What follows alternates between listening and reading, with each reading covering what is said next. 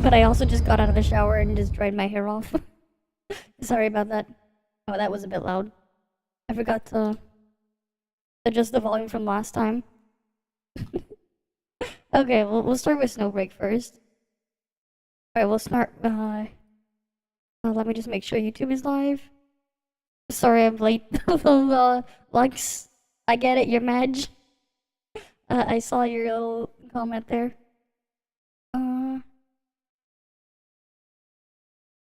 Okay. Well, I didn't get transferred over. That was before I, booted it up anyways. Alright, let's get the music playing as well. But we got a bunch of stuff to look at later. So it'll be funny to see. They got weird people doing weird PvP elsewhere as well.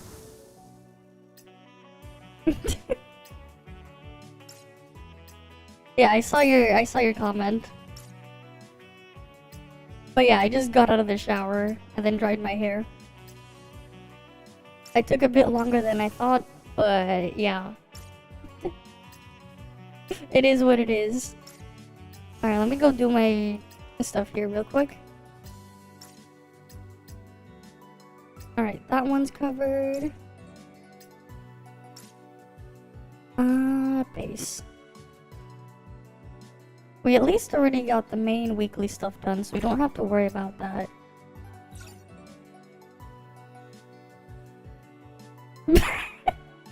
You really want that one? Alright then, big start. We're already starting there with the bathtub. Alright, let me find the bathtub. Yeah, Gacha Enjoyer forgot to include Saint Tonta's video. Yeah, I noticed I saw that there was a new Gacha Enjoyer video before I went to the washroom and I'm like, oh. One sec. Bathtub. Alright, bath time. There, we're in the bathtub. Yeah, Gacha Enjoyer is Gacha Enjoyer. We already start off in here, off to a start. Okay. Wait. Oh, it's Etchel.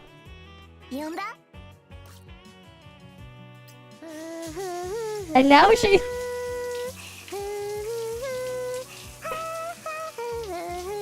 Well, that just happened. I did not expect for that to happen. You put me in there, then now Etchel wants to go take a shower. That just happened.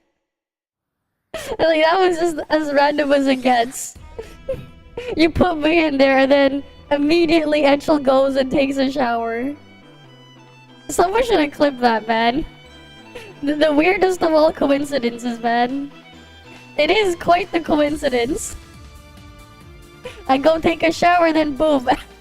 She goes and takes a shower. That is quite the coincidence. You can't make it up. You put me in there. Why does that room look like I went through a tornado? I don't know, man. It just does. It just does, I guess. We have supplies expiring. Let's go use some of my presents. Right, we gotta make sure we use our presents. And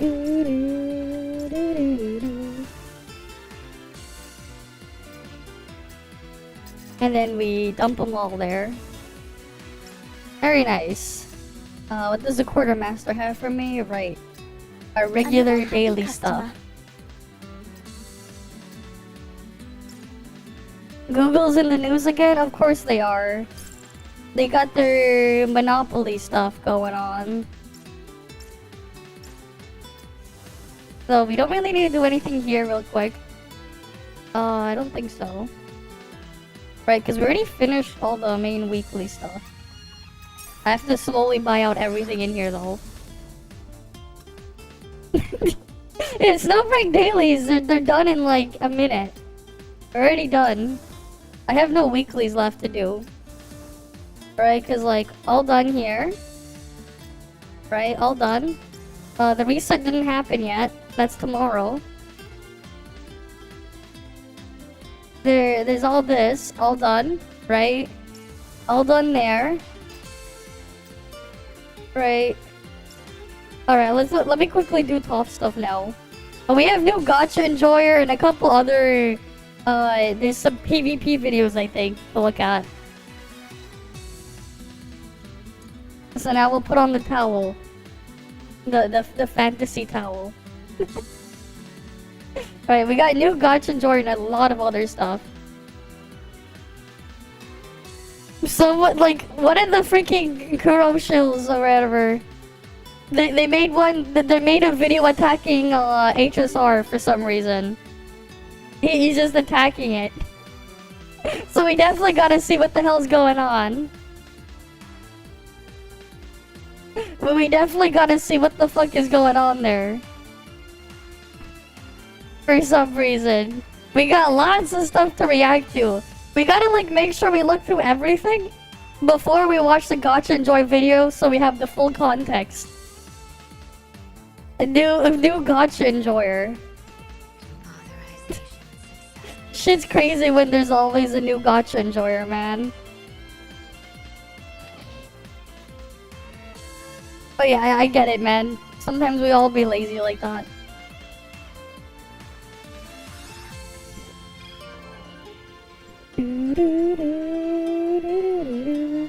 A new message. I was suspected of robbing a jewelry store last night. We'll come to your place today at 1500 to arrest you for the interrogation. If you want to postpone this, send 10,000 Norn to this account. RIP. It's over, guys. It's over. It's over, guys.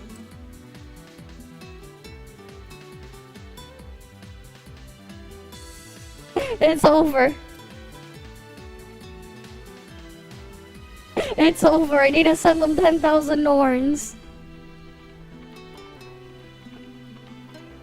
It's over, guys. I don't have the Norns.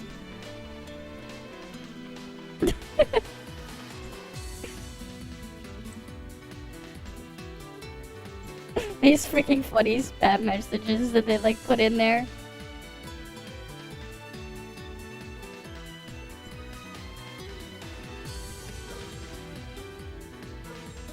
It's over, guys.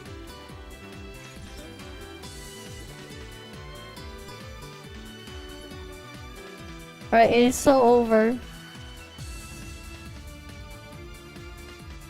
We were caught. Caught in 4K. Apparently we're caught in 4K, guys. It's over. We need 10,000 Norns. We need those 10,000 Norns, guys.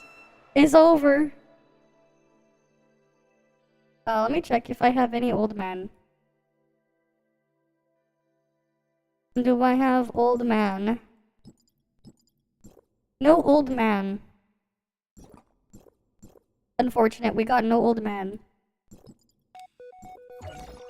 But we can get another exoskeleton piece.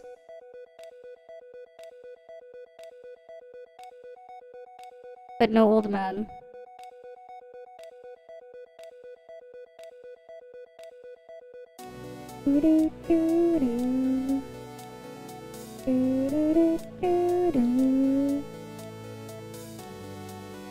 These are the Reddit mains. The power creep, the state of whatever has divided Link's community. I mean, they're all going crazy as usual. What you expect? They're gonna keep on doing their PvP or whatever.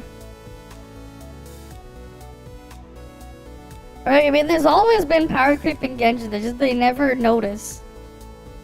They're too blind to notice, and then now that they notice it, they're like, oh shit. It's always been there. It's always been there. It always has been. They just choose to ignore it, I guess. Until it makes them mad. Alright, what do we have for our network dailies?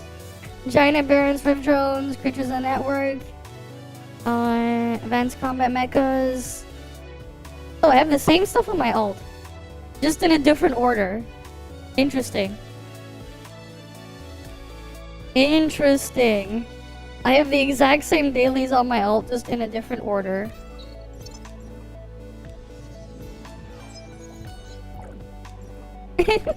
Look, it just, like, walks over there, man. My alt thing just walks over there. It's just funny.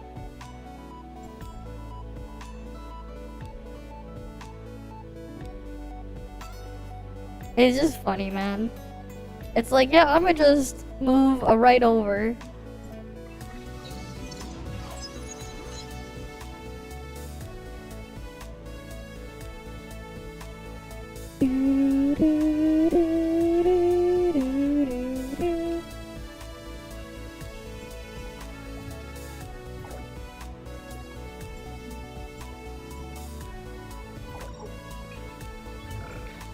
Yeah, I have suppressor fully maxed. Do you think we'll ever get more than version 11 suppressor? Do you think they'll ever add more? Or do you think they're just gonna leave it like that forever? I think either way though, I still just buy the stuff for upgrading suppressor every week. Despite having it fully maxed. Because I don't see a reason not to. Not like I have anything to spend crystal dust on anyways.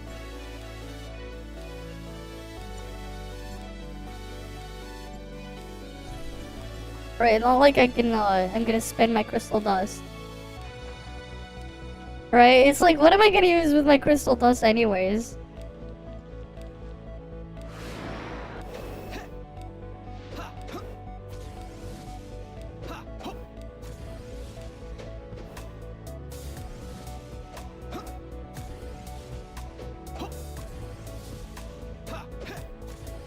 Oh shit. God damn it, I screwed that up. Now I'm over here, I'm gonna have to go back. I fucked up.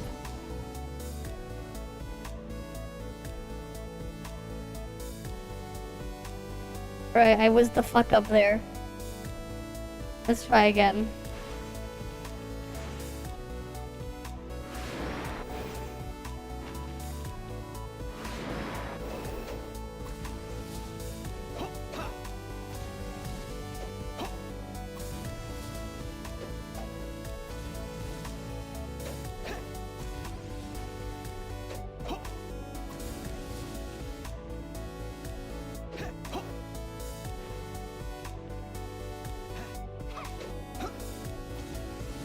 Whee!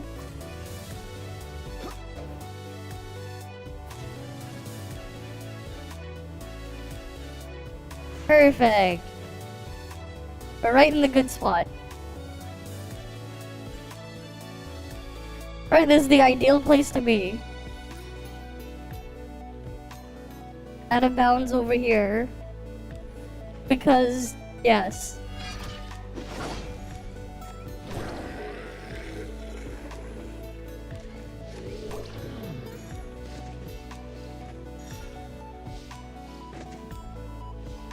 What are my other dailies? Rift drones, advanced combat mechs. How about my ult? It still needs to kill heavy armor guard.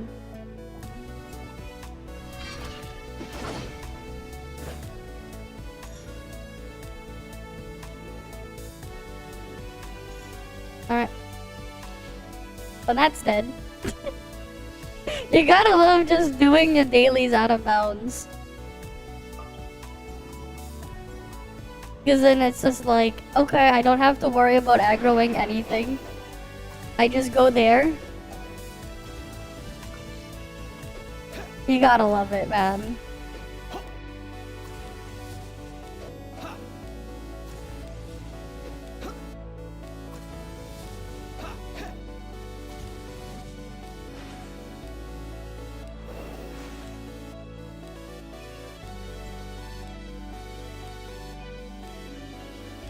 Right, because it just makes it a lot faster. It's technically, if you have the out-of-bounds stuff, it's technically just as fast as it was before we had the underground stuff in the network to do dailies. If you can do what I'm doing.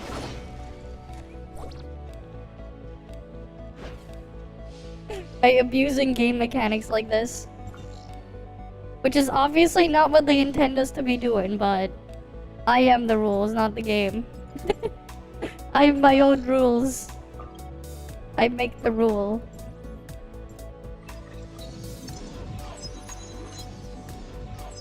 It's my way or the highway. It's not like the highway has anything.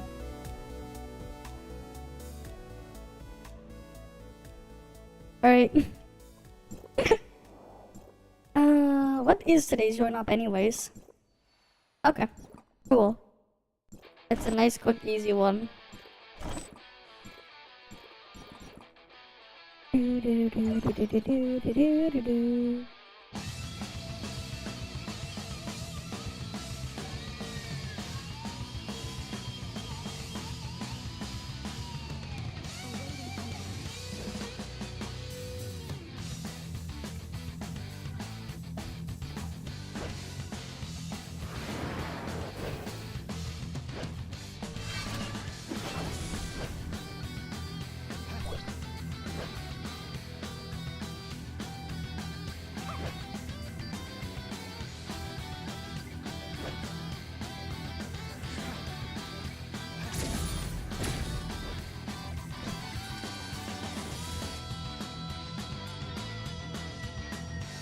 Wait, my ult still needs heavy armor guards? What the fuck?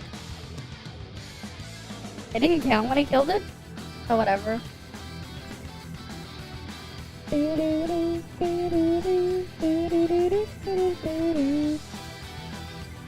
then we have all that stuff saved.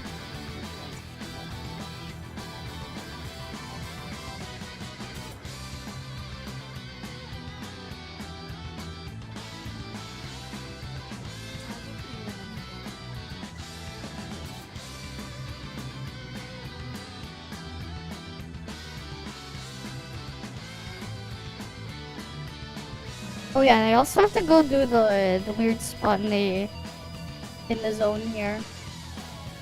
Do I have Lucky Strike equipped?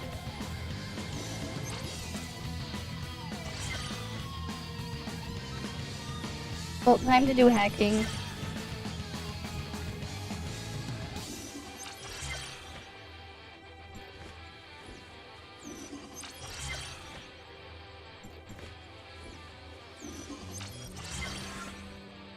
I do have Lucky Strike equipped.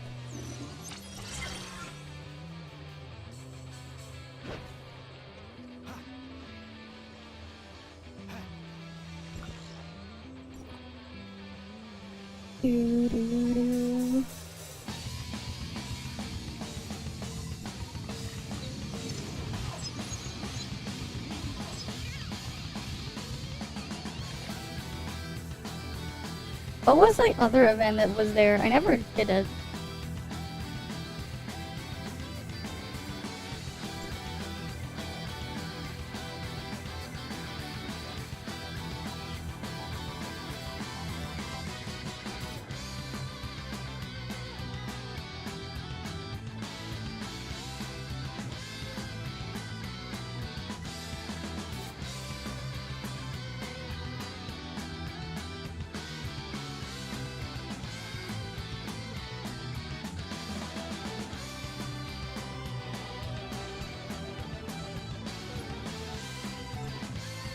What even is this mode? Interesting, they didn't raise the cap. They did not raise the cap. Good thing I didn't spend my my currency. What even is top secret rehearsal? Wait, it's not translated here.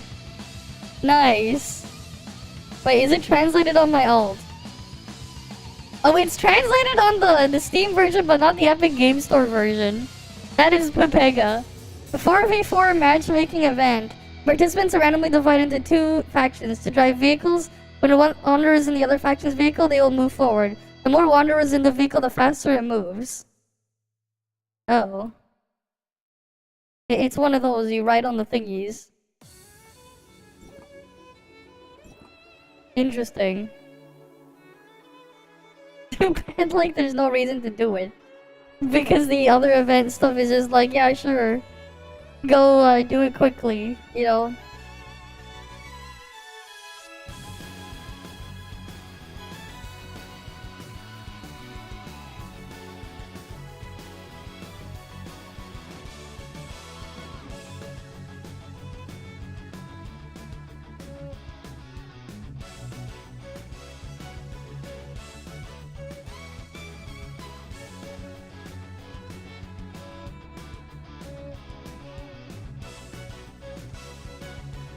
Oh damn, there's a lot here.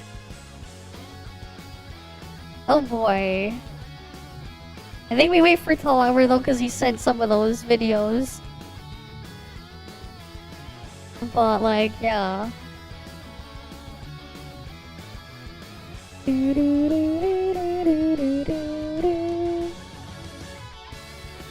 Okay.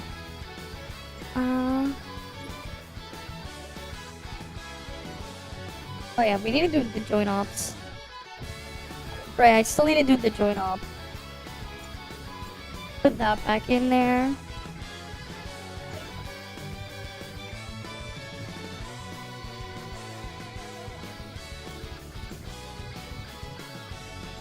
Alright, we'll do one. Pursuit of Fate balanced. Let's go. Let's go and do this one.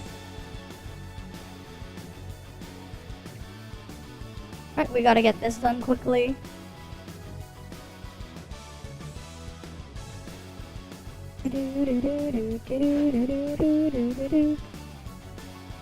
Let's put my ult on auto.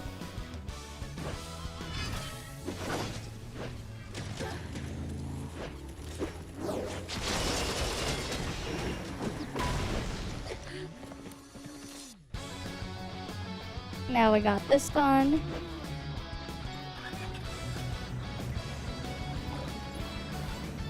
At least this is a really fast one.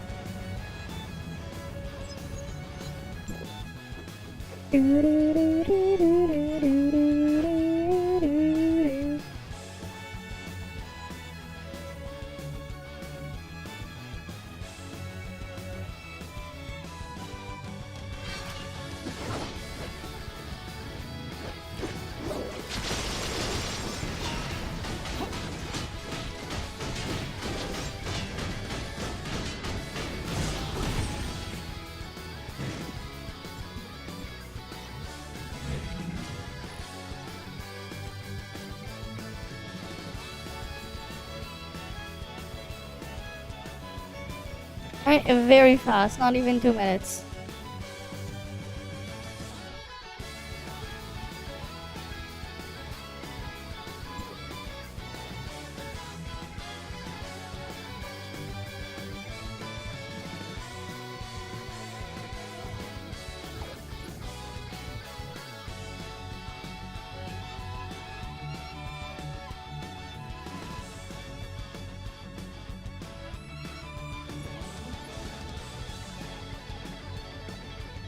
Yeah, all that stuff is there.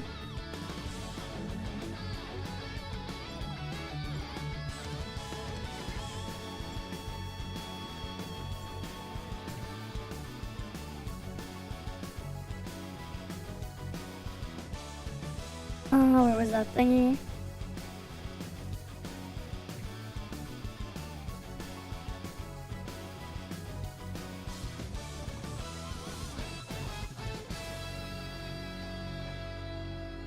Alright, we have all that done.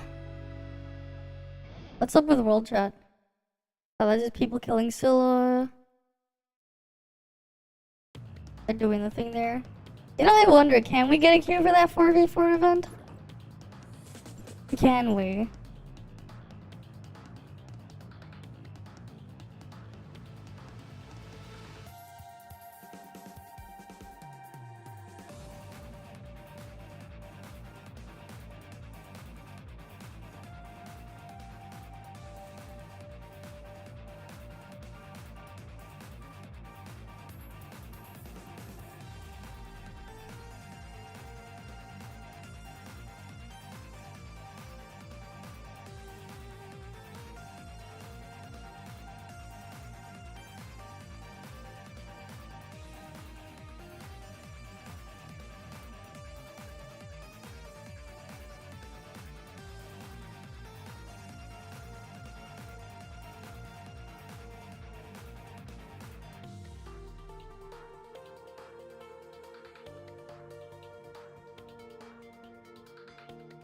Yeah, I don't think people are have done this or would ever do this mode.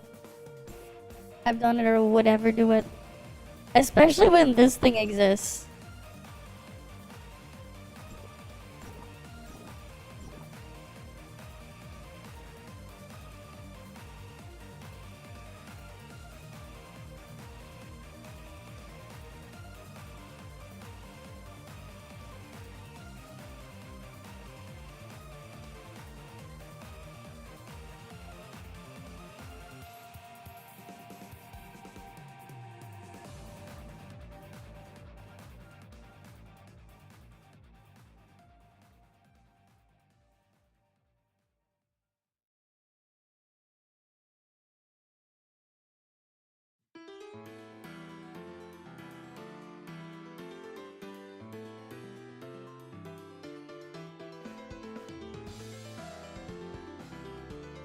You'll see. You'll see. We actually have a bunch of stuff. Let's just say there's like, I think 3 or 4 videos I think we have to look at related to that. Here, well, let me pull up the thing. Actually. I was just responding to something.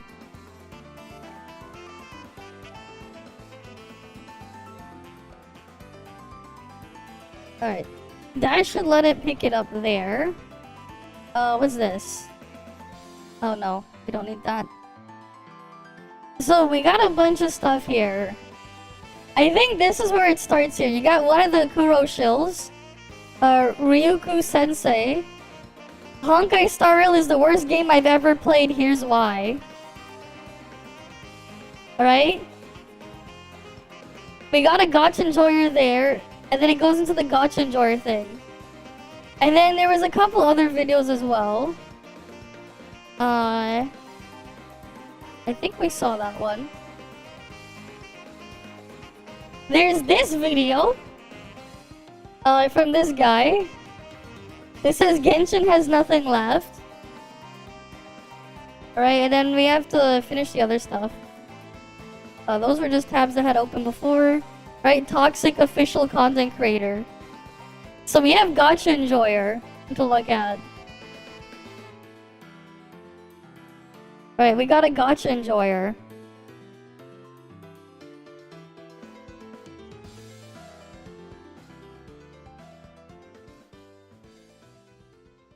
But yeah, we got more Wawa. Exactly. But I don't think we'll start there yet. I think we can go watch the smaller stuff first. We'll save it for a bit. Because we got stuff to look at. We got a bunch of stuff that was sent. We'll look at the smaller things first. What is there? What is doom scrolling was sent? Microsoft is restarting a nuclear reactor. Unreal Engine 5 is ruining gaming. What went wrong with Star Citizen? HSR's badly designed game. Yeah, in some ways, yes, it's not great. I won't blame you there, but some of the things that suck there, I don't think he has any right to just say something else is bad just because he wants to say something else is better, even though it's not really, you know? Apparently Tecto has something that says something, it's finally happened as well. We got one of those. Apparently someone opening Pokemon card packs. Saint Tone Taz has a video. Yeah, we'll start with just no more Google Chrome. I mean, this isn't even new news. I've heard about this, like, last week. I heard about it last week from, like, a million other places. That, yeah, they might break up Google Chrome. Or Google itself. Like, yeah, Google Chrome is going to get broken up, apparently. I can see why. But sure, we'll go look at this first. Gals, me Mutahar, and... Right, because don't we all use a Chromium-based browser of some kind? Unless you're using Firefox or Safari, like... Nah, he's not. What are you kidding me? Who are you kidding? Ladies and gentlemen, today's going to be a fun little video about technology and how the government wants to destroy Google, at least when it comes to Google Chrome. Now, you might have heard the words, the government is forcing Google to sell Chrome. You might be wondering, how the heck are they going to do that, ladies and gentlemen? Well, to understand all of this, we're going to have to bring you up with some context. We're going to have to bring you up with what has been going on. In the last several months, if not the entire year, since 2023 has basically begun, and also even before that, there's been a massive amount of lawsuits that have kicked up, known as antitrust lawsuits. Now, if you know anything about big tech companies, they make a lot of money, and they're pretty much some of the biggest companies that anybody has ever seen in the history of time. But not only are they big companies, the products that they actually hold have so many users using them that it's almost difficult for some random person to jump into the market. It is basically whether they difficult. be the smallest business in the world or an equivalent mega corporation, it's impossible to jump into any business and compete with some of these entrenched products. Like imagine YouTube.com. How many other video sharing websites do you know that even come close to YouTube.com? I would actually wager it's 0%. There are other alternative video sharing websites like Rumble, Odyssey, so on and so forth. But nobody uses them, man. You've probably heard of former competitors like, I think it was like Vidly or VidMe or things like that back in the day. And nobody cares. YouTube.com is basically the video sharing website to go to. Yeah, nobody cares about those other sites. Watch any form of online on-demand video at any given time. So yeah, nobody it's goes to the other ones. Huge. And also, when it comes to a lot of these big tech companies, anytime you're entrenched in a specific market, you're pretty much gonna be there for a while. Now, in the last couple months, you probably noticed that I made a video about Google basically being declared a monopolist. Now, in the United States, monopolies are completely illegal. You can't run a monopoly, and there's plenty of laws that are centered around it. Like, for instance, one of them is known as the Sherman Act. And if you read the Sherman Antitrust Act, just a quick little idea is it tells you the law prohibits conspiracies that unreasonably restrict trade. Under the Sherman Act, agreements amongst competitors to fix prices or wages, rig bids, or allocate customers, workers, or markets are criminal violation. But it also says the act makes it illegal to monopolize, conspire to monopolize, or attempt to monopolize a market for products or services. An unlawful monopoly exists when one firm has market power for a product or service, and it has obtained or maintained that market power. So to give you an idea why monopolies are bad, just a quick example. Imagine in the world of video gaming, Microsoft just bought every single video game like developer, publisher out there. All of a sudden, they bought basically the entire industry right there because they have the money to do so. Microsoft is substantially richer than Nintendo or Sony. If there were no competition, if there was no anti-competitive laws, they could basically buy out every single developer and make them develop exclusive games for the Xbox console, basically snuffing out their competition right there and then. Now, if all of a sudden the only player in the video game console space was Microsoft, then they basically get to dictate how the entire industry goes. They design the hardware, and they can basically make you play on the same box for 20-something years, right? If they control an industry, then they basically get to decide where it goes. And to give an idea, recently, very, very recently, Microsoft got hit with regulators, not just in the United States, when they tried to purchase Activision Blizzard, a pretty massive player in video games. But they did buy them, though. Like Call of Duty, World of Warcraft, Diablo, you know, massive games, at least Call of Duty, that is played But they eventually did end up buying them. Numerous consoles. So the government didn't appreciate Microsoft just spending billions of dollars and buying out entire game developers and publishers that clearly their competition couldn't. And this is when the market jumps in to regulate a space when they detect that there's possibilities of a monopoly brewing. And Microsoft doesn't want to deal with it. They've got a pretty bad history with that already. So this 286-page ruling, one exact piece that I wanted to actually bring up here and remind you was this page right here, was this mention. Google has a major, largely unseen advantage over its rivals. Yeah, at one point it was. Most users access a general search engine through a browser, so something like Apple Safari, or a search widget that comes preloaded on a mobile device. These search access points are preset with a default search engine. The default is extremely valuable real estate because many users simply stick to searching with the default. Google receives most people just use the default every day through these access points. Google derives extraordinary volumes of user data from such searches. It then uses that information to improve search quality. Google so values the data, absent a user-initiated change, it stores 18 months worth of user search history and activity. So what they're effectively going with over here is when you purchase an iPhone, for example, this is not a Google product. So if you decided not to install any application from the get-go, your Okay. basic web browser would be iOS's Safari. Now, the thing about search defaults is when you open up Safari and you basically go to the URL page and you type in any prompt and hit enter, it immediately defaults to google.com.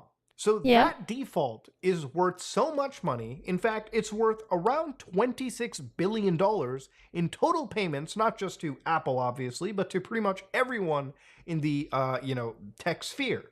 Yeah, Google they just pays pay them. around $26 billion to make sure that across multiple devices, they are the default. So in a case where you're No, not they even don't. downloading Google Chrome or any Google They don't application, like you competition. What are probably you are going to be talking defaulting about? to using Google. You see what Nintendo does? They don't like competition. They don't have the capacity to go buy them out. It's not that they don't do it. They don't have the capacity and the ability to. Google. And that's so important for Google at this moment in time that they will pay a massive chunk of money. To give you an idea about how much money Google makes in its web browsing market, in its advertising space, in digital advertising through search engine defaults like that, we have to look at a graph for them and their competitors. So for instance, Google's ad revenue is calculated right here. So around $237 billion at one point, I believe in 2023. So again, ladies and gentlemen, that number keeps just going up. Now, when you compare them to their competitors like Microsoft, which is, again, clearly a massive company, you're looking at $12.2 billion. And that, of course, would be money generated via Bing search engine. How many people do you know use Bing? We'll get the exact number or People somewhere use close Bing? to Why? it real quick. Then, of course, the Baidu? I thought Baidu would be a lot higher because China.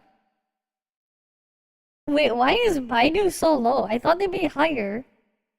I thought Baidu would be a lot higher because of China. Because they don't have Google stuff in China. Right? Like Baidu is like the big one for China. I thought it'd be a lot higher.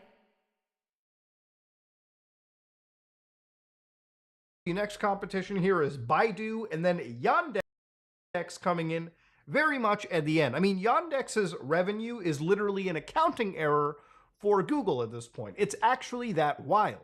Now, when you look up search engine market shares, the one thing that actually should stick out is the only double digit here is Google.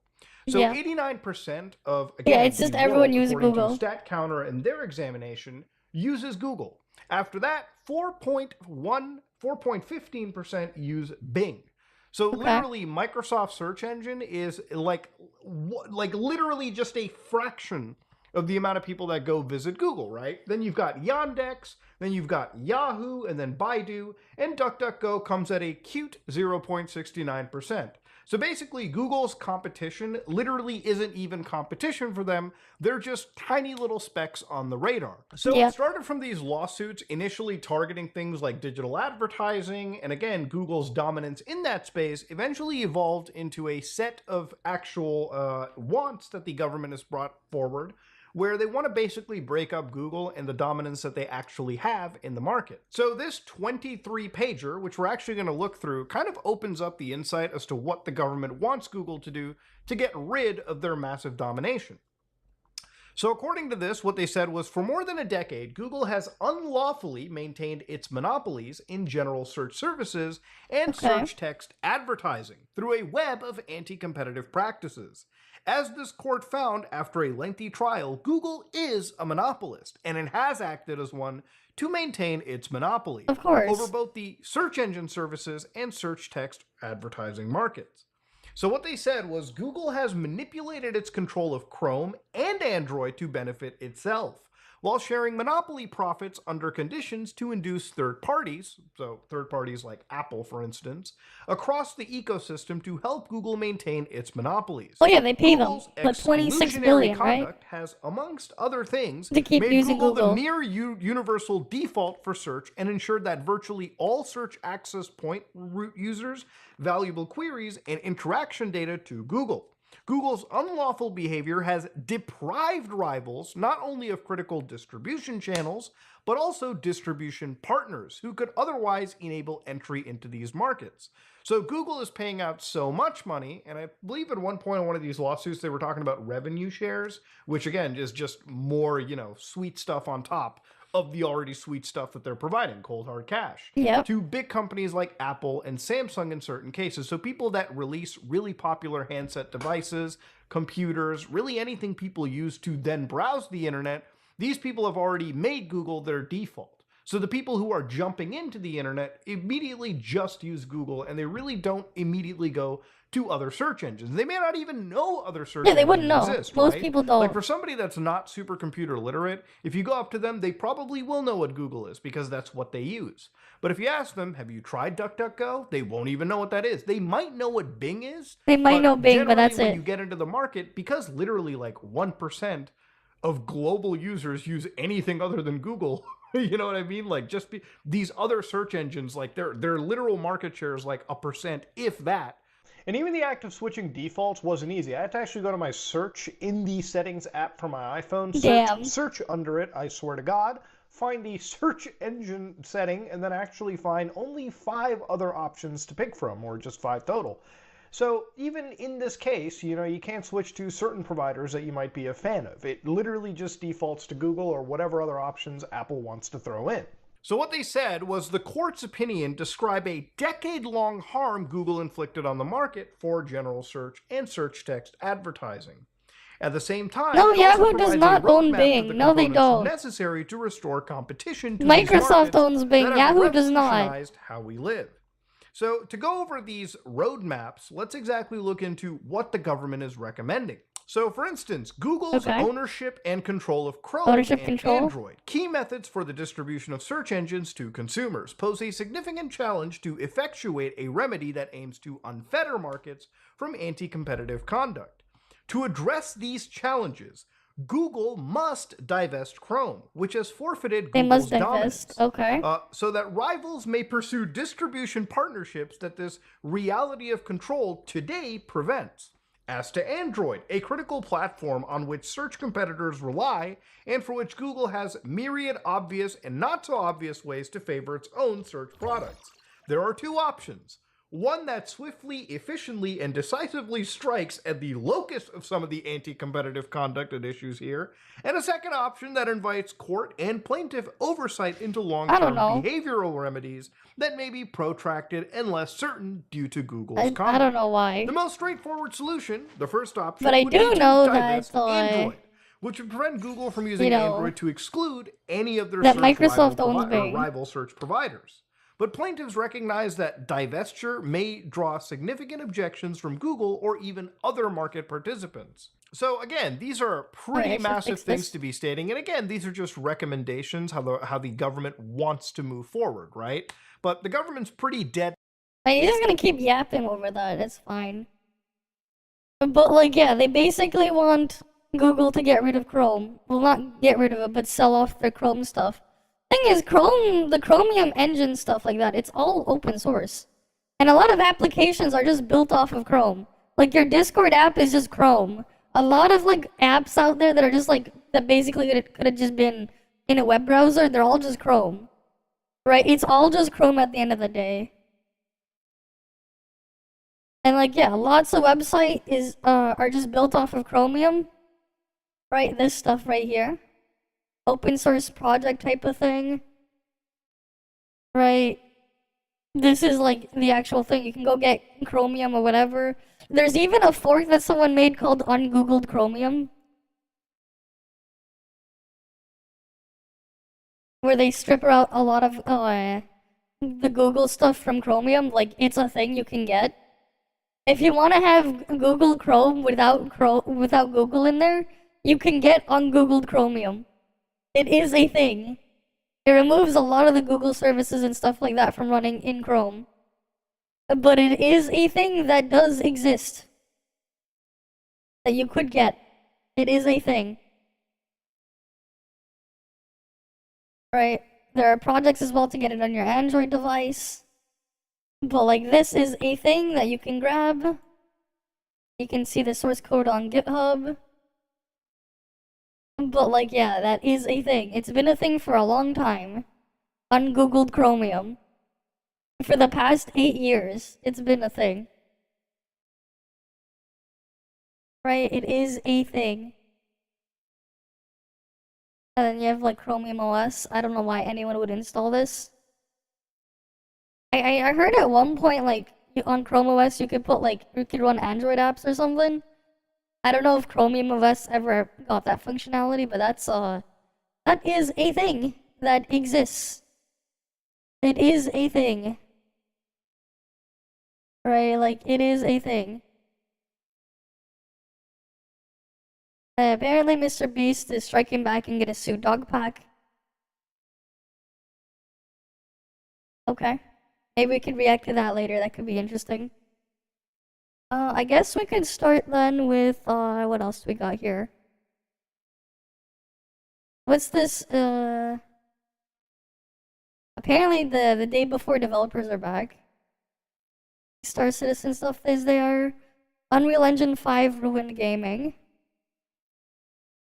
You know what, here, we'll do this one first. Was this about them restarting a nuclear reactor? Hey LLD, any thoughts on Hey, look, we got nuclear and then we got Reinx, so they have a nuclear reactor. the 3 Mile Island nuclear plant coming back online with an exclusive delivery deal with Microsoft? Dystopian or green power for power-hungry AI? That's face I made when I got it. I actually hadn't heard about this, and I was so on board because nuclear power has this like bad rap that just needs to stop. Like it's not perfect. Nothing is perfect, but good lord, compared to just like burning friggin' coal like it's the Industrial Revolution, like are you kidding me? Basically, depends if we're at war or not. I was like, this sounds great. Yeah, fair enough. I was like, this sounds great. Until you said the last part, and then I thought back to that hydro power plant in BC that apparently is dedicated to running a crypto farm. And I was like, You just need any onion browser to go do it. You don't need to use Chromium OS. There are other ways. Just use a Tor browser. Heck, I can use the Brave browser to access the dark web if I cared enough. Right, if you really, all you need to do is just download a freaking Tor browser. Right, you just get a Tor browser and then you can go do it if you want. If you really wanted to. There are many other browsers that will support it. You don't need to use Chromium OS. There are other ways to go about doing it. I know Brave literally has like a thing like built in. You can open a new private window with Tor. And you can use that to go browse the dark web if you really wanted to. man, really? Like, really? Yeah. I mean, like, the American government, they literally start the project that allows people to do it, right? The Tor project itself was started by the American government. So, like, that's a fun little fact, man. This thing, you can just grab this. If you really wanted to, you can just get their browser here. It's a non-profit, again, like American non-profit and stuff like that. Well, it's a thing. And yeah, fun fact, depending on where you go, they actually recommend people use this to access the internet in some places in the world. They actually do recommend people use this type of thing, the browser, or like just a VPN of some kind and stuff like that. In some places, just for safety's sake. But like, yeah, you could just go grab it. Yeah, I don't know. I hadn't heard about this. I don't know. So Microsoft wants to start a nuclear reactor. Really? It's Okay. better than burning coal. Well, Unless there's an active war. Yeah. Yeah, but like this isn't replacing any of the dirty power that like we're producing for things people actually need. This is just Oh, This is when it additive. goes to- This is just so they can power their data centers. yeah. They want it to power their data center, that's Oh, wait, why. is this for Microsoft? Yeah, For AI Microsoft's stuff? AI. Yeah, so Yeah, I mean, to they power were going to AI. do something. So it's either build a coal plant or do this, because there's I all guess. these projections right now of the power generation that the states is going to have and how it's going to change over the next coming years and how it's going to massively outpace previous predictions and yada yada yada. So this power increase is going to come from somewhere. So I understand what you're saying, where like we're not replacing like heating people's water with coal, but they were gonna make it somehow. All right. So it's either more coal plants, new ones, or this, or something else. I don't know. Right? There's Yeah, so there's how all these about, different options. how about we? Okay. Well, okay. You know what? Fine. If this is a thawing of the So they have nuclear power is how you stave off dystopia. Okay. They want to have another nuclear power plant just so they can power their AI server farms. I wonder if this is the real reason Genshin Impact developers made their own reactor. It did seem a bit weird to think they were supporting science. Okay. For AI. They need it for AI. They need to power AI, man. They gotta make their own nuclear power plant for AI.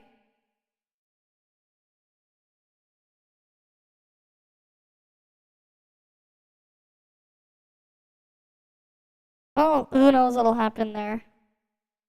Alright, there's this TikTok video on something. I think there's a new BB-Some video as well we can look at first. Alright, what's this? Oh. Discharge comparison? Yeah, that's one of the Are attacks. you serious? You couldn't change it up a little bit, fam. I seen Showkeeper from Wuthering Waves and I ignored it. Probably it's just a mad coincidence. But is this not suspicious?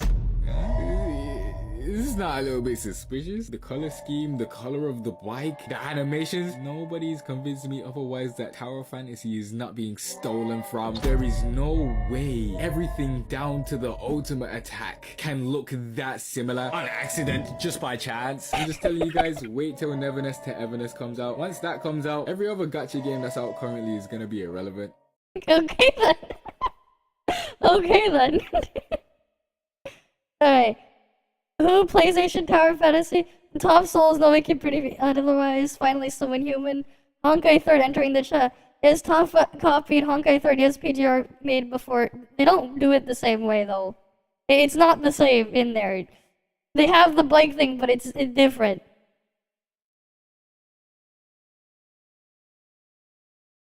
If it wasn't, we'd be trucking here. Can't argue that, but what?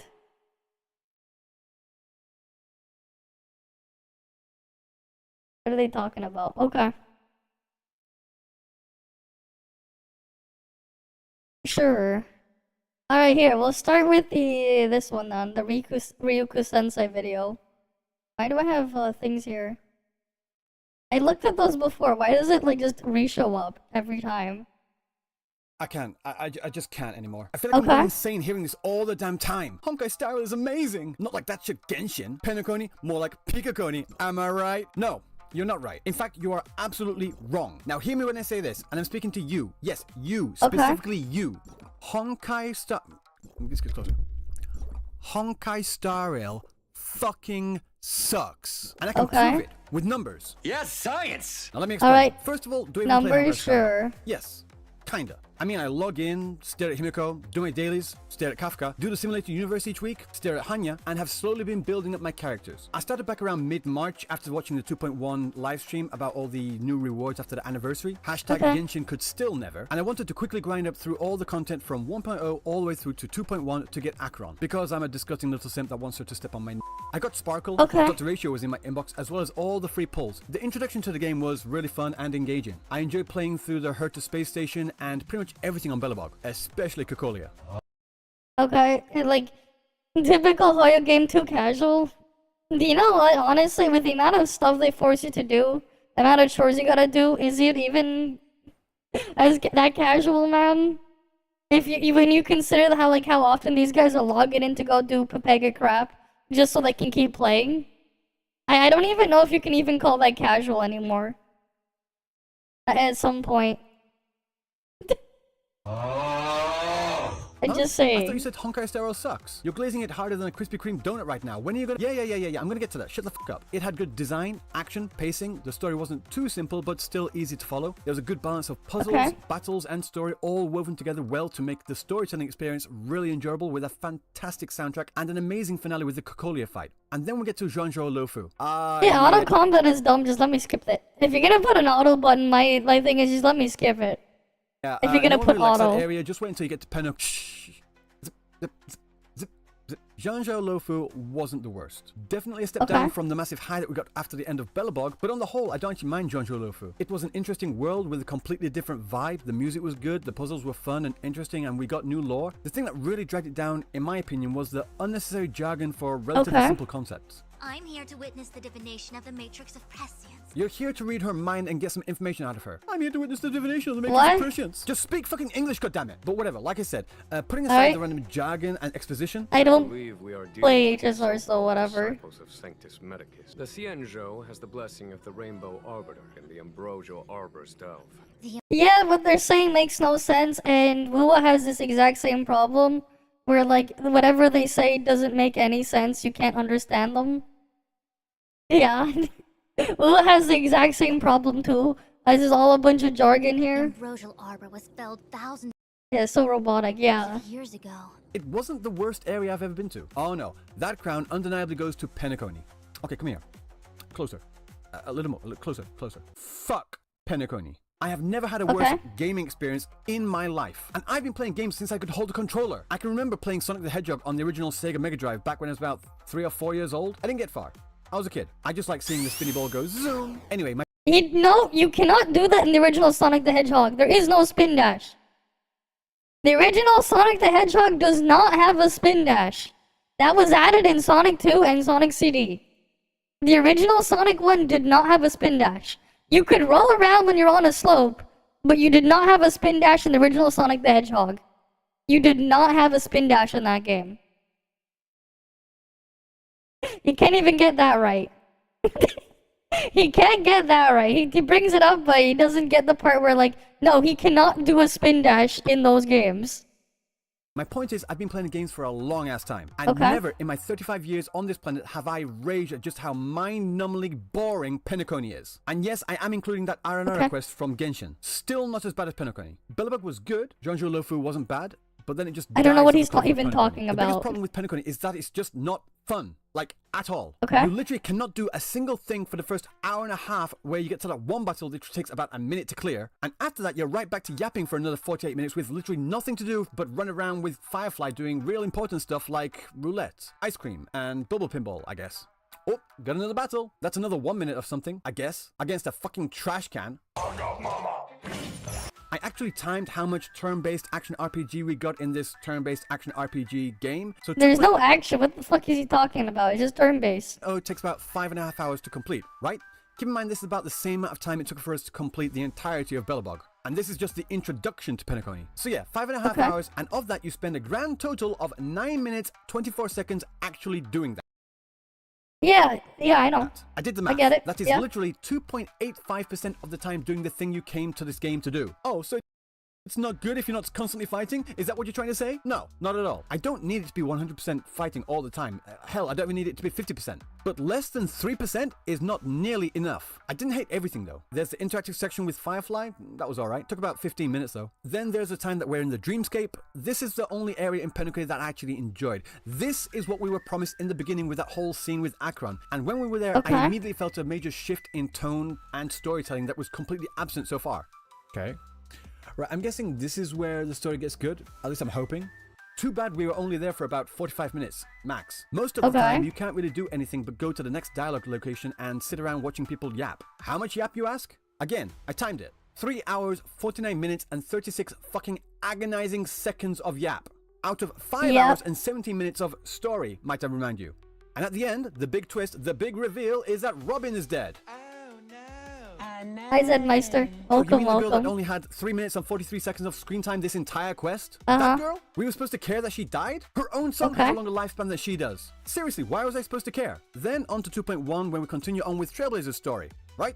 Wrong. So they sold you a dead character? Damn. Oh, this quest. This I guess. fucking quest. Damn. Oh my god. It pissed me off so much I was about ready to punch through my desk. I thought 2.0 was bad, but I had absolutely no idea about the mind-numbing torture I was about to get myself through. Looking back on it, I would rather French kiss a Dementor than go through all this again. The quest is just less than 6 hours long, and 4.5 hours of that is nothing but pure fucking yap. Shut up. Shut up. Shut the fuck up. Shut the fuck up. Shut the fuck There was a total of about 24 minutes worth of fighting. 13.5 minutes of those weren't necessary Yeah, I to the guess story they did. at all. 45 seconds were necessary to the story. And the last 11 minutes were the fight against Aventurine. You spent more time staring at static images listening to people talk about deep politics and very important theological stuff you have no idea about. What do you mean? It made sense. I followed it. Were you even paying attention to the story? Yes, I was actually. I didn't skip a single line of dialogue. I was a good little boy and I took it all in. And all the stuff that went on about in Penacony made literally no fucking sense. For a new player, that is.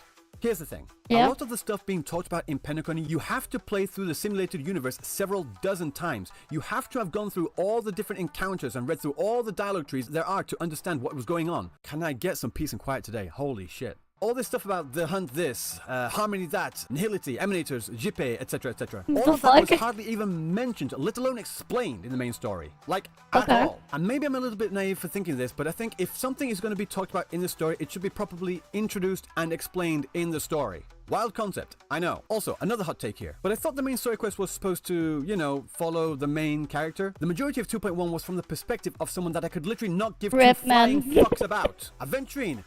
Rip, man, if that's the case, rip. In 2.0, he was on stream for a total of like, say, 30 minutes. Most of the time, he was being a dick. I don't have that problem because I don't play it, but like, his point of view, following his story, talking about things that we don't know, doing things we don't care about, talking to NPCs we're going to forget about. Why was this in the main story quest? I literally could not have cared less about Aventurine when going through this, and I was slowly hating him more and more the longer I was forced to play as this golden-haired fuckboy with freshly shaved testicles on his chest. It's supposed to set up his motivations for the final battle. Okay, that's what he called them, okay. Story quests exist exactly for this reason. What they should have done is saved all of that for a quest that we have to do after we, Trailblazer, go through our own story. Go through that, make Aventurine seem like the villain, have the big fight with Aventurine, yada yada yada. Then we have a character story quest unlocked where we flash. I mean, I can say all the stuff he's saying here. I can talk all about this stuff. I can apply it to Wuwa too, man. I can say all the shit there too. To go through all of Aventurine just change the thing up a bit. Oh, I know. We're gonna look at that later, man. I know. I saw that was it was uploaded right before I went to go take a shower. We're gonna look at that later. Don't worry. It's related to this, right? We see him as a character and put everything. We need this for context if you're familiar first. With Harry Potter, you'll understand what I mean. We go through that story thinking Snape is a bad guy out to get Harry. It's not until far into the later books that we get his backstory, and it completely changes how we see him as a character and his actions in the story so far. If we had known that backstory before all of this, it would have ruined many narratives and plot twists. Now back to Honkai Star Rail. So putting aside all the Aventurine stuff, we spent about 2.5 hours as Trailblazer, and what we were doing? Going from one location to another to stand around talking. Most of the dialogue is basically recapping what we just went through in 2.0. I mean, what does this sound like? You do this in Genshin, you do that in Wuwa as well. You just go from one place to another, and then they just talk again. They just talk. I guess he just skips everything in Wuwa anyway, so he ignores that part. But you're still going from point A to point B to do all that. That is until the bar sequence. Quick question. What was the fucking point of that bar sequence? Did I miss something? Like, Shaban is hot and all, don't get me wrong. But on the whole, the entire thing had nothing to do with the story at large, right? Seriously, what was the point? Just to set up that drink mixing minigame? Okay. Why is it in the main story quest though? It makes no sense at all. Hoyoverse, listen. I get that you want to make this game a more cinematic experience. Cool. You can skip and save. The problem is, you still have the same problem. Even if you can skip it, the problem is still there. That's the thing, right? You're still ignoring the problem if you're skipping it. The problem isn't gone. It's still there. You're just ignoring it. Alright? It's like, imagine you get, imagine you see someone get into an accident, right? And you just ignore them and move on. Right? The accident would still happen. You just ignored it. It still happened. It's the same thing, right? You press the skip button. It's not like it never happened. It still happened. You're just ignoring the fact that it happened. But to do that, you've got to learn a thing or two about, cinema. Having people stand around talking for several minutes at a time with no changes in angle, character focus, zero character movement, or anything like that is just not interesting. Yeah, and this is why everyone just smashes the escape key when they play Wuwa, so they can skip all of it. But it doesn't change the fact that it's still there, even if you skip it. Here's the thing, even if there is a skip button, it doesn't change the fact that it's still there. Right? Keep that in mind. It does not change the fact that it's still there and it's still a problem. Skip it all you want, it's still there. Interesting. at all. Right. And that's when they're trying. Like I mentioned before, there were way too many static shots or just straight up black screens in this patch. And here's the golden rule for cinematic storytelling, Hoyoverse. Show, don't tell. In fact, there were a total of 35 minutes and 54 seconds of scenes. Right, like, and then you need to run from point A to point B to point C. Yeah, and that's the problem with some of these. That's all you do. It's not like there is anything actually going on. Momo has the same problem. People are just skipping it, so they're ignoring it. It's still there. With static images, whereas a grand total of 24 minutes 7 seconds actually in battle. At this point, Honkai Star Rail is the equivalent of Love and Deep Space, a visual novel with minor gameplay aspects, which is fine for lads because they market you still feel bored. Exactly. Same with Honkai Star Rail though. And this tell don't show style storytelling, using that word very loosely, continued into 2.2 as well. I think you can tell what I'm going to say about this patch too. Too much yap, not enough gameplay at all. Not a single battle for 3 whole hours. Yeah, and there that is one no only game, lasted a couple of minutes too. In fact, there was one whole 15-minute section of nothing but black screens and 2 static images. 15 fucking minutes. Jesus Christ. Imagine watching an episode of your favorite anime and it was just literally 1 or 2 pictures for the entire runtime. But at this point, I knew what I was kind of getting myself into, so let's just take it for what it is. Maybe I'll enjoy it more that way. Nope. But it's not as bad as Genshin. At least you don't have to listen to Paimon. Who needs Paimon? They do the exact same thing in Honkai Star Rail too. Repetitious, redundant dialogue talking about things we just did or things we don't care about. Sure, maybe it's not as annoying as Paimon's high-pitched screeching. But why is Sunday telling us about how Robin got shot in the neck? Again, too much tell, not enough show. Why aren't we seeing it? Now, I don't mean to go the full PG-13 route or anything like that. I mean, think of the children. But they could have done it in a way where we take control of Robin for a short period of time, where we see her helping the civilians. We see the war-torn location, the desolation, the despair, the tragedy, and Robin trying to be the shining ray of light, the song of hope for the people. We see her going around, helping people, and see hope return to their faces because of her. Then at the end, we can get a scene in the evening. The sun is setting, Robin's in the distance, backlit beautifully, leaving only a black silhouette. Then we hear a gunshot, and we see her fall to the ground. Fade to black. Cinema. Pure fucking cinema. We could have done all of that in about a 20 or 30 minute sequence. Reuse assets from Bellabog or something. It's not that hard. But no, we get Sunday yapping about it for several minutes, speaking in such a monotone drawl that it almost fell asleep. Now you understand why she always wears such elaborate neck ornaments, don't you? This was supposed to be his biggest motivating factor. This is why he was drawn to Order, and he talks with such apathy about the whole entire thing. His entire story is about him wanting to protect his sister, to keep her in a cage for her own protection, and she wants to be free despite the danger that might come to her. I'll give this to 2.2 though. It did start to explore interesting philosophical concepts with this plotline. They kept bringing up the question of is it better to be in a cage completely protected from harm, or is it better to be free even though you may get hurt? The whole thing between Robin and Sunday is that their relationship is much like the bird in the cage flashback that was just brought up, and it was genuinely interesting. Well, it was the first time we heard it, but the amount of times they bring it up and not do anything with that concept until the very end just got annoying. I wasn't the only one that noticed this either. Even now there are people making Chamini Dove memes. I could go on about all the other things like how nobody seems to speak like a regular human being. Still unwilling to reveal your true identity? Yeah. Like, who the fuck talks like this? It's just that I can't. I've come so far, and I can't sum up all of that in just a few words. Not to mention that a lot of the dialogue sounds like it's written by an edgy 13-year-old trying to be deep. Why does life slumber? You're fucking kidding me with that line, are you? What the fuck does that even mean? People think that's deep. Yeah, okay, whatever. And other issues that aren't really Honkai Star Rail specific, like the single choice dialogue options, or the illusion of choice, where you have like several options, but they all say they all do the same thing, yeah, and leads to no changes at all in the dialogue tree. Like, what is the point? But at this point, I think I'd be kicking a dead horse. On the whole, I think the gameplay and story in Honkai Star Rail is good. I mean, it's bold of you to assume you're ever going to get that. And this is why the Kuro stuff sucks too. Because they're stuck copying Hoyo. They're gonna try and copy all the same problems. If they don't stop copying, they're just gonna copy the same thing. It's just gonna repeat itself over. That's just the reality. Right? It's just gonna keep repeating over and over. It's the same thing again. Good. What do you mean it's good? You've just been ranting about it this whole time. Now, listen to what I'm saying. The gameplay is good. The story is good. The storytelling is absolute horseshit. Now, if the storytelling is horseshit, then you can't say the story is good. What the fuck is he on? The lore might be good, but that doesn't mean the story is good. I think that's what he meant to say. It's not that. If you're gonna complain about the storytelling, you're still talking about the story. That means the story itself is not good.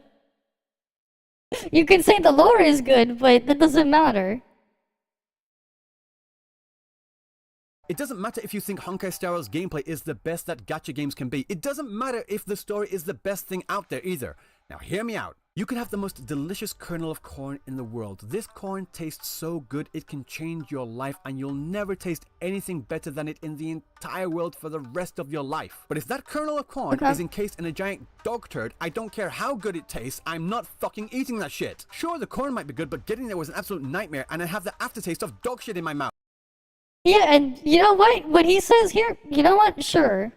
And this is part of, I picked this, and I can apply it to all of the Hoyo and Kuro games. If I have to go through all that crap to go do that one tiny piece of content, I am not going to do it. It is a problem. Get rid of it. Right? I can, JFAD. Yeah, Hoyo becoming insta-hit, it was a bad thing, because they noticed they didn't need to try. Exactly. And guess what? When you have other companies trying to copy them, they're not going to try too. Or if they're going to try, they're going to do slightly tiny bit more, but still not actually try. Even though they have like hundreds upon hundreds of people working there. Freaking Mr. Pokey apparently reacted to this thing too, apparently. Right? Like, it's not going to change that fact. Right? That's why the things suck. No thanks. I'm good. I've been meaning to play through 2.3, 2.4, 2.5, and 2.6, but I just physically cannot get myself in the mindset of I'm about to put myself through torture right now. I'm about to put myself through torture. This is gonna hurt. This is gonna be painful. I am going to kill myself. But why do I feel like this, and the rest of the gacha community still raves about how good Honkai Star Rail is? That was you today. Fair enough. Are you fucking kidding me? This is what I think it is. The people who think Honkai Star Rail is good are those who jumped on Honkai Star Rail from day one. They've been playing it every day, piecemeal, and they haven't noticed the gradual decrease in quality, like a frog in boiling water. If a frog is put in boiling water, Infinity Nikki is really nice. But if the frog is in cold water and you slowly increase the temperature, it won't notice the danger and it will be cooked to death. You're cooked. You are quite literally... Here's the thing, man. I need to do... Honestly, I need to update this thumbnail. Alright, I need to get rid of... I need to EOS Lucia from here. I need to make a new thumbnail for this. I don't know what I'll put in here. I'll redo this. I'll keep Mia around because Mia's Mia. Oh, I'll have to figure out what I'll put for Snowbreak and whatever. But the PGR stuff is gonna go. the PGR reference over here is gonna be gone. I need to update the thumbnail. I need to figure out what I'll put in there, but like, it'll change at some point. Right? Especially because of what's gonna end up happening. NTE thumbnail, maybe. We'll figure something out. Sure, we'll take, I don't know, we'll take this, maybe. We'll put Mia somewhere, we'll take something from Snowbreak. We'll put Nikki somewhere, or put Momo. And then just put it all in there, maybe. Right, we'll add that in there. There's apparently also a new Infinity Nikki video as well. This 24-minute video, we'll look at that later. Yeah, sure, we'll just put Mint there. Why not? Cooked right now. Well, actually, modern scientists say that due to the semi-regulation, frogs will still jump out, so you're actually wrong. George? Shut the fuck up! Shut the fuck up! Shut the fuck up! Shut the... Thank you, George. Even though I enjoy story-focused turn-based action RPGs, and I do, my favorite game of all time is Final Fantasy VIII, followed closely by Final Fantasy X. I just can't bring myself to drudge through dogshit storytelling like in Honkai Star Rail anymore. Even if I like the gameplay, as basic as it is, it's not worth it if it's only 5% of the game as a whole. No, wait, sorry, 3%. Almost gave it too much credit there. Yeah, and then how much of the game is you playing WoWa? Actual content in WoWa? It's just as low. I don't want to do all that grinding and all that other stuff. I still count, like, having to skip through the story and farm all those materials, like, as a problem, too. How much of the game am I gonna actually play? Right? That's how I look at things, too. Fun but scarce gameplay, interesting core story ruined by terrible writing. Seriously, does anybody talk like a regular human? Just one. I just need one person, please. Atrocious exposition, repetition, jargon, and a lot left. He's the type of person that would tell others that WoW's story is better just to get access. Weird, telling people he shit. Exactly. All great even. And here's the funny part. He talks about the thing with shit earlier. Where was it with the corn? He made that analogy earlier. Like, he made that analogy earlier. You know, I'm gonna maybe save that as a clip for something. 90% is still the vast majority. And that's why I say, as a whole, Honkai Star Rail fucking sucks ass. Hey guys, just something I want to say to everyone out there. If you like Honkai Star Rail, just keep in mind that this is not a personal attack on you for liking that game. I'm not going to say like anything like you're stupid for liking it. If you do like it, then I'm genuinely happy for you. But these are the reasons why, personally, I don't like this game, and I just needed to get them off my chest for everyone to hear, because very often I hear people say that they like Honkai Star Rail, I say I don't, and they say why. And whenever that comes up now, I can just point to this video and say, just watch this and you'll understand why. As I mentioned before, there's a lot to like about Honkai Star Rail. Like the game design, the character design, the music is amazing. Some of the finale cutscenes and all that, I really enjoy all of those. But when it comes to actual core gameplay itself, in comparison to how much of it we actually get in this game, I don't think it measures up. And the further we go along in Honkai Star Rail, the further I feel like Hoyo just doesn't really want us to play this game like at all. Like, with the whole auto battling system, it's very useful. It's very convenient as well, so don't get me wrong on that. But like with the amount of, or should I say, the lack of no, I don't think so. The lack of gameplay in the actual story itself, combined with more recent characters such as Akron using her skill to instantly get rid of the other mobs as well, it just feels like more and more they're just the whole morsel of corn wrapped in massive shit. Yeah, pass in copium. Exactly. Like, again, like, there is no game in there. They put a bunch of stuff in the way, and then they defend it. I'm like, no, this is a problem. And then they'll defend it. They'll freaking attack my own video on it. As well, even because they have nothing to say to defend themselves. Because it is a problem. They didn't have to copy the exact same problem, but they did so anyways. Giving us more reasons not to do the thing that we came to this game to do in the first place. Does that make sense? And I'm sure I'm going to hear some people say, well, just don't use Akron then. Well, that's, first of all, that's completely missing the point.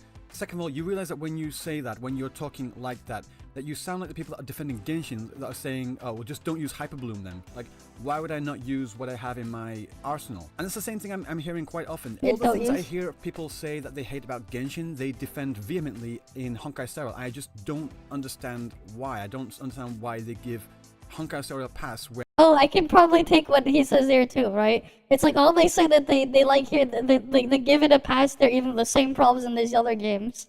I'm like, why? They don't need that pass. They don't deserve it. Absolutely rag on Genshin for it. They're both just as bad in my opinion. I know this video is going to... Yeah, and Wu was just as bad too. It has the same problems. Downvoted to hell, but that's fine. I know that's just what it's going to be. I'll take Ryuko-sensei in this case, I guess. Because I bet most of the people won't really watch past the first 30 seconds. They'll just leave it a downvote, a negative comment, and just go on with their life. And again, that's just the nature of things. Another thing I know that's going to happen is I'm going to get people in the comments saying, you only dislike it because you're a Kuro shill for Wuthering Waves. And that's just not the case. I made my first video about Honkai Star Rail way back in March, if I remember correctly, in March or April, way before Wuthering Waves came out. And I've always had these opinions about Honkai Star Rail. So it doesn't matter. It doesn't really matter. It really isn't a case of me wanting to shill for any particular game or company. I mean, if you didn't want to shill for them, don't bring them up. If you don't want to say that, maybe don't bring up the name of the game. This is why it's another problem too. It's living. He feels the need to bring up the name of another game. I thought you're just talking about Star Rail being the worst. Why are you bringing up something else that people are going to use?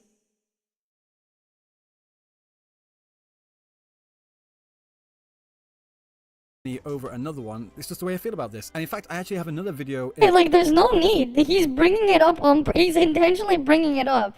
He feels the need to bring it up. I don't know how long it will take, man. I don't know how long it will take. You know what? When Wuha 2.0 comes, we'll play it. We'll make a review and then post that. And then we'll just put it like here. I won't say it's the worst game I've ever played. But I'll say it's awful, and then here's why. Right? Like, they feel the need. Right? They feel the need with them. Which is really, really weird. Why do they need to bring it up? Right? Like, they always mention Hoyo for some reason. Right? They always do. in the works right now, kind of being really quite critical about Wuthering Waves. Maybe not as hard as this video here, but still quite critical. So, I don't know, take that for what it's worth. But to all you out there that actually watch this video to the end, just know that I greatly appreciate you, even if you disagree with me on Honkai Star Rail. It's just different things for different people, you know? And while I'm recording this, the latest live stream hasn't been announced yet, so I have no idea what the new stuff is going to be like. But honestly, I don't really think it matters to me at all. I'm going to say it again. If you liked Penacony, if you like Honkai Star Rail, all the best to you. I honestly don't really care. It's fine. Like I said, I'm not going to say you're stupid for liking Honkai Star Rail. Everyone likes different things, and these are just the reasons why it doesn't suit my particular taste. It's nothing to do with me not liking story. I do. It's not me not liking turn-based action RPGs. I do. It's just I don't feel like this game respects my time as a player. If they none of these most of these gachas don't. Why do you think I don't play some of them? cut out all of the fat and all the redundancy and all this just absolute yap and bloat, I think I'd really enjoy it, but it doesn't. Well, not yet anyway. I haven't even done like a 2.6 and I'm already hearing like all the banana memes, so... Okay, banana? Yeah, I don't really know what to say about this. And by the time I edit this video, I think it's actually going to come out after that live stream as well. So I'm going to be dealing with all that. So everyone's going to be coming off that high for the latest live stream, and they're going to see this video and just absolutely rip into it. And okay, that's fine. It is what it is. As for me, I'm just going to You did the banana thing? Dailies, get my dailies, pull Fugue, because she's literally the only character I'm really hanging about for at the moment. You peeled the and banana? Then piece the fuck out. I play 7 gacha games every day. One of those games I play 2 different counts on, and there are many other games coming out in the future, such as, say, like Duet Night Abyss, Neverness to Everness, Project Mugen, Azura Familia, all these other games, Arknights Enfield as well is another one. All these games coming out, and I just will not have hours of mastering. Energy to. Oh, you're right. You were talking about you were doing the story stuff. So I'm gonna have to like get rid of or like stop playing some of the games I'm currently playing. I don't know how the hell these people manage to do freaking 7, man. How? How do they do 7? That's too much. Especially when you're just doing chores the whole time. What the fuck? How do they even? How? How do they even, man? Imagine saying you have a car and you're happy with it, but then someone comes and says it's shit and insults it. You'll feel attacked. Yeah, I guess. Yeah. I mean, like, at the end of the day, as long as the car works, it works, right? As long as there's no problems with the car, there's no actual problems with it. Honkai Star Rail is at the top of my list. And hey, at least you have a car. As stated in this video. Anyway, yeah, guys, thank you so much for watching. Don't forget to like. They had monkeys in the banana wrap the story? Okay, then. Thread and unsubscribe if you want to. Again, no hard feelings. I'll see you in the next one if you ever want to come back to this channel. But for those of you that do want to stick around, then we have Gacha Enjoyer here. Wuthering Waves toxic official content creator desperately slanders other games to revive Wuwa. Breaking news. Our informant have received crucial information. I mean, like, he could have just saved himself as well, Ryuko, if he didn't bring up Wuwa at all. He was the one who brought up Wuwa's name in his video. He didn't have to mention it at all, but he did. Saint Tonta's new title, How Wuthering Waves Ruined a Small Turn-Based Game. Thank you, Wuwa, for filtering all the toxic players from Genji community. May your soul rest in peace. Wait, I want to read all these comments first. It makes me so sad that Kuro Games themselves are promoting and literally paying people for attack other games, like Saint Tontas did. But when people talk about their own opinions about the game, they sued them and take down the videos because they are damaging the company image. They attack small MMO gacha game that has like 5 players now. They also attack small turn-based game. It's so sad the community and Kuro themselves needed to do to stay relevant. You know what? Sure. It's hilarious. So much for the best combat in gacha industry, just to be niffed by a turn-based gacha. Your videos are much more entertaining than playing Wuwa. I remember seeing Wuwa fans trash talk about ZZZ before it even released. I'm not surprised. How can they be so toxic to hate on the game that they haven't even played? Because they have an inferiority complex or some shit. When Hoyo treats them like dogs, they move on to Wuwa, over to Wuwa. With the we don't deserve you guys Kuro game shit. just to realize that Kuro is doing the exact same thing. So now it's the hidden underdog, Kuro Games, super indie company, by the way, against Big Bag Evil Hoyo, even though they have like 500 plus employees. Right? They do have a ton of employees over there. That is true. And I also need to put that there, right? Back into the bathtub. Okay. Let's continue reading then. Yeah, they got the full set here. Glazing your own game is fine, but trying to bash other games to maintain the agenda is scummy behavior. What players should be critical about their CCs and stop interacting with the toxic ones. Boo, best game in 2024 in the Milky Way community. Spare my small turn-based game.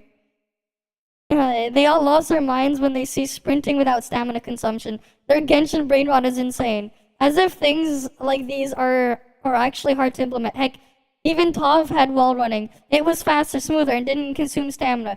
Criticizing game mechanics of other games, then WoW itself take heavy inspiration from the game it criticizes. It's almost like digging their own grave. I wonder how long it will take for them to realize that their game isn't any better. This one, bro. What did Palworld do to Kuro? Palworld catching strays. No, we're gonna look at Gacha Enjoyer. We just finished watching the Ryuki video. The Gacha Enjoyer video is based off of that. We'll get to the Kegtone video after. Don't worry. We're reading comments here first. Right. Here. When the video winner of the CC program is 25% about glazing Kuro, 75% shitting on Hoyo, we know how they agreed to shit on others. Revenue will be 25 mil max. And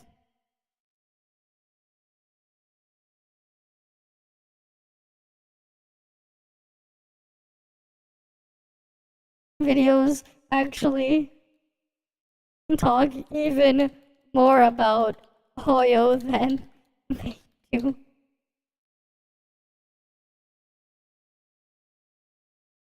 It's more like 5.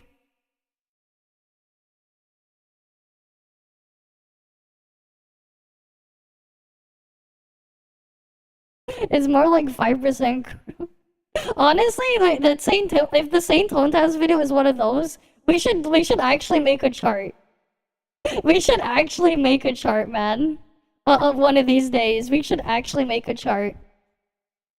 It seems there's a correlation between having the hairline of an 80-year-old and being a Kuro bot. Oh yeah, because of Kegtone. Nice. That is hilarious. That is hilarious. Notice how he made the dissing HSR video after Wua got upped by the HSR drip marketing. Bro got paid by Tencent. Same energy as people playing the same game but using different skin fighting each other. Exactly. Exactly. That's why it's just funny to react to these, man. Kuro games could literally get sued if they keep hating on other games. Imagine disrespecting HSR when that game is the reason we have great games like Black Myth, Wukong, Genshin, ZZZ, and a new GTA 6 coming next year. Hoyoverse is the reason why the gaming industry is alive and well. Meanwhile, Kuro's trying to ruin it.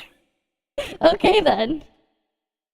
How could the Wiwa community be so cruel to a small indie dev?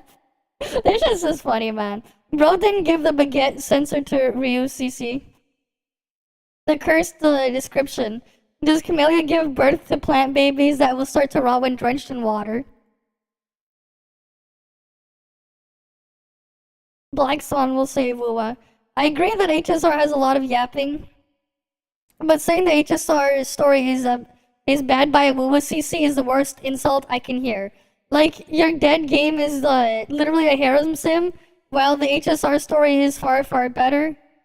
Agree that there are many problems in HSR, but saying it's bad by dead game CC, I can't. Yeah, if HSR story is a 4 out of 10, then Wua is a 0 out of 10. No joke. HSR can be boring, but at least it makes sense. WoW is just a giant mess of random bullshit go. Also episodic format because they can't handle long-term plot. Honestly, I think episodic format is fine.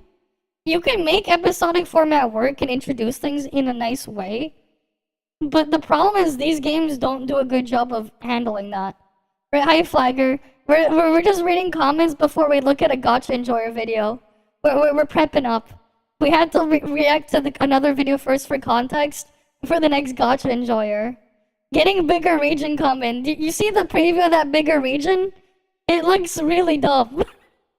Like what the hell is in the freaking thing there? We can go back and look at it. But like it makes no sense where they had like so many copy pasted NPCs, but their NPCs are just doing nothing and there's nothing around them. They're just a bunch of copy pasted NPCs. And that's what the region's gonna look like. Like what? Like at least have a fucking stall or something. They had like balloons floating. Like where the hell did the people get the balloons? Watered down Italy. But you know what? Watered down Italy can be cool. You ever see Rooftop Run? Rooftop Run is great. Right, it's Spagonia. The Spagonia stage from Sonic Unleashed is great. It's great for a watered down Italy. Yeah, we weren't gonna be negative. Bosley said, haven't you read the story? It's super good, trust me. But the reason why everyone thinks it's us is because they didn't read through that shit. I don't think it's Italy, though. I think it's Greece. Because of the white with the pillars and stuff, the stone pillars like that. I thought it was supposed to be Greece, not Italy. But you're waiting for chicken sorry? Oh yeah, we gotta look at the video on that. Yeah, Greece, not Italy. But still, man, Greece, like, there's a bunch of cool stuff you can do with Greece, right? They started the Olympics and stuff. They could have, like, a freaking tournament stuff. Some fighting tournament or whatever, sports tournament stuff, right? They had that one. They have their mythology with the Greek gods and everything as well. Like, you can make a bunch of stuff around that. There's a lot of things you could do with a Greek theme, right? You're basing it off of Greece. There's a lot of cool stuff. I mean, no, tournament arena could be interesting if they shape up the arena to have all sorts of things going on. I don't know, I think they could make it work. But like, you know, right, if it's supposed to be Greece, there's stuff they can take from inspiration. They got a rich history and with rich mythology there, right? Fill the area with NPC that look crowded. Sir, we only have made 5 NPC. We don't care about the fill the scene. I know, that's what they did. They copy-pasted NPCs all over the place. I got this one here. The Fob Master will be the one to save 2.0 from EOS. Here before Kuso bots stormed these comment sections. 100 views in 1 hour. Bro fell off. It just said an hour ago. It's 243 views now. Right? 243. They got views. Right? They got views. They got funny stuff in there. They got funny stuff. And then we have Saint Tonta's video as well later. We have Kegtone later. We have Saint Tontas as well. We already looked at this one. We're gonna look at the Gacha Enjoyer. We already looked at that one. Let's go. Here we go again. 2.0 saved the game. Like what happened to Top? Yeah, and then you go look at it and there's like nothing to do. There's going to be nothing in 2.0. Everyone says the bro fell off meme. I know. They do, man. They do. Right? They like to say, oh, bro fell off. Alright. Here we go. The ad break is about to end. Alright, here we go. Breaking news. Our informant have received crucial information regarding the Salty Wuthering Waves community again. This time, the toxic woo-woo community is going after a random turn-based game for some reason. Through our investigation, we found that both games have released new information about their latest huge Here's the thing though, right? You can go talk about and give a negative review or opinion about one game. That's fine. But why did he feel the need to talk about woo-woo in that video? He felt the need to talk about woo-woo for some reason. He felt the need. Which is its own problem. Why does he need to bring up woo-woo like he freaking mentioned woo-woo at the end of his video. Why did he feel the need to bring it up? Right? It's just crazy. Yeah, the text-to-speech voice for the video, yeah. expansion, Woo have released a promotional video, as Yeah, promotional video, I mean, yeah. well as several art for their upcoming characters hoping to generate hype. Okay. A few hours later, a small turn-based game have also released their own promotional video about the latest expansion and drowned out all the hype for Wuthering Waves. Out of jealousy and spite, the Wuthering Waves community have decided to shit on the turn-based game as their own game failed to meet expectations. These official Woo content creators, just like the devs Kuro Games, are desperately trying to divert attention to their game by shitting on another. A deeper look into them shows that they have a history. This is why Japan hates. Like, he's freaking. Why the fuck is he freaking attacking Palworld? What the fuck? Why do you mean Japan hates Palworld? What do you mean? Palworld must lose? What the fuck? Why are you attacking Palworld? What the fuck? Hey man, the more they talk about it, the more it lives rent-free in their minds. He's even freaking attacking Palworld. You put wait, this is 4 weeks ago. Wait. Actually, wait. I don't look at the guy's channel, but like actually, wait. I actually want to see now.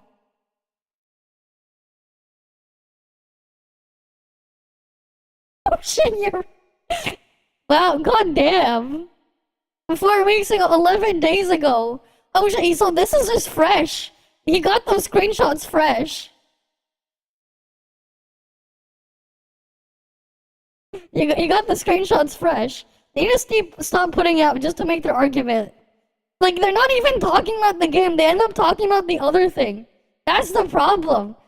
The problem is they're talking about something else more than they talk about their own thing, which is just stupid.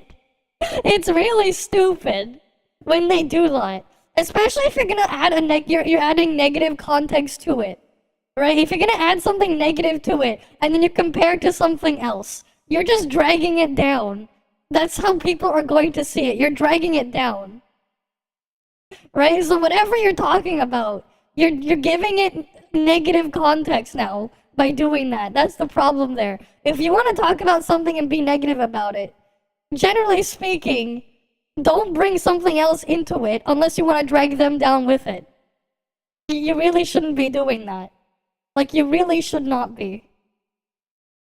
History of shitting on other games for a long time. This is what the Wuthering Waves community is about, and this is a warning to future games. Stay away from the Woo community and isolate them in their own games. Nobody wants their toxicity. Since we are on topic, let's take a look at the performances for Woo and the small turn-based game. These are the current number of running ads on Meta by Wuthering Waves and the turn-based game. These are the current number of running ads by Kuro Games and Hoyo as a whole on Google platforms. Hoyo as a whole, Do note that imagine. the Google number includes all other games. All of them, and this is just this. By both companies. As you can see, Wuthering Waves is running significantly more ads than the turn-based game. So how does their numbers do? Here you can see the views of their latest hype video for the two games. 200,000 in 23 hours versus 700,000 in 14 hours. On top of that, at the same time period, the small turn-based game was number 4 on trending for gaming. And even after 30 hours, they are still trending. Here are the statistics on Bilibili. The small turn-based game have about 2.5 times the views than Wuthering Waves. Despite that, they have 4 times the likes, more than 5 times the user engagement, more than 10 times the saves, and about 5 times the shares, but only 2.5 times the views. That is because Wuthering Waves view numbers are inflated by ads, and their actual audience participation is actually much lower. As you can see, Wuthering Waves is running significantly more ads than the turn-based game and yet still generates so little traffic it's actually hilarious. The hype for their newest expansion was destroyed hours later when the turn-based game made their announcement. This has led to desperate official Wuthering Waves content creators to slander the game out of spite to revive the hype for Wuthering Waves. Once again, the Wuthering Waves community is highly toxic, and we should isolate them by rejecting them from our communities. With Wuthering Waves running this amount of ads, how much do you think their revenue will be for November? Leave your But remember, that's revenue, not profit margins. Okay, here's something you guys might want to see at least. This is like rules for the CC for people who want to make content for NTE. This is one of them.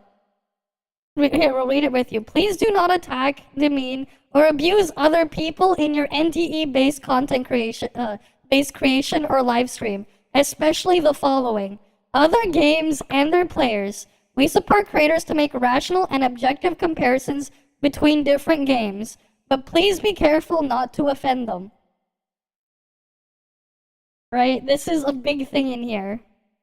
You know what this also means? It means you can't just bring, if you're going to talk about something, don't drag them into it. So whatever Ryuku Sensei did in this video, he wouldn't be allowed to do something and mention NTE at all. Doesn't matter what the game is. Right? Same thing with, like, let's say every Saint Taz video. Right? If you were doing this with NTE, you would be kicked out. If you want to make the content stuff and get the early access and everything in their program, you cannot make videos like Saint Taz. It is like not allowed. You can do it as long as you don't attach their name to it. They don't want people to attach their name to the Pepega crap that they're throwing out. My guess is that rule probably would have never existed if the Wu people didn't keep doing that shit. I'm gonna guess that's why they made that a thing. Because, yeah, you don't want people to do this type of stuff. You generally don't. Right? And you only see that stuff around the freaking Gacha stuff. Like, they're just straight up saying, you're not allowed to do it. They're just straight up. You can't make a video like Saint Taz. You can go talk about it, you can go praise it, you can go criticize it. But you can't go drag other things into it like that. You can still make some comparisons, but like, you can definitely tell what they mean by that. Right? You can't be dragging things down or whatever. Right? That's all. Alright, here's the Kekton video. said something nuclear to your chat earlier. Okay. I only know Tectone from Honky Starbucks, so I didn't know him from like Genshin. Northern Lion, never heard before. Okay. Below 18, you'll be banned. My chat demographic, I unironically think my chat is older than Tectone's chat. Bro. Either that or Tectone's chat behaves like children. First of all, leave my chat alone. I've been streaming here for 6 years. They naturally just get older. I have crossover with NMP viewers and Zach Rar viewers who are notoriously old WoW frogs who are old as shit. I'm 69, 34 here, 35, 28. You know how Tectone said that a lot of Genshin Impact content creators fell off? I think one reason might be, as he mentioned, Genshin Impact as a game might be declining in popularity compared to COVID. No, the reality is the gacha games themselves, there's too many out there. It's all overly saturated, and the reality is most of the content you look from there is boring. That's the reality, man. You want to watch someone go do dailies and stuff? Do you actually care to watch that? Is that interesting to watch? Right? Like, if I go pick up, I don't know, unless you're there for the person, right? Like, do you want to go watch some random WoW player do dailies? Do you want to watch some random, like, look, you see, this one, the biggest one here, right? He's doing variety right here. He's doing variety in the WoW category. He's talking about some other shit here. Right? Like, that's the only reason why people are watching that one. Do you want to go watch someone just do a bunch of random crap again? Someone is doing the freaking Archon quest in the WoW category. He's gonna do the Genshin Archon quest later. Like, you can see that there. They are. They're just, there's nothing in them. They're not interesting to watch. The reality is they're not interesting, man. Look at this one here. They're playing, what is this? Right? This is not the thing here. You look at this stuff in here. Does it look interesting to watch in there? There's nothing there. There's no replay value or anything going on in there to like make it interesting or change things up. That's just the reality of these things. There isn't anything there. You're there to watch the person there. So what happens instead? If you're gonna be doing commentary, talking about other stuff, Right? It's basically these freaking categories. Right? It's the same thing. I go switch to Genshin. It's the same thing. Right? Nobody cares right now. The viewers are down. This is still more than what WoWa has. It's spread out. There's a lot of saturation in here. But at the same time, is it actually interesting to watch what they're doing, man? Is it actually interesting? You can see the low view counts on a lot of these. There's just a lot of people in here. But like, you know, not really. It's not like you can do anything in here. And that's kind of the problem. Despite being open world, where they can exponentially drag your time around, there's nothing to do. But then again, like, even the freaking broken game, we're looking at, like, we saw how much of a broken mess Star Citizen is. That's their followers. My bad. Let's look at the category of Star Citizen. Look at this, man. You still got a bunch of people doing this stuff in here. Right, there's more people playing this thing than you have in the WoWa category. This game is still in perpetual early access. It's a complete broken, laggy mess. But people still actually have something interesting to look at here, I guess. From the people who are in there actually playing this stuff. Like, it could be interesting if I could figure out what the hell I was doing in there and it didn't run like 5 FPS, like with constant spikes down to 5 FPS or something. It could have been interesting. But like, you can look at World of Warcraft. We got almost 100k viewers. People have things to do in here. They have things to actually do in here, man. Right? They actually have stuff. You have RPs as well. You have people doing RP stuff and all this other stuff. People actually have challenges they can actually kind of do. There's like all sorts of things. There's different versions of WoW they could be playing as well that they're going about. Right? The content itself is a lot more interesting and there's a lot more going on. Especially because the MMO aspect there. Right? You have that stuff. Like, what's another one, right? Like, again, Grand Theft Auto 5. This is another old-ass game. We got 40k viewers here at 1 a.m. You know? Again, like, you're going to have a ton of viewers still. They're doing all sorts of things. You have RP stuff and whatever. They have a sandbox thing. They can kind of do whatever. Hey, then maybe this guy's just doing a relaxing thing where they're just driving around or whatever. You know, they're doing all sorts of different things here. RP stuff. Because they can. There's all sorts of other things they can do.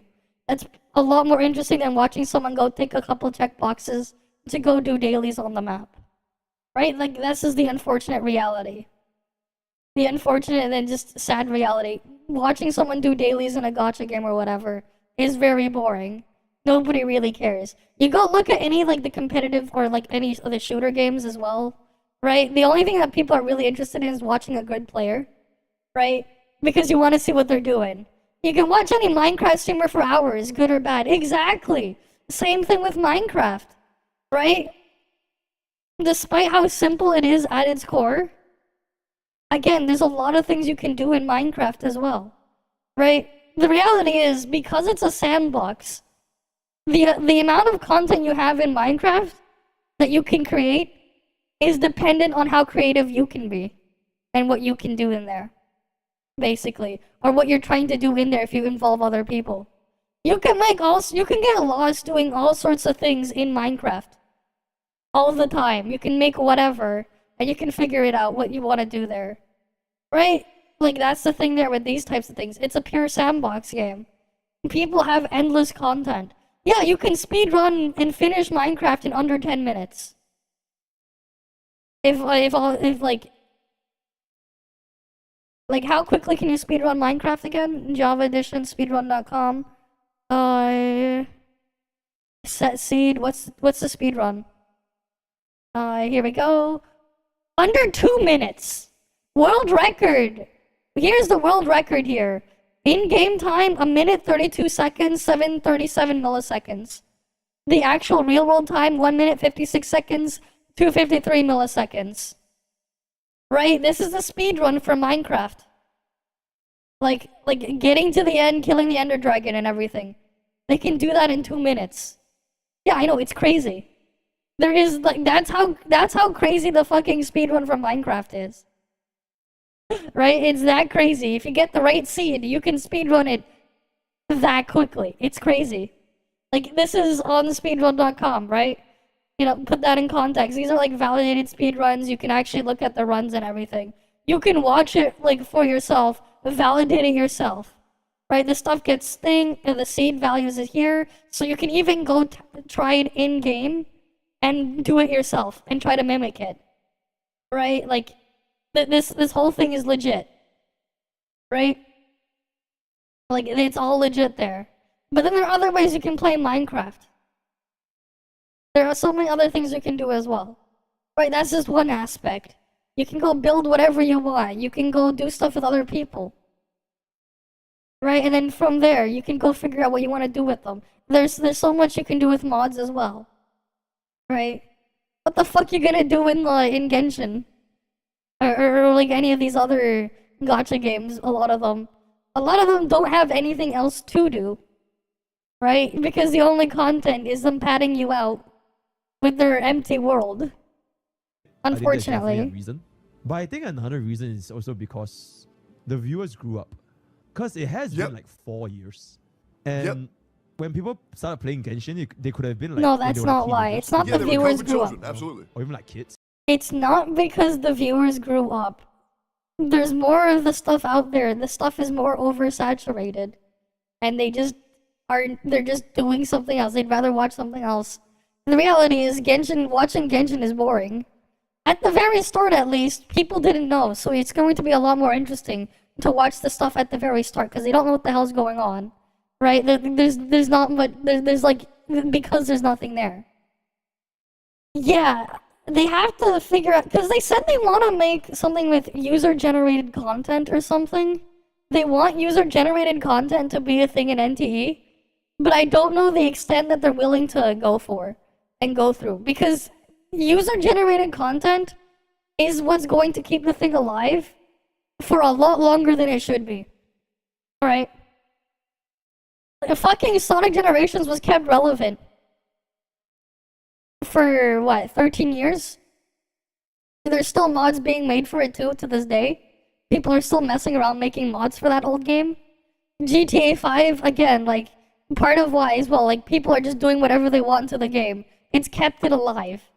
They've been keeping it alive far longer than they probably would have expected.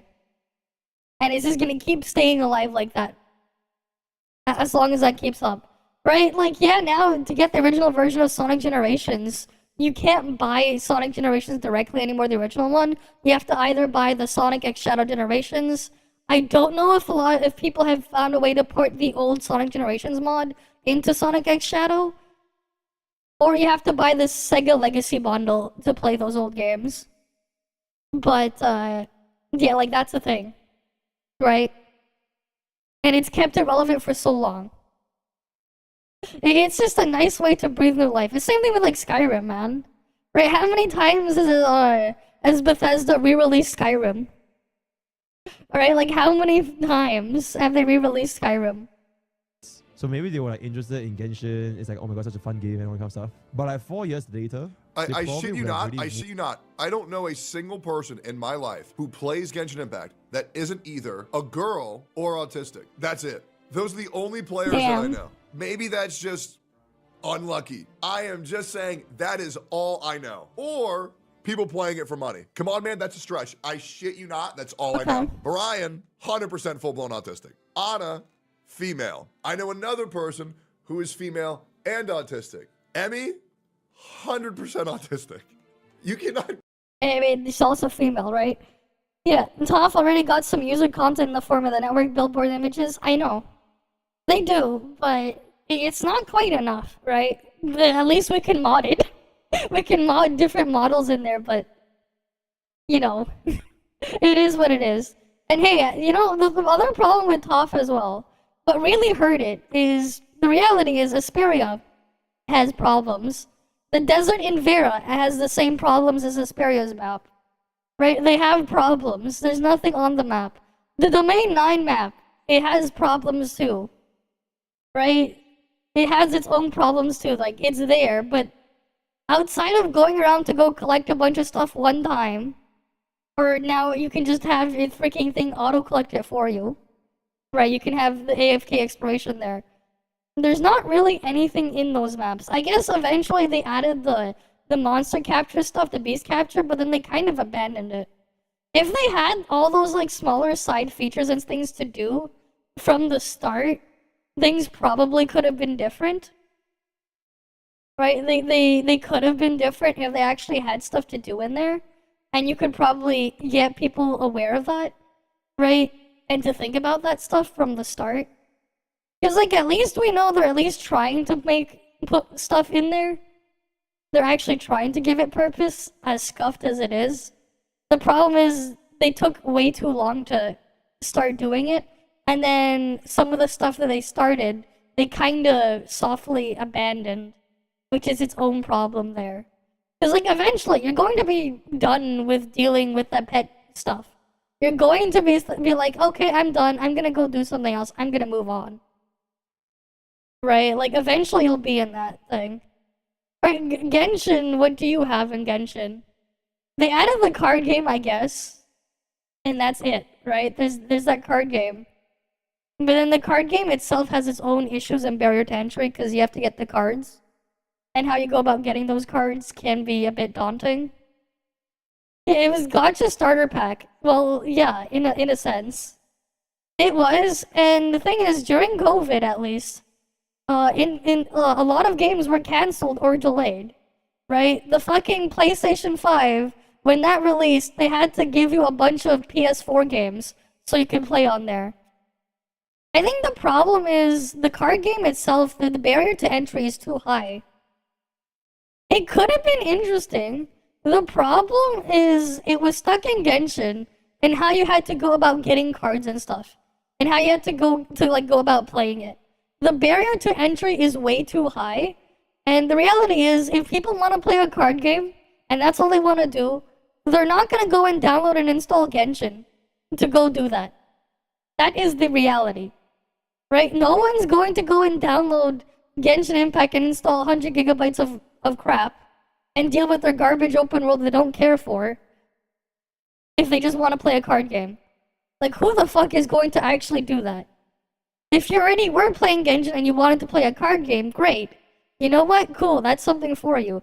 But for, like, as a way to pull people in, though, because the barrier of entry is way too high, you're not going to care. That's the other problem that ToF ended up putting itself into.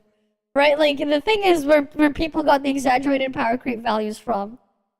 Right? It's the power creep is a lot smaller than people think. The problem is the gear difference.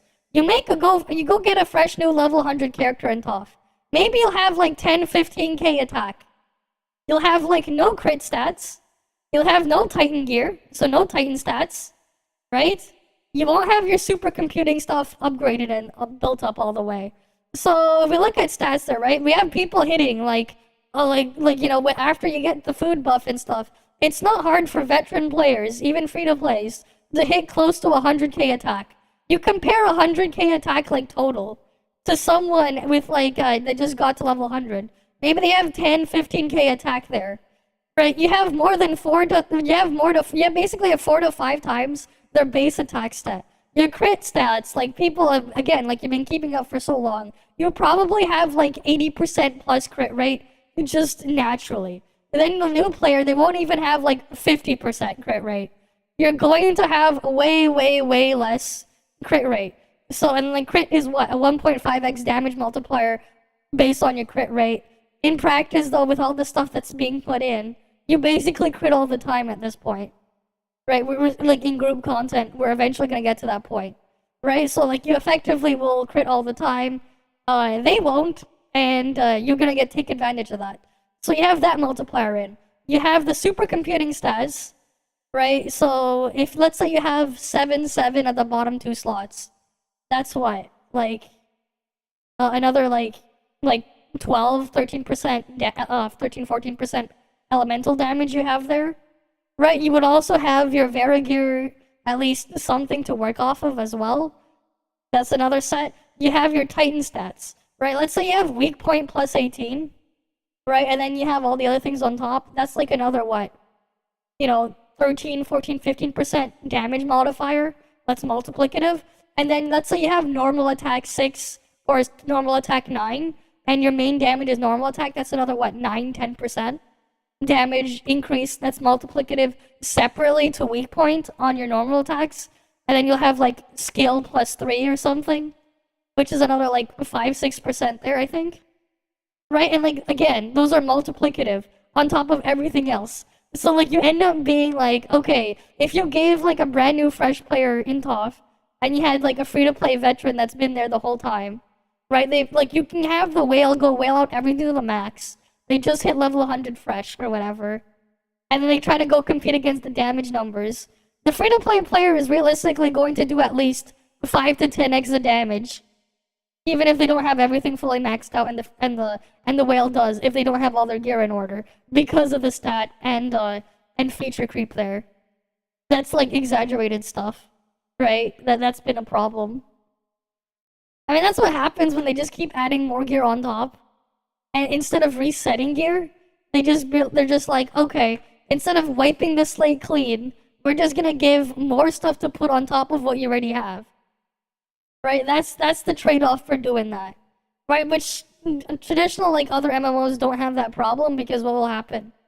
Traditionally, they'll be like, okay, new expansion, new area, all your old maxed out gear, that's irrelevant. The random crap trash gear in the next area, that's going to be about the same, if not better, than your mythic, mythic tier, final raid tier gear that you spent weeks trying to get a full set off of. Yeah, random green or blue gear that drops in the next area is going to be better than your legendary pieces.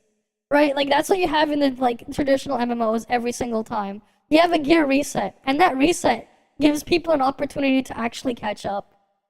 Right? Because then, okay, it's like, okay, so then, once a year or once every, 2 years or whatever the time frame is, the slate is wiped clean. Or if they add a new tier of gear because of a new update for, like, a new raid in, like, WoW or something, the new gear is going to be better than the older gear. So everyone's still starting from a clean slate. They get the new gear, right? Everyone goes and gets the new gear. That's kind of the thing they have there instead. But the downside for that system is all your old gear is irrelevant. Right? It becomes irrelevant. But the upside is everyone gets to even the playing field. Right? That's just how it is, though. Alright, let's get back to that. That was just a weird tangent rant about gearing. Convince me otherwise. Asmon don't play Genshin. So is Pokey autistic? No, he's just doing it for money. I said they're either female, autistic, or doing it for money. Seems like everyone's autistic. True. Let's keep going here. Moved on to, like, different things. And this factor wouldn't be just for Genshin Impact. It would be for every single game, including Honkai Star Rail. And, like, for example, for me, right, I'm, like, technically, like, quote-unquote new generation streamer or, like, content creator. I started with Honkai Starbucks. We have been playing Honkai Starbucks for 1 year. So maybe things are still pretty, not changed that much yet. But, like, 5 years later, you guys would have grown up. My chat would have grown up. Yep. Like, y'all might be, like, 20s or, like, even 30s 5 years later. 5 years later, I'm going to be 31. And so how did bro just say that he understands that the people who grew up who play the game get older, but then says he thinks that my chat is younger than his, even though he just said... I've never seen more contradictory statements in my entire life. He just acknowledged that his chat is going to grow up with him, and I've been on this platform for 6 fucking years. He's farming. He's got to be farming, bro. This is, like, my end game. Sure. Sure. Because a lot of chat, you guys are probably... Yeah, average Genshin player base Glazers. Studying, right? Yeah. So this is not your end game, but this is it for me. And I think that I don't think it's all of what he says, to be honest, what Tectone says. I don't think they so. say the average lifespan of... I do think Tectone is, like, a bit baiting even there. Huge streamers and stuff like that. 5 years or, like, 7 years. Because by then your chat would have grown up. And it could be... Like, I personally wouldn't describe them like that. Yes, some of them are in fact doing them for money. But I don't think the rest of what he said does fully apply. I really don't think so. Especially if you look at the smaller people doing stuff in there. The problem, though, is gacha content in there is boring. It's just boring. Right? Like, he's definitely doing some exaggerations there, but the reality is, overall, gacha content sucks, and it's just very boring. It's not interesting to watch. For the most part, it's not. Right? As sad as it sounds, that is the reality. They can choose to accept it if they want. They can choose to ignore it. But that is the reality. He wants rage bait mostly, yeah. And like, yeah, you can see it there. It is what it is. It's his content though. He can do what he wants. Nothing to do with you, but just that they moved on to more things. And by then, the next generation of kids, like the teenagers or like still students, they will be looking for the next generation of streamers. And then the cycle just repeats itself. Okay, that was my. I think we can all agree that Zeox has the youngest user base of all Gacha streamers. I would say I don't think that Zeox matters. and Doro44 are the people with the youngest user bases. I would say the people with the oldest user bases are probably Vulcan, Gacha Smack, and myself. Because that's just the way that our content is formulated for. And not to mention, just by me being old, it will actively deter the majority of the youth for watching me because then they won't find me as relatable to them. So people who look young at a more advanced age actually have a massive benefit. But yeah, I mean, that's just the truth. Brent Online is a young one too. I have no idea. I'm only speaking on creators that I know. Zeox is like a university. New batch comes and leaves every year. I got no idea. Yeah, no idea. That was my heart to heart. That was my life. It just suddenly hit me when we were talking about Honkai Star Rail 6 years later, what paths are going to be. 6 years later, you guys won't even be here anymore, guys. You guys won't even be playing Honkai Star Rail anymore. You guys will be like fucking getting married, going for a new job. You know, that's what I hope too. That's what I hope too. There's actually been a lot of chatters that I've mentored since for like 6 years. And I'm like, in 6 years you won't be here. In 6 years you'll be all grown up. And then Alyssa's autistic ass is still just typing happy every other fucking sentence. Calling me Twookie and shit. Welcome. You know, Mateo in here still being weird. You know what I'm saying? Like, yeah, we still got Golden Fantasy in here being one of the greatest mods I've ever asked for. You'd think, but the people stick around, man. People will stick around as long as you stick around.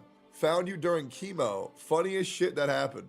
Yeah, cancer's hilarious. What the fuck? That's insane.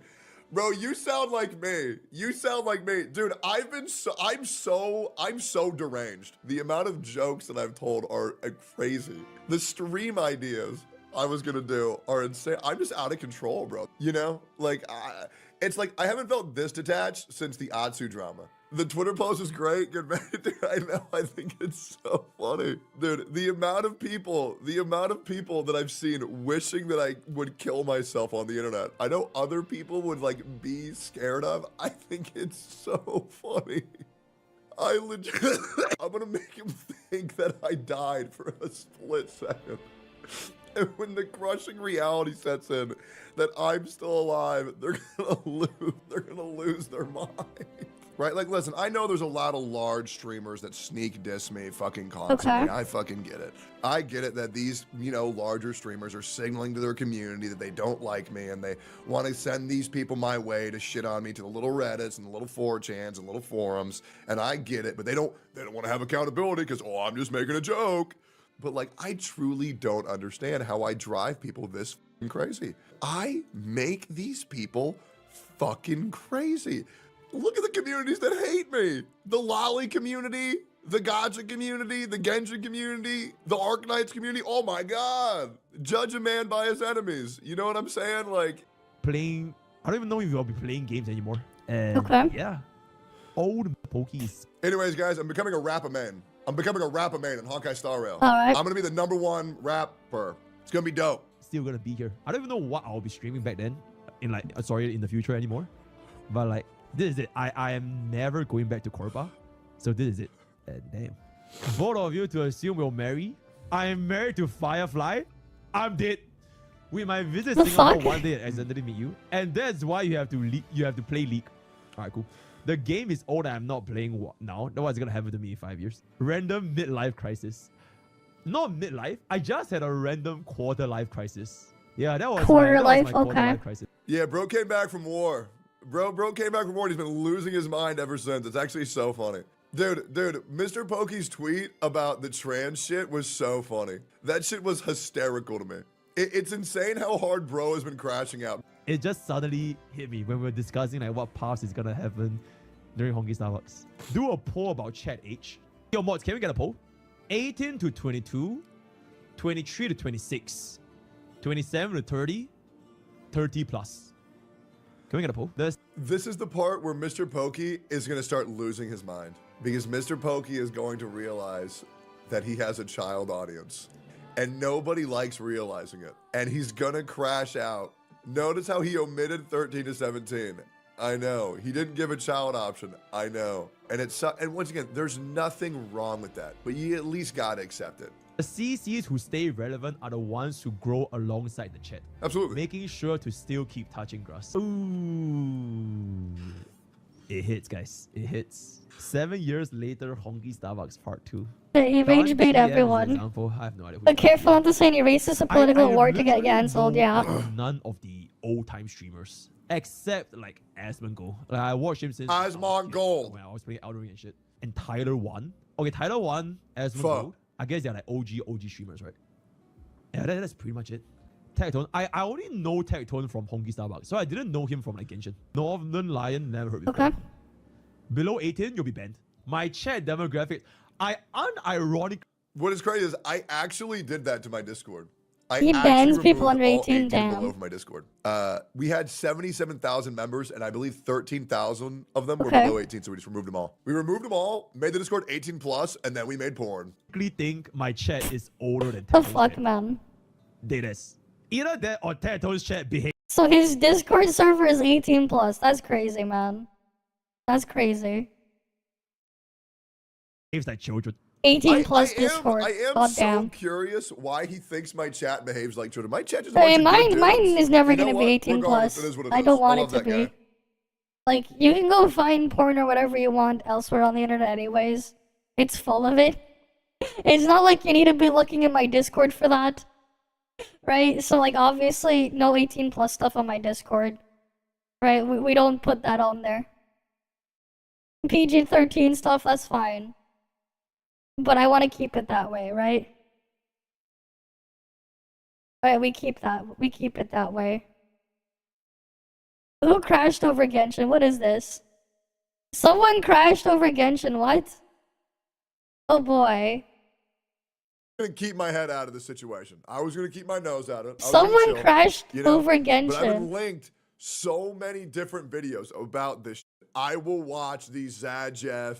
I will crash out watch time. the Zajeff issue. Now, Okay. I did quote retweet it. I thought it was Alright, quite funny. someone crashed out But over let's see Genshin. I exactly don't think what's going I on. reacted to Crash this. out time. Here we go. No Chris cam for this video because I'm sick and tired. DMs for them, sure, but even then, sometimes it can be weird.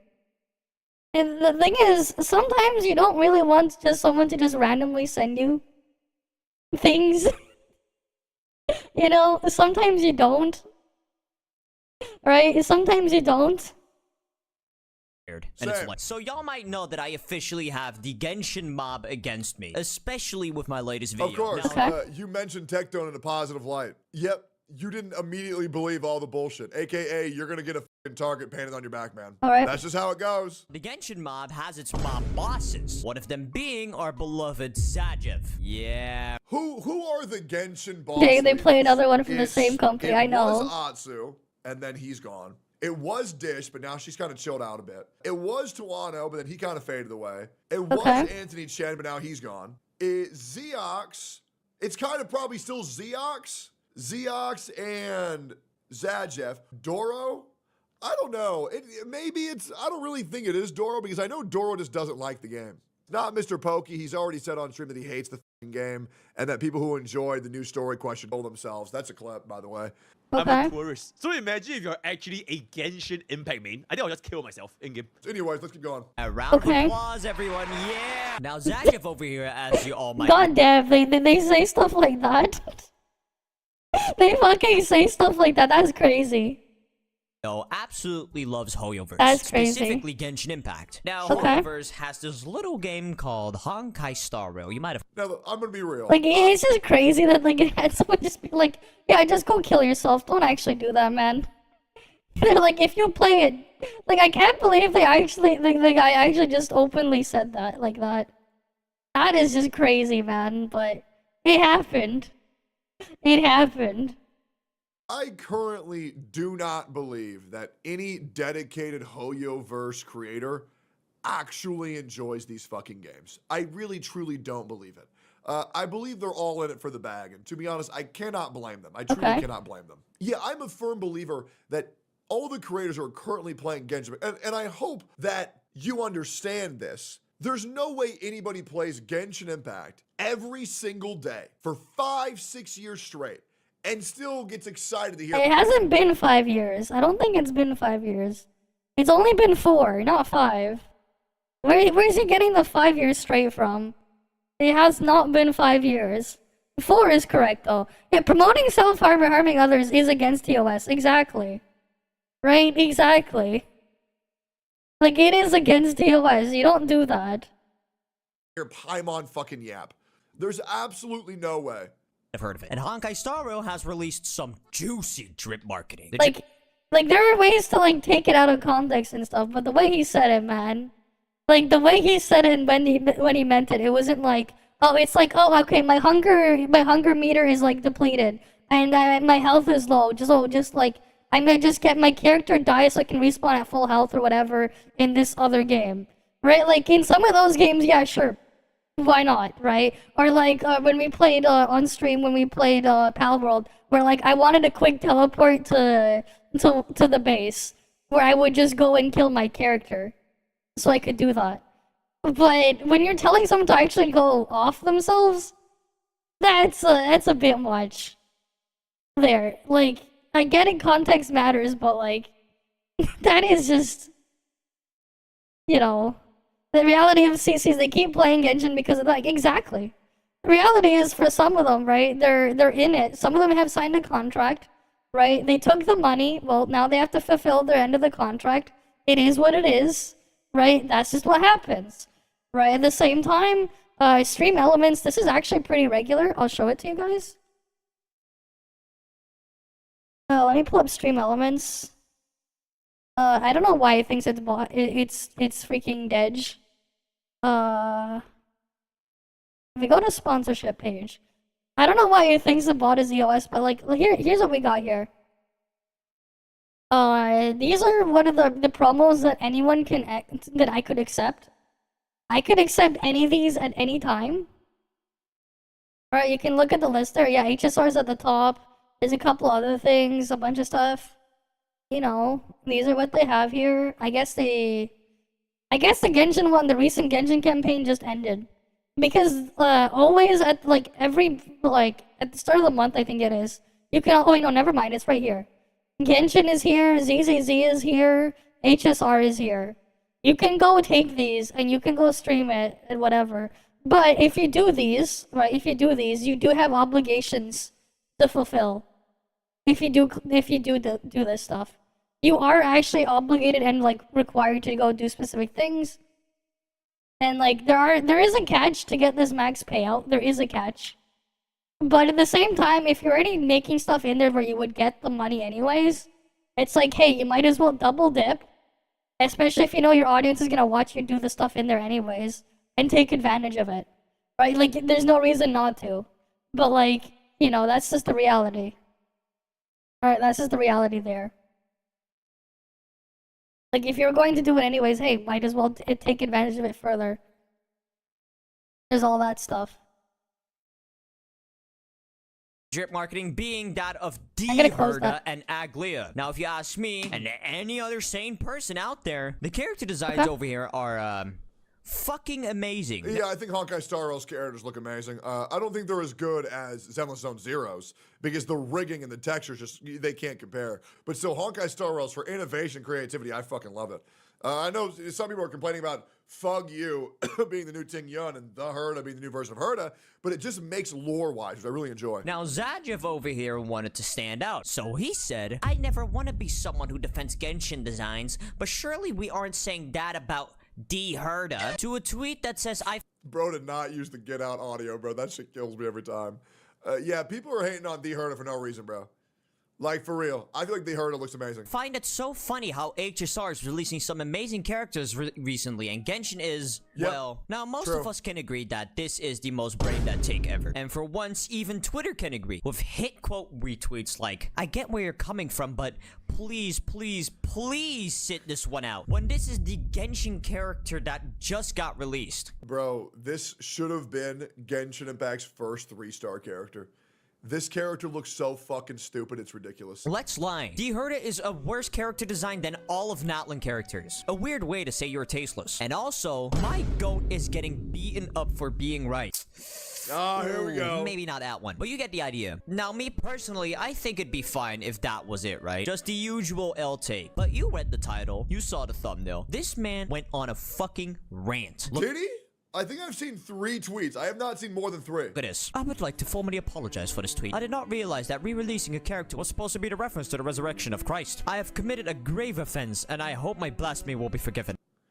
Bro, Zadif, I'm going to say this very slowly. So they're not re-releasing a character. Herda is a little puppet. This is the version that's controlling the puppet. It's been lore that's been hinted over for nearly 3 years. It's a very important character to the story. And yes, you're very upset because some Twitter guys were mean to you, but I promise you this hyperbolic statement is not making you look any better, buddy.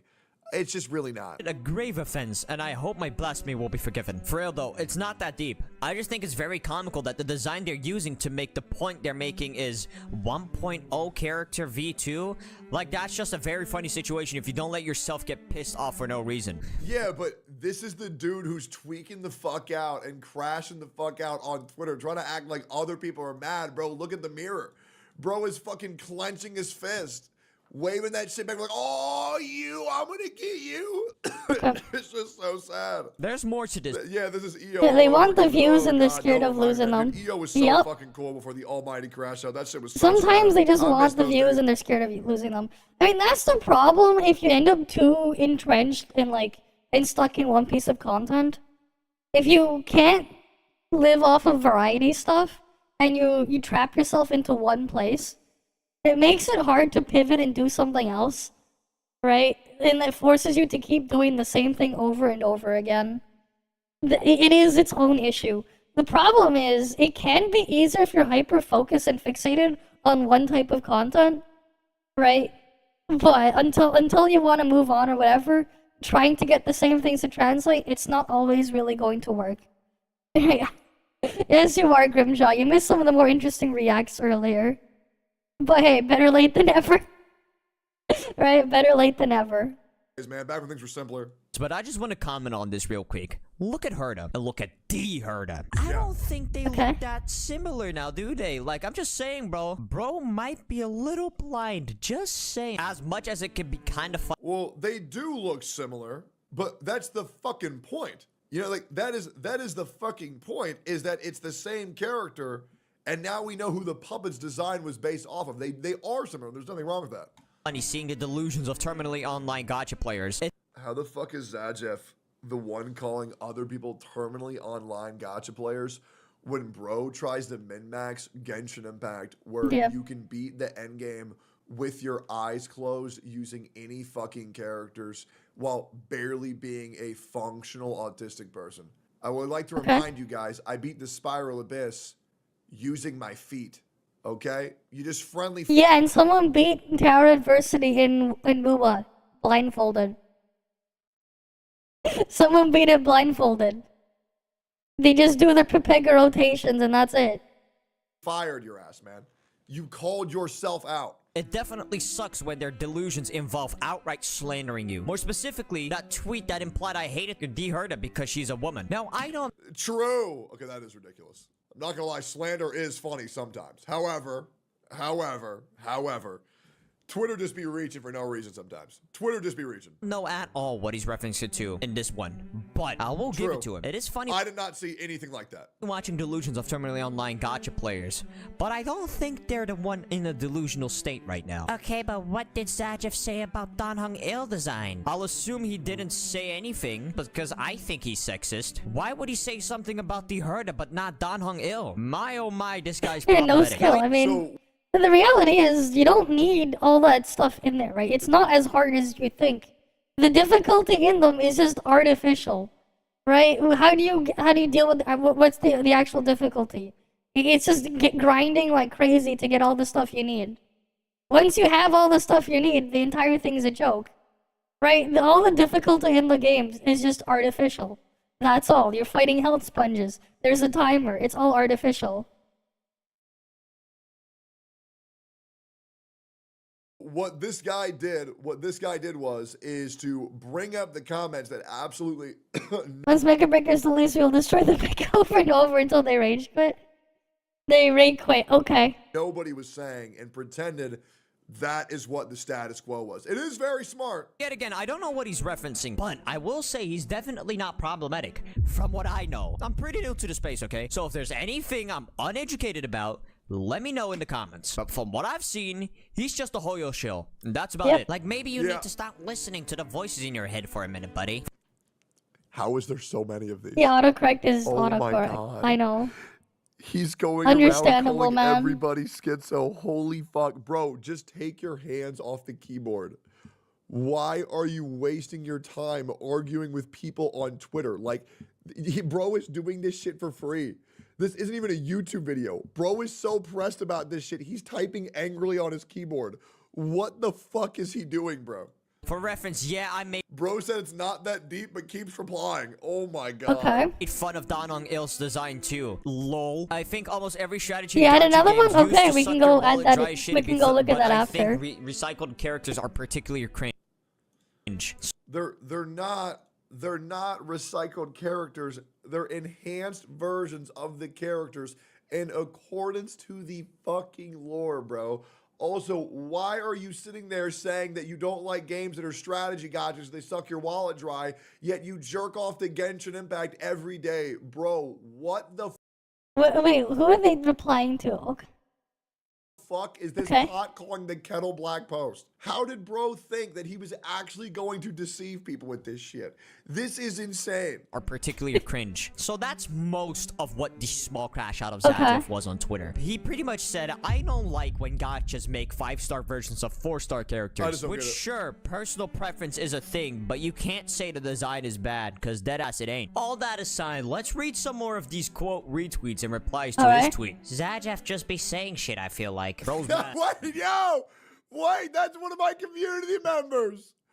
D'Anthony Potts. I love this guy, man. Non-stop reacting to videos, rename it. Fucking day. Yeah. This guy's the man. By the way, if you want to join the Discord, exclamation point Discord, if you want to join the community, join that shit on Twitter. Jeff just be saying shit, I feel like. Bro's mad. Go back to playing with Clea Nahida.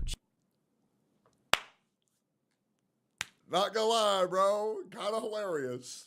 I don't know who posted that last one, but bro is kind of Giga-based. It is kind of funny, ain't gonna lie. Bro's kind of cooked. Jesus Christ. Herda alone literally destroys the look department of the whole Genshin cast. Sit down. You know, that guy's not even wrong. When you have designs like fucking Tartaglia and Zhongli, even though I love Zhongli, D Herda does solo every single one. Maybe not Farina, but the rest... Farina is adorable. I'll be real, man, guys. I haven't jerked off the Genshin Impact in like well over a year. The designs just don't do shit for me anymore, man. Like, I'm kind of like a Zenless Zone Zero HSR main now. Yeah, Nuverlet and Capitano are the only ones I like. Yeah, they're alright. Yes. To be honest, the type of character you simp for is little boys, so understandable. Damn, they're really fighting each other, man. Bro is unironically getting cooked. That is brutal. Oh my god, these quote retweets are ruthless, bro. Like, they're going in on the man. Like, has this guy These done people so? are crazy. I was thinking that, okay, this one's a little bit crazy. And then I realized bro's favorite character is Bennett, bro. That's fucking weird as shit. Something in the past that I don't know about? You're watch low, bro. Why are we hating? Put the fries in the bag, little pup. Put the fries in the bag. Hating on Herda, bro. Wrong. Big Herda clears. Oomph, let's sit this one out. Holy shit, these tweets are diabolical. Oh my fucking god. Alright, well, in conclusion, there's no way in fucking hell that a mint picker is saying that another... I love that word. It truly is the greatest insult ever created in gacha history. These fucking mint pickers. It is so good. Bro even used the hard R. That shit is actually fucking insane. His favorite is Xingqiu. Jesus, man, that's insane. Other games' character designs are bad when they play with characters that look like this. Yep. And this. And this, and this, and this. Like, come on. Yes, he Genshin is actually said that, literally Tara, the yes. lowest any character design can Take go. Code Like, how do you actually pull said off making that. character designs worse than And then he said he does it to designs? ZTZ and There is a difference HSR between instead. facts and delusion. And it seems like this man's stand would have been Death 13 considering he lives inside his own fucking dreamland. Also, I wanted to add that I saw this one tweet of him just saying, "Go yourself," which apparently... Damn. Dreamland. Also, I wanted to add that I saw this one tweet of him just saying, "Go." He actually tweeted this shit, goddamn. What the fuck? What the fuck? Oh, bro, got crashed out. He actually tweeted that. Man, What bro. the fuck? Bro is unironically pressed as fuck. That is ridiculous. That is straight up. That is the ultimate tweak out. That is so funny. That is so fucking funny. Yourself, which apparently was a quote retweet to someone being transphobic or something. Just wanted to add that because I thought it was funny. Anyway, Genshin Shield calling any other Gacha's game designs trash is fucking diabolical. And Vtuber looks fucking amazing. And I think Zajeff is wrong. And shout out to Captain Cabinet, because if she didn't tell me about the situation, I wouldn't have known. That's all. See y'all in the next video. Okay. Bye. That shit is so funny. I love just like little rinky-dinky drama like that where it doesn't really make that big of a deal, but man, bro is freaking the fuck out. That is so fucking funny. Yo, dude, I love that content creator too. What's his name? iThoma? What the hell is his name? I've reacted to so many of his videos. Crash out time here. Yeah, iThoma. Dude, we need to get this guy on the Gacha cast. This guy's fucking awesome. Okay. Sure. We don't need to look up his channel anymore, but that was crazy. We already looked at the Gacha Enjoyer. There's an Infinite Nikki video for later. Here we go. This one. There's this one here. By this dude. It was posted a day ago. This is 2 days ago now, apparently. Genshin has nothing left. Alright, look at the comments first. We'll look at the comments. At least I glaze a game that treats me well. Okay. I'm all about to glaze over. Why are these people thinking that's all they need to do, man? To more enjoyable wood content, what? Everyone's still buying away crocodile tears. So disgusting. That was months ago. Move on. He will cry for 6.02. I was not sold on his crocodile tears when I watched the clip. Some pointed out, and I felt disgusted. Okay. They ain't even near that stuff. Genshin was decently enjoyable for me. I was doing the story quest, although I kind of sucked having my 5-star character in the beginning. Not having any due to how the games start you with basically nothing. But as soon as I started grinding for artifacts and started playing characters, the game became mature. Just how these systems are for free to play. Man, they talk about, sure, you got all the you got 2 5-star standards. Sure. They already had Yenland, blah blah blah. Reasonable amount of time. They're not talking about having to go get the characters here. Like the stuff. Unless you're willing to spend 100+ hours opening every chest for the crumbs of primos. I mean, that's the same thing in WUA, man. You have to go open a ton of chests for crumbs of asteroids. It's not any different, man. 2 months already maxed out a few characters in your account. You maxed out, does he mean he pulled like 7 copies of them? The fuck? And these guys are exaggerating things, man. Genshin is dead in everything but banner revenue. Okay. Sunk cost fallacy. The story, want to see how things conclude. Occasional good-looking waifu husband will release. I mean, like, I don't see any reason to stick around with Wu either.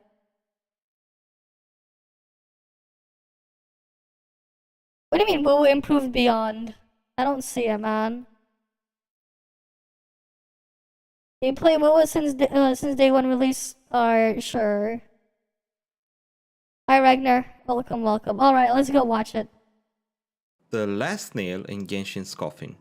This patch 1.4 There's no content in there Wuthering though. Waves has that one thing What? I have been waiting for from the start of the game. For all the hate Genshin gets for how slow the developers are in implementing quality of life updates for players, for them to be raking in the money every month and leaving you the player dry and thirsty for anything at all that can improve your experience. They had one last thing, one thing that was there that made me remember it while playing Bua. At first, I thought I might have skipped over some dialogue like a madman, and therefore I lost access to it, or I abandoned some quest midway like an idiot. My bad. It's now making my life hard. It was none of that.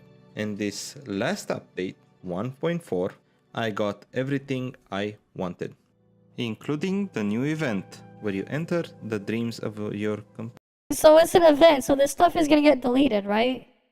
companions, and I am Punishing players for skipping, imagine. not going to spoil it for you, but you will be able to use Dream Link mechanic that allows you to engage in combat with your whole team, which looks awesome. They also added this Scottish hot mouse. The lost package is labeled as high value. My team member, Thule, was supposed to deliver it. Okay. That they may take our lives, but they'll never take our package. I don't know why she's Scottish, but I just think that ZZZ has some They mean they're using cheap voice actors, that's why. competition in terms of They just want the cheap voice actors, that's why. rodents that are very thick. We also have weapon skins, more convenient eco leveling, and of course the depth of elusive realm is also returning. I'm So that's their only content, okay. not referring to Camellia, the crazy hot psycho, which is a 9 on the crazy to hot scale. What? You don't know what the crazy to hot scale is? Well, I will let my friend Barney explain. A girl is allowed to be crazy, as long as she is equally hot. Thus, if she's this crazy, she has to be this hot. If she's this crazy, she has to be this hot. You want a girl to be above this line. There she is, on that scale. Unfortunately, my Camellia looks a bit different. Until further funds, she's not the most awaited thing in this update for me. Okay then, sure. Well, You're not gonna complain about the fact that you have to deal with this garbage 50-50. Damn. what was the most He awaited loses the 50-50, you won't complain about 50-50. quality of life update? Even more important than Camellia.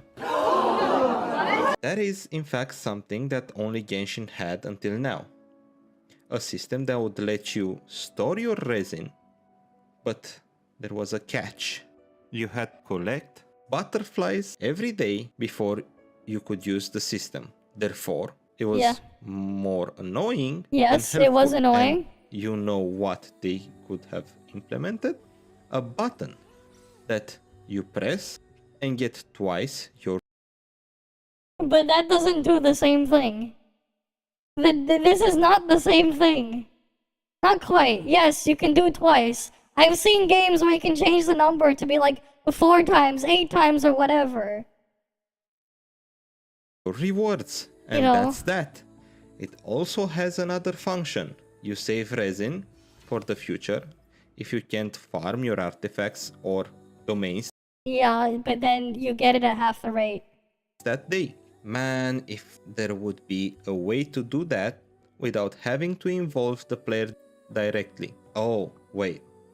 There is. MiHoYo implemented it in another game, but not in Genshin. Okay. Why? Well, because you must have fun for a limited amount of time until you pay.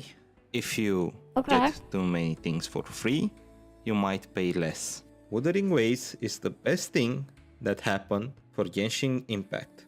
Competition is not a bad thing. Competition gets you the people a better game at the end of the day. Did they actually though? Here's one called Just a Genshin Copy. You guys want to see that one? The reason for the call today, John, is Alright, something just a copy. came across my desk, John. It is perhaps the best thing I've seen in the last 6 months. If you have 60 seconds, I'd like to share the idea with you. First things first, let me say it. Yeah, they're kind of similar. Okay, And they're similar. I don't see that as a bad thing. If you like Genshin, I do. this game is Genshin, but better. I say, hold up, wait a minute, something ain't right. Okay. Hear me out, okay? You might be thinking, why should I start playing another game similar to the one I've been playing until now, just so I can start from scratch? Well, it's the same, man. Because this game feels... You sure you got more rewards at the beginning, but those are all gone now. Well, it's just Genshin, exactly. It's like Genshin in 2020. Wait, you know what? We should make a... You know what? We should make a video, a graph at one point. We'll do it in the same tone as video we will react to. In 2020. It has that spark, that something else that you haven't seen before. Hey, we never had that spark Genshin had, though. Hey man, at least back in 2020, we thought we actually looked at Genshin as a Breath of the Wild clone. At the start. Did you ever see Wuwa as that? No. Of course not. But with the same level of quality and attention to detail that Genshin had. And even then, man, if you wanted to play just for combat... I mean, you gonna play this for combat, man? You gonna play this? Before they stopped giving a shit about their community. And I feel like this is one of the strong suits about this game. The developers really seem to care and are listening. Yeah, exactly. To feedback. He admitted they're similar. And exactly. Usually they're implementing things that we asked for years now. I think the way they implement them are very half-assed. Firstly, let's talk about graphics. The game looks pretty good. All Unreal the Engine. areas have their own little nice view and quite frankly stunning to just walk around and admire. But then what? Like they look nice, and then what? Yeah, sure. They look nice. This area here looks nice, but then what? Right? It looks nice, but then what? Admire the scenery. That It's a scenery. Beating on some bad guys. The second thing I want to talk about is the free stuff that you get. We all know Hey, he just wants all the free stuff. There you go. That's all they talk about, man. Genshin doesn't give out shit. You're not gonna even get 10 wishes for a 3-year anniversary. But for this, you get free 5 stars, free 5-star weapons. The weapons banner is not a scam. You are guaranteed a 5-star weapon and a 5-star character in 80 pools. The third thing I would like to talk about in this game is the combat. The combat feels amazing. You know how long I've been waiting for this? Okay. Woo, I'm about to make a name for myself here. And as you can see in the background, it's very dynamic. You change It's just the camera characters. tricks, You don't have man. elemental system like in Genshin, but you have an intro, an outro. That's why they play. perfect Imagine they dodges, didn't do that, perfect man. parries, which all help you kill your enemy in style. I mean, you could also just do what I do.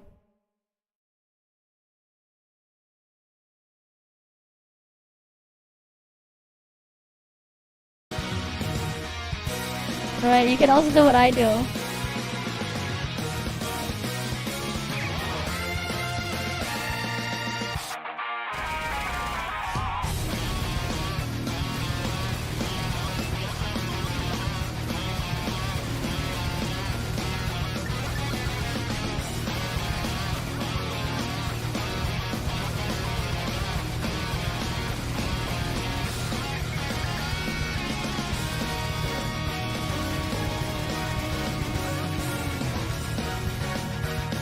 Right, you could also do what I do. Like, you could also do what I do, man. Right, I don't think they got rid of that. People wonder what macro program I was using. I was just using my mouse. I'm just using my mouse to do this. I don't need a program. My mouse can do it. You could probably figure out a way to make it work with Steam input, I think. For people on a controller. Amazing combat, guys.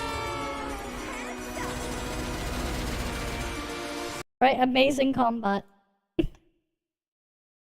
Very, very amazing combat, guys.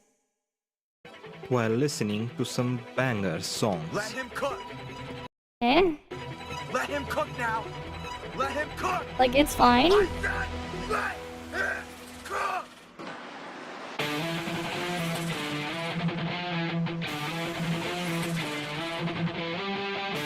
I don't remember hearing this.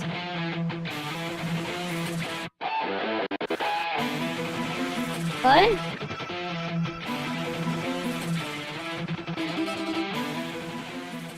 True, put And something as heavy, you've yeah. heard, the music is not bad either. The music for the bosses differs, but I think I like that one the most. Another strong point, the fifth one, I would say, is the exploration. You don't waste stamina while running. Imagine that. Imagine You do if you accidentally go into combat, you're stuck. how far you can go throughout the map without spending that much. For me, all I notice is that this looks fake. Like, to me, the speed here looks fake because the FOV is narrow. Stamina. It's like they want you to have fun, and What does that have to do with that? you can literally just look at a high point on the map, like Oh, no, he had to stop. He couldn't go up there. No, he had to stop. This is where he already breaks it right there. He had to stop because he ran out of stamina. We have? Maybe. earlier, and climb to it Maybe he without any re-uploaded. problems. And ledges. Look how easily you can climb ledges.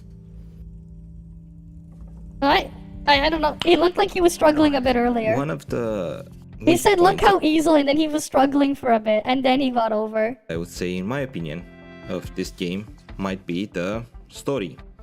Well, I mean, at least there's no Paimon. There's nobody that talks for you. You talk about Paimon. And you can really If you have to, ignore the story. At the end of the day, it's just a... I mean, if you're telling people, they can just ignore it and skip it.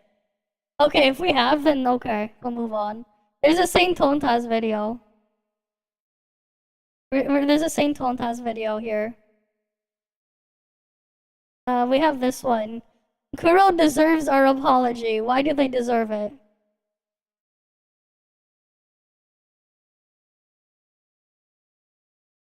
Wuthering Waves' 6-month anniversary was one of the greatest gifts that could have been given to the player base. The biggest... Okay, you know what I'm gonna do? You know what we should do, man? We should make a chart of him. Of something.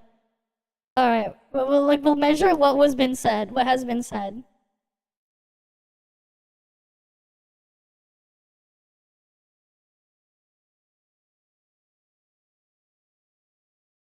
We'll make a counter of how many times certain things are said.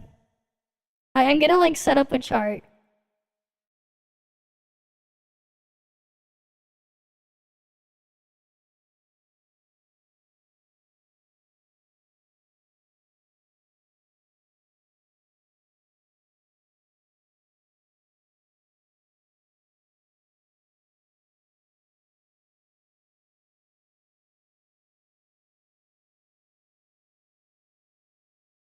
Me enjoyer, fair enough.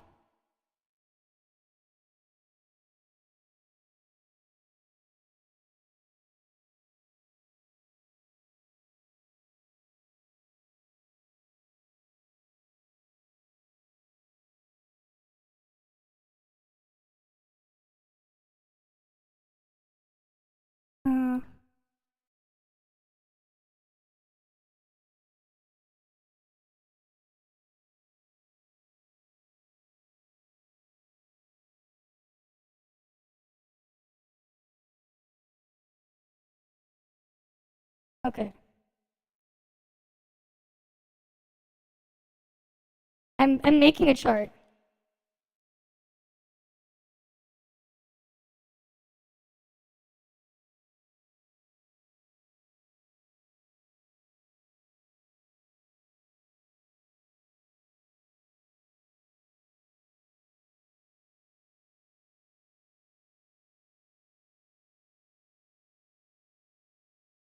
Alright, we're gonna delete these cells.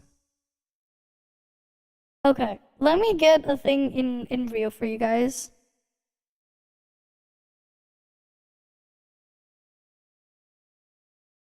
Sheets.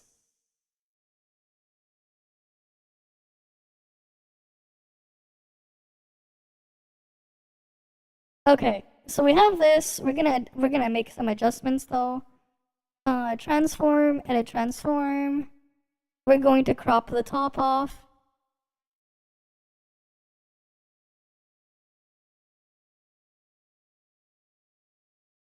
We can crop from the bottom. We don't need that much.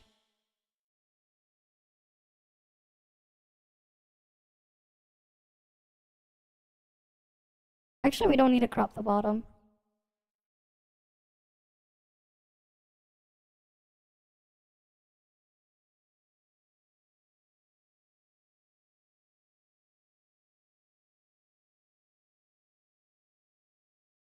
Okay, and then we can crop from the right.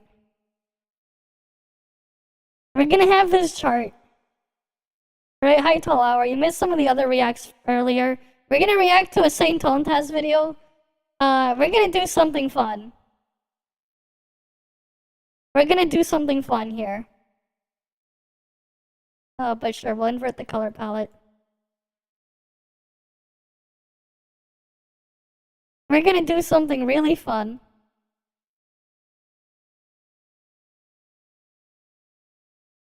Should we re-react to the one that also won the $1,000 from Kuro? And apply this to it and then make a graph? Would you guys, should we do that and make a graph out of him? Should we do that?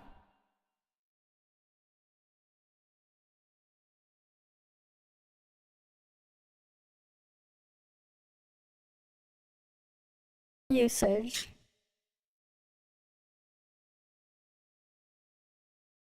Yeah, we can make a bar graph. Wait. I think.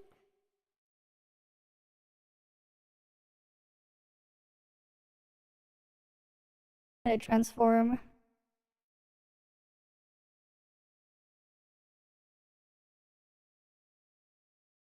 Let me just resize this.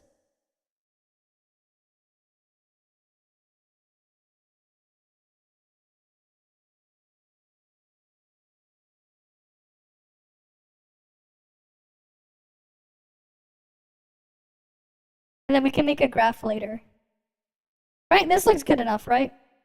We can put that over here. And it will make a graph after. Okay? I'm gonna just pin the window. We'll put that there. Right, we're gonna do a scoreboard now. Right, we're gonna do a scoreboard for Gacha PvP. New type of content, guys. New type of content. It's going to be an innovation from me. We're going to innovate by making a new type of Gacha content. We're gonna keep score of the PvP. We're actually going to do this. You guys ready? We're actually gonna keep score and update the number every time we hear it. Hear something. Alright. Wuthering Waves is 6 months. Alright, we got one use of Wuthering Waves. The anniversary was one of the greatest gifts that could have been given to the player base. The biggest dump of content we've ever seen in preparation for a new region and version of the game. Drip marketing isn't quite the right word to use here. It's more like a flood. And what's clear from the A flood. This is a flood, guys.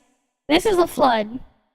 This is a flood, guys. Reaction across the entire community is that Kuro cooked, improved. Alright, Kuro, we have one for there. That every single harsh critique when it came to their character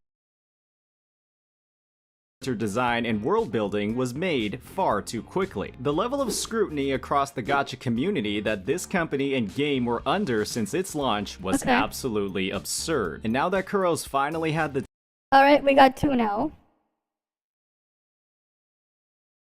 That's a 2. time to fully flesh out their vision for this game, it's safe to say that they know exactly what they're doing. It's beyond fair to say that Wuthering Waves' patches were a bit lacking ever since the huge map expansion we've had. We have to say 2 now. We have to count this up.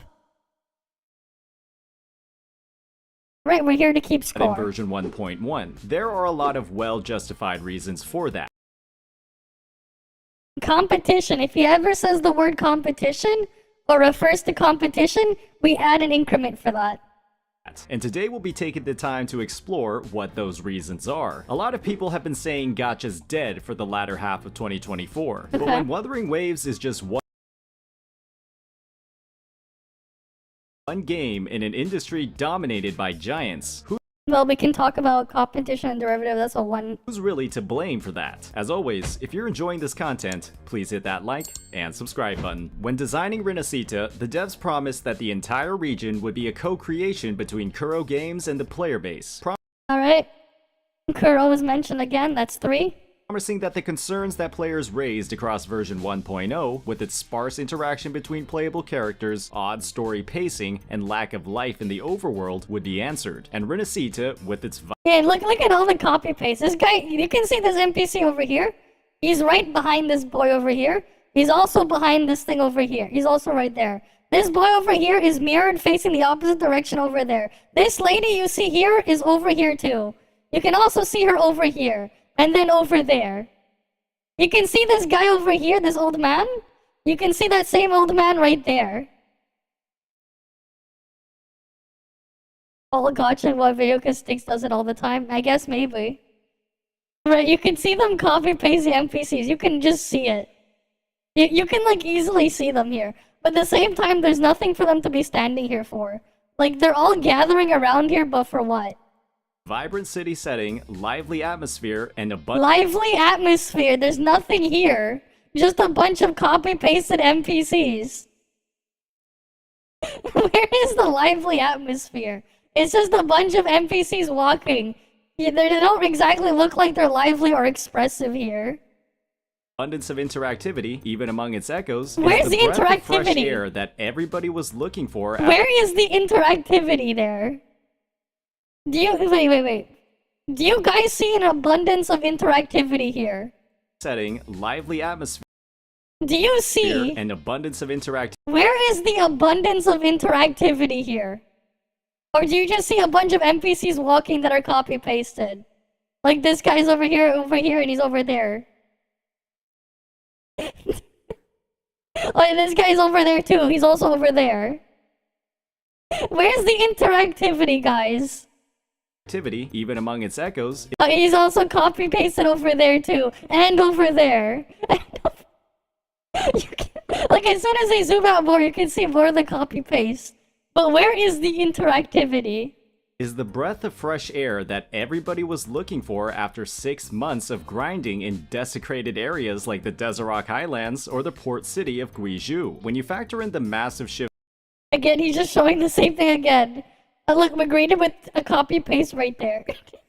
in tone in Raguna compared to Jinzhou. Yeah, someone needs to play Where's Waldo with the NPC and count how many unique ones. True. True. Someone should do that, man. Someone should do that. And even Mount Firmament and the Black Shores, the difference is clear. This city is alive, and with the Is it alive, or do I just see a bunch of NPCs walking? Is this actually alive, man, or is this a bunch of copy-paste NPCs walking? Does this look alive to you? introduction of sentient echoes that walk, talk, and interact with each other, just like How do we know they're talking and interacting? They're just walking in a line. people. The possibilities for storytelling and interactivity across 2.0's If 12 has the same, has just about the same NPC, but each one is different, yeah, I'm not surprised. are higher than ever. Unless this teaser is the biggest bait in gacha gaming, Kuro Games is promising a lot The in snowman Renacita cloud, yeah. just from its setting alone, and that promise becomes even more significant when we review its immaculate drip marketing and cast of playable Hey, they look fine. They don't look like anything special, but they look fine. characters. Kuro took the critiques of a bland, dark color palette in their 1.0 roster to heart when designing their newest additions to the I mean, yeah, there's definitely more color here, but I don't have any context for this character, so why would I care? It's not like we have context or anything for them or about them. roster. So with it's the not most like we're gonna unique blend care. of aesthetics we've seen thus far. There are 50 Right, shades like again, like this one, right? Like of magenta and plenty of other colors on these characters. 50 Shades. Okay, where's my 50 Shades? Colors on these characters, even if they're mean thus far. There are. Okay, this guy went pixel peeping. That's not magenta. That's not magenta. That's not magenta. That's not magenta. Neither is that. Neither is this. Neither is this.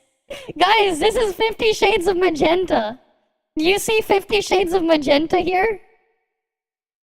That's not 50 Shades of Magenta. 50 shades of magenta, and plenty of other colors on these characters, even if their attribute is clearly something like Glacio. Just like with Carlotta, we saw a similar betrayal of an attribute's typical color with the release of Shorekeeper, having a blue thematic while dealing spectral damage, and the fact that Kuros opens that level of artistic freedom in their designs means that any future release has that same level of potential. And that's just the colors. The outfits these characters... The colors are fine, but like this one is just straight up clashing. This just looks like a mess of stuff just clashing together. They're going the Disney route, yeah, they're gonna slowly go there. Artistic design, I know. This one, it just visually looks like it's just clashing with itself. It just looks like it's clashing with itself here. Characters are wearing are also some of the most unique, fashionable, and tasteful we've ever seen. Baggy pantsuits, deep-cut nautical v-necks, and gothic dresses are an aesthetic that we just haven't seen before. It's a dazzling What do you mean we haven't seen it before? Maybe not in Wua, but, you know. Blend of modern hot pink is not magenta, exactly. Design, classical themes. Neither is white, black, or gray. They are not magenta too. They are the furthest from it. At least hot pink is closer to magenta. And straight up Pirates of the Caribbean. Okay. If nobody in this lineup fits the bill for you, you've got to be one of the pickiest people on the planet. This diversity and perhaps most... I mean, I don't care for any of them, but they're like, whatever. Importantly, departure from Gooner bait allegations can only make this game more and more accessible to a wider portion of the gaming population. Yeah, Kuros checked off a lot of the Alright, we got another one. Boxes when it comes to their character design in Renacita, and the reaction to their half-anniversary bomb is the only confirmation we need. These characters are hype, and once again, we can see that Kuro's limited content across versions 1.2 to 1.4 wasn't because of some lack of budget, manpower, or resources. It's because they were dedicating so much of their development time towards crafting this unbelievably beautiful region and design. Unbelievably beautiful. This looks extremely bland. I'm sorry, this looks extremely bland. As someone said maybe it's supposed to be Greek inspired, I want to see my fucking Greek statues then. I want to see my freaking Thor holding Mjolnir or something. You know, maybe a statue we have like Hades or whatever. Or like any of the Greek gods are there. That could be cool. Maybe like a chariot or something. Like they could come up with instead or base something else off of that. Here I just see nothing. Right? Like there's nothing here. Maybe at least like a fountain? A nice stone fountain where like water's dripping over and stuff like that. You know, like maybe they're like the people around here for something. Put a stall for the people to be buying stuff from. Where are the balloons from? Right? This is just like, why are there just a bunch of NPCs standing there? Right? Like what would you do, man? If you wanted to start a business in this city or whatever, where are you gonna put your business? Like, are you gonna open up a stall here where there's a lot of traffic for some reason, but for some reason? Or are you gonna do it somewhere else in there? Right? There's a lot of foot traffic here for absolutely no reason. Right? Like, you would at least expect to see some sort of stall or something here. Designing this awesome cast of characters. That incredible aesthetic didn't end with... Hey, one of the few that use Kiki as a main, don't call you picky, even well, I don't go as low as to call those outfits nice. You're good. They're like, okay, but that's it. You know, this one clashes with itself. The rest are okay. But like, you know, it is 9 main square, of course. There's actually something there, man. There's a fucking bulletin board and stuff there. Yeah. Alright, you have a good night, Zedmeister. With their outfits. These characters are also offering some of the most interesting or mysterious They just put a picture of an item here. Combinations of weapons we've seen in Solaris, with popular combinations like gunblades, magical staves. How is that a gunblade? That's just a gun. Where's the blade on here? I don't see a blade, I just see a gun. This looks like it could maybe be a shotgun or something, or some sort of rifle. Right, this looks like it could be either a shotgun or a rifle of some sort. That is not a gun blade. There are guns with long barrels. Not everything is a really short-ass barrel like a pistol. Right, like, this is probably either a shotgun or some sort of, like, rifle. I don't know where the hell he got gunblade from. I don't see how this could be a gunblade. Combinations like gunblades, magical staves, a sword and pistol combo, and how does he know that's a sword and pistol? a tie. It looks All of like these shotgun. characters It are could either be a promising shotgun or a rifle. Yeah. unique attack Right? animations that will vary wildly from existing wielders on the roster. We've seen what these developers can make firsthand, and if there's one thing Kuro didn't sacrifice across version 1.0, it was the quality of their limited characters' kits. There's no reason for I think you said it again, so I'll put this. them to stop now. One of the biggest challenges Kuro Humble, games yeah. faced across all of version 1.0 was the massive pivot they made when it came to storytelling and world building. According to Didn't he say it again, so I'll put a 7. developer interviews, this shift was one of the hardest parts of the development process across the early months of release. And with that explanation in mind, it makes sense why there seemed to be so little content surrounding the actual main story quest and its progression across the latter half of the version in calendar year. Instead, patches were dedicated to developing the cultural significance of Jinzhou and its festivals in 1.2, Then why didn't they keep it as a permanent thing, and why didn't they let it stay? the background they lore of the remove Black it? Shores, the Tethys system, and Rover's Past in 1.3, and the reveal of the Somme Noir's potential You would give credit they actually used the tie to fight, but I doubt it. Yeah, I doubt it too, man. for individual character story progression in 1.4. While rewriting the story to better fit the developer and player's vision for the future of Wuthering Waves, Kuro dedicated their updates around laying the groundwork and establishing the foundation for the real story in Wuthering Waves. What will be Now, okay, guys, all the stuff you had before, that's nothing, man. No, this is the real story now. The real story is in 2.0. experiencing in 2.0. They rewarded their player base with one of the best half-anniversary gifts Real possible. story, and it's okay? All of 1.0, 1.1, 1.2, 1.3, 1.4. That's all fake. Real story is in 2.0. Right? We heard it from Saint Tone Task first. Real story is in 2.0. All of 1.0, 1.1, 1.2, 1.3, 1.4, all fake, guys. All fake. Yeah, so we got a fake story all along, yeah.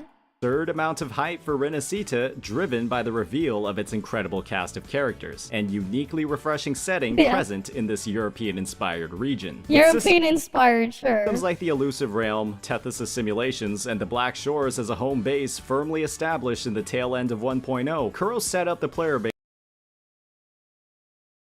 Alright, that's a 9.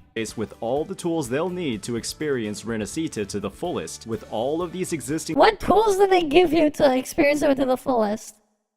What tools did they give? I don't understand. features directly applicable to the newest members of the roster. And with the PS5 version releasing with 2.0, Wuwa's incorporation of their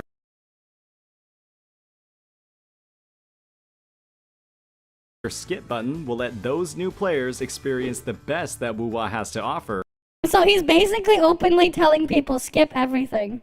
in record time, minimizing the clunky pacing issues we all experienced back in He's basically telling them to go skip all of it. 1.0. I've But always if you skip it, you can't go back. You can't go back and look at it later if you skip it. said that Kuro Games made Flaunting the skip button when he's saying the real story is 2.0. I know, right? This shit's crazy, man. enjoying their game as easy as possible. And that's only going to continue in 2.0. Gacha might have died in 2024, and Wuthering Waves' backloaded development for 2.0 definitely contributed to the problem. But the fact of the matter is that Kuro Games was How does he know, man? He doesn't have the thing in front of him. How does he know? making a massive investment in Renacita across the latter half of 2024. And they're only one developer in an industry dominated by a giant with Oh boy! I mean, we see a picture of Hoyo here. a lot more funding, advertising, and budget. When you advertising and budget, you know, advertising didn't I thought most of the ads currently were being bought out by Kuro though. Didn't Kuro have more ads or something? look at what Kuro's been able to produce as a result of their investment, you can't help but wonder why a company like Hoyoverse, with 3 massive titles in the genre, weren't able to save Gacha in 2024. Kuro had an excuse. We witnessed it live on November 22nd. What is Hoyoverse's? Where is all that money from FOMO-fueled banners and predatory practices going? It certainly isn't back into the games themselves. Kuro Games openly admitted in interviews the struggles across their development process to the player base. They dedicated a majority of their livestream towards reaffirming their commitment to the game and their players. They promised that they would listen to critiques and implement changes that would satisfy the player base. They followed through on all of their promises in version 1.0, and with all of these reveals for 2.0, they've done nothing but repeat that very same dedication. This game has received a lot of criticism, some of it justified, but a lot of it was completely unwarranted. Many are simply unfamiliar with a developer that genuinely plays and enjoys their own game. I don't know, man. I don't know. And makes changes in line with that philosophy over making as much profit as possible. This is the company that sells limited character dupes in their shop. With a developer like this, it'll only get easier and easier to enjoy this game. As always, if you enjoyed this content, please hit that like and subscribe button. Okay, that's the score here, guys. Okay.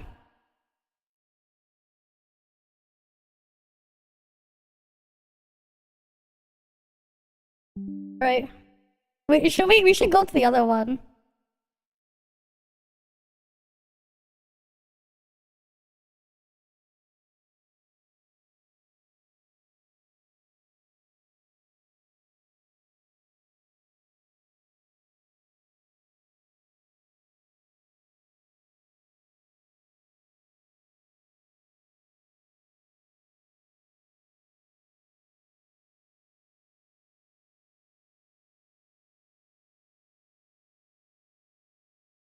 We should give him a score to the one that won the contest. This shit's funny, like how often he feels the need to talk about it. We got 5 uses of Wuthering Waves, 1 use of Uwa, 1 use of like competition and derivatives of that, 3 counts of Hoyo, 14 is Kuro. That's the overall score. we're keeping score now. Okay, we're gonna keep score like this. Alright, let's do a new one then. Alright, we're gonna wipe it clean. Pretty good glaze score. Here, let's do the one that won. Which was the one that won again? Which one was the one that won? Which one are we gonna measure the score on? The one that won. Which one was it again? It was one of the glazing videos, right? Was it best or whatever? Oh, ruined devs. Oh boy.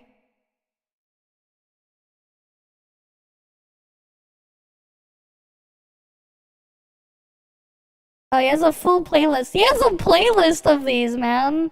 He's got a fucking playlist. Best devs, I think this one. Something with devs. It might be this one. Alright, let's go do it. Known that with this thumbnail, Mr. Pokey created one of the greatest gacha memes in 2024. It's been used sarcastically, sure, especially when Kuro's made some minor Alright, we got 1 for Kuro. blunders with their patches and fixes across the game's lifecycle. But it's also been used for many of the positive changes the devs have made, actions motivated by the direct feedback of players. The devs listened wouldn't be a popular phrase if it wasn't true, and the Wuthering Waves developers do, in fact, listen. And the public reception to their listening has been so positive and industry warping that other gacha developers, including the biggest one in the business, have been forced to start listening as well. Alright, other developers, competition and derivatives. well. It just took them a couple of years and a bit of pressure. It turns out that healthy competition is a good thing, despite. Alright, that's 2 counts now. We're not even 1 minute in! We're not even 1 minute in the video! We already have 2 referring to the competition, and 2 referring to themselves. We're not even 1 minute into the video, okay? We're not even 1 minute in. Despite what some players might say, there's 2 reasons why Genshin Impact has seen let's go. We got more quality of life updates in the. We've heard him talk more about the competition now. We're only 1 minute. We're only 1 minute. He's talking more about Genshin and Hoyo. This is what I'm saying. He's talking more. We're only 1 minute in. We're only 1 minute in, man. Only 1 minute. This is just nuts. In the past 4 months than they've seen in 4 years of service. Those reasons are called Wuthering Waves and Alright. Kuro Games. Alright, here, we can raise that to 2. Game developed with the harshest feedback of its predecessors in mind, and developers who are constantly keeping their finger on the community's pulse to find and fix whatever issues players are having. Okay. When Kuro hears a complaint, they fix it, and they don't just do the bare minimum. They go above and beyond. Yeah, Today we'll be that's breaking debatable. down why this is the case, exploring how the devs have kept the player experience top of mind, from Wuthering Waves' development and baseline mechanics, all the way to the massive quality of life updates we've seen since launch. The number and content of these changes is absolutely astonishing, and most importantly, actually useful and accessible for the player. As always, if you enjoyed this content, please hit that like and subscribe button. From the ground up, Wuthering Waves was a game designed to limit player frustration. Kuro recognized that a huge portion of their potential player base were coming over from massive titles like Genshin Impact. Oh shit, I accidentally dragged it. He just said Genshin again. Or Honkai Star Rail. That's competition and derivatives as well, that's a count for that. And took the biggest critiques of those games to heart when designing the systems in Wuthering Waves. Alright. When it comes to basic mechanics of an open world like exploration, they streamline the experience significantly, implementing features like unlimited out-of-combat sprinting, vertical wall running, and something that isn't stated enough, near immediate access to all of the essential exploration gadgets, like the grappling hook, portable teleportation points, and my personal favorite, the loot mapper. By implementing these changes, Kuro simplified. But here's the thing, he didn't mention Hoyo specifically in that.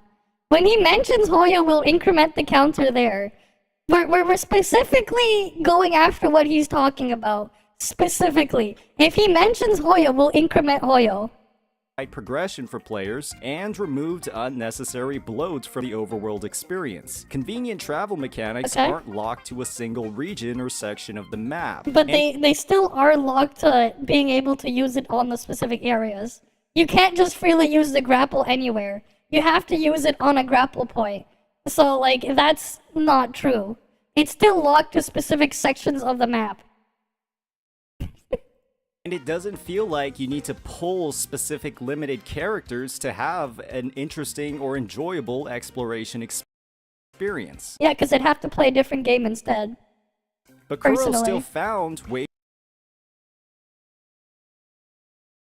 to I'm sorry, improve. who the fuck is gonna do this Players weird complained stupid about the slide? clunkiness of certain overworld activities like the shooting challenges and destructible collectibles, citing how switching back and forth between pistol users and their regular teams to 100% the map wasn't a great experience. They acted on this feedback immediately. I mean, if you wanted to get rid of the problem, get rid of the problem. Don't put a band-aid on it. The problem's still there. Now you gotta cycle a different gadget instead. The problem isn't gone, it's just now, you don't swap your character, you swap whatever gadget you're equipping. And in just its second version, Wuthering Waves released a shooter gadget. Right, like, it doesn't really solve the problem. You put a band-aid though, now you gotta swap something else. That removed this inconvenience completely. And imagine you're doing it on a controller and you have to use the freaking right stick to aim, man. That sounds like you'd be pain. This wasn't something that they had to do. Hoyoverse had clearly demonstrated Alright, we got a Hoyo counter now. you could get away with ignoring complaints like these for years. But Kuro decided to respond in weeks. This wasn't something that they had to do. Everybody unlocked Chisha for free in the first 5 minutes of the game, but Kuro I don't think it's 5 minutes, I think it's a lot longer than that. wanted to go above and beyond to cater to players. Wait. That's and beyond, but Kuro wanted Okay, we have to increment the counter here. Just double checking. to go above and beyond to cater to players. That's why people say the Wuthering Waves devs listened. It's because they do. However, this isn't the only area where the devs did far more than they needed to when implementing quality of life updates. Wave plates, or the daily energy system, was also designed with the player experience top of mind. With a 240 limit and a simple accumulation of 10 per hour, Wuwa's energy system Oh, now he actually said Wuwa for once. was a lot easier to keep track of compared to Genshin's, and also had a much higher cap. While other games launched with Other games, that's a competition and derivative. a much lower cap on their energy that was increased in later updates, with Honkai Star Rail taking over 4 months, Alright. and Genshin Impact taking nearly 4 years. That goes 2 here, and that goes up 1 over here. Kuro simply launched Wuthering Waves with the highest energy cap seen in the You know, they also added the condensed resin in 1.1. The first update added condensed resin. So they technically added stuff for resin even before that. industry. They also started Genshin with a cap of 120. They then raised it to 160. But this guy doesn't know that. That's a dev going above and beyond. Yeah, I don't think that's them going above and beyond by giving a bigger cup. I don't really see that. If they really wanted to go above and beyond, they would have gotten rid of the system entirely. And that's at the launch of the game. It's not a real story, I know. Imagine, you have to... Yeah, like, he has to actually do research, man. Yeah, he would have to actually do it. However, that wasn't enough either. Even with this massive energy cap, players wanted more, and Okay. Kuro gave it to them. Alright? Sure, Kuro gave it to them. With 1.2, Kuro added the Wave Plate Crystal system as an excess energy system with a cap of 480, and perhaps most importantly, a rate of 1 every 12 minutes. Okay. When the baseline rate is 1 every 10 minutes. 6. This is incredibly fast. Other games like HSR, theirs is 1 every 18 minutes. Okay. That is 50% slower. Nobody would have complained if Kuro had simply kept the same rate as one of their competitors. Instead, they again decided to go above But he said competitors, so that should have been an account. and beyond when it came to their implementation of a highly requested system. Other companies, well, Other companies, damn! Other companies, guys! they take highly requested features, like a custom artifact molder in Genshin, and Okay, Genshin now. Genshin mentioned again. completely butcher its implementation. It is mind-blowing that Hoyoverse took We're only 5.5 minutes! Look at the score! almost 4 years to add this into the game. And when they do, it's time-gated by almost 1/3 or even more of the calendar year. Enjoy your one customized artifact every 4 to 6 months. But while Put Hoyo on the screen. we're on the topic of gear, this was another area where Kuro demonstrated Alright. an incredible amount of player receptiveness. Echoes were one of the most unique and creative takes on the gear grind in gacha games, with the ability to infinitely farm overworld monsters and the streamlined methods of obtaining critical components of a character's build with its design of the 1, 3, and 4 cost system. Echoes were another big pain point for players. They still are, man. Large disparity between the availability of echoes and the actual experience and tuners used to level them up. Yeah. Kuro responded with a Alright, he mentioned Kuro again. Diplomatic solution to increase echo materials. Rather than increasing tacit field rewards and retroactively punishing players who didn't hoard their resources, I mean, you could just refund them the resources instead. If you're going to increase them, you could just refund it to them. Instead implemented these rewards across a massive number of events and So you have to now play these events. You are now required to log in during the times of these events and play during the times of these events. Got it. So instead, the problem is still there. And if you don't have the time, you can't play during these events. Well, fuck you. You're screwed. You can't get them. activities You're out of luck, equally man. rewarding all players. But Nah, I don't think it rewards all players, because again, those are only temporary. It is not a solution. What if you started playing later? What if you took a break and came back? Right? What if, you know, what if those situations? What if you can't play those days and do the event? Right? What if you can't? You don't get them. You don't. still, people had issues with echoes. And now that people had progressed further into the game, grinding overworld mobs for drops had become a lot less appealing. So they just went ahead and started giving out a massive number of randomized echo drops across every avenue of content. From repeatable activities like the Elusive Realm, all the way to story events like the Moon Chasing Festival. So now you have to play those events too still? Oh boy. What if you don't play those events during those events? What if you came back and started later? You're still gonna have that problem. They didn't solve it. They gave you a little band-aid though. The problem is still there. Kuro takes feedback and Alright, we're gonna put that as a 12 here. Implements it quickly. Oftentimes, all it takes is just one version. This level of response is something that gacha players aren't used to, but this is just the way that Kuro does things. Yeah, I don't By think acting so. on But sure. these requests, Kuro in turn fosters a community that doesn't have that same level of toxic positivity. Other gacha games are Alright, I gotta change the counter here. Other guys. notorious for, and that's a very good thing. These are only a few examples of how the devs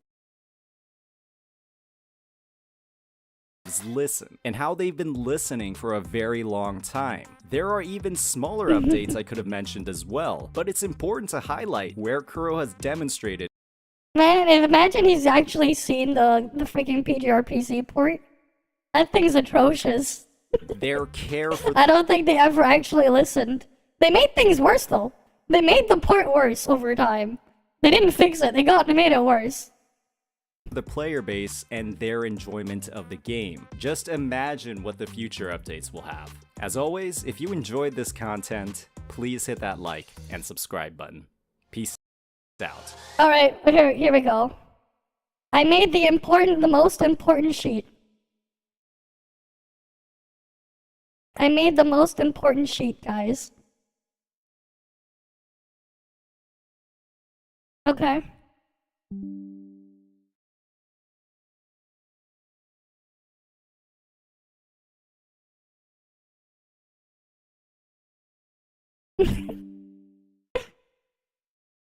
I made the most important one.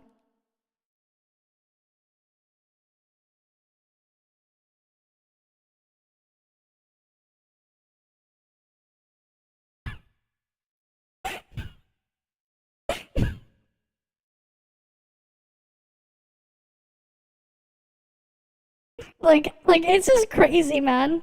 Hey, we should make an actual graph. We know what we need to do. We need to make an actual graph. We need to take this data, we need to make a graph. Let's go make a graph.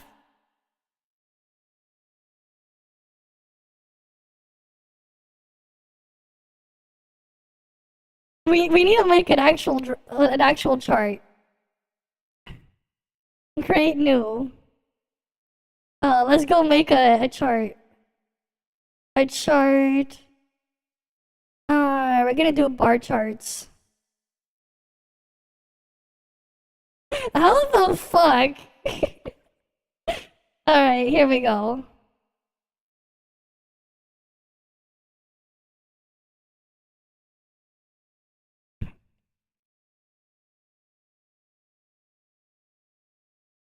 Best. We'll CC video.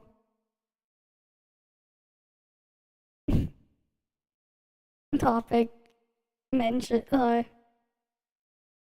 Right? And you know what he will do? We need to make another subtitle around underneath it.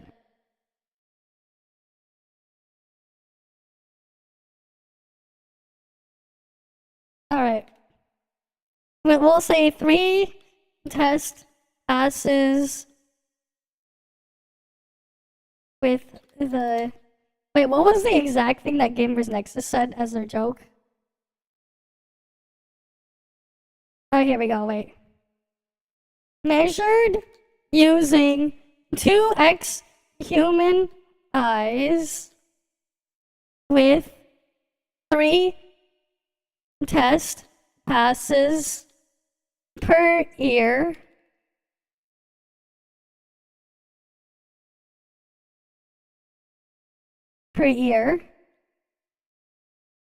Validation pass with 2x human eyes. Okay?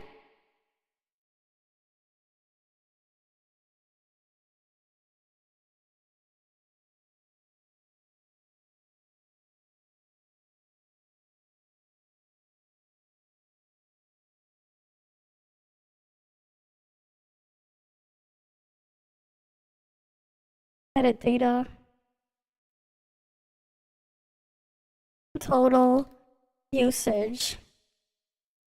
Alright? We're gonna put first one. Wait, we can just copy paste all of this.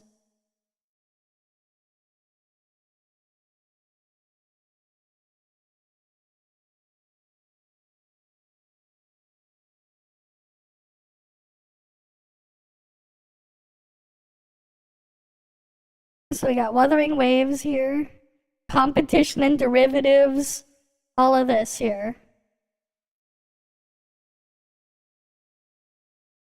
Yeah, I don't know, man. It was like available immediately when I played it during the beta. Alright, we're gonna need to change the scale.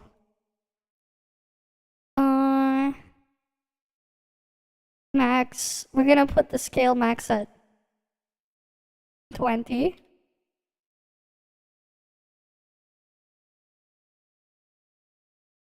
Interval, we're gonna go by 1.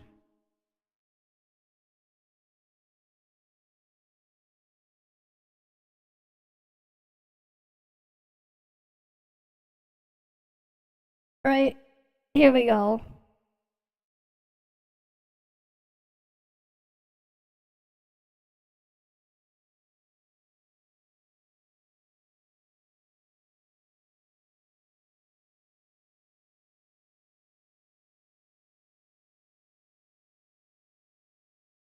How do I hide this bar?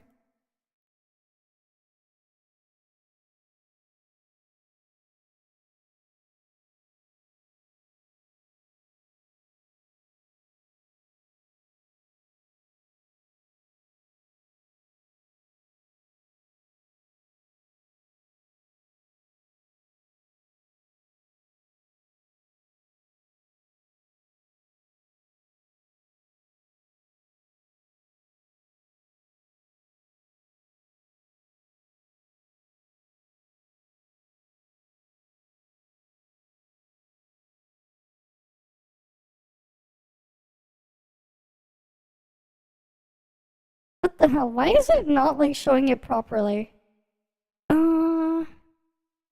This chart thing is like scuffed. We need to like edit the label and the stuff there. Font. I'll just leave it as is. Size.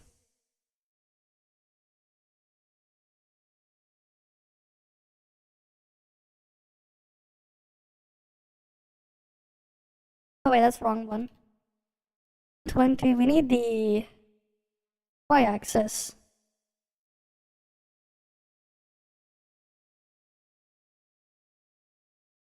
No.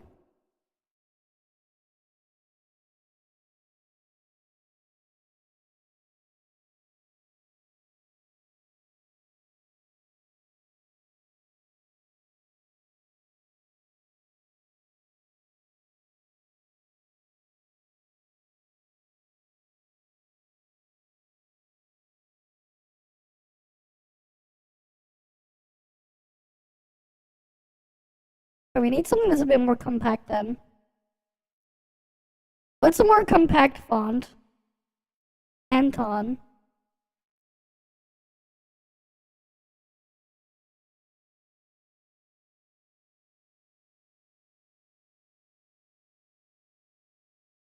Here we go.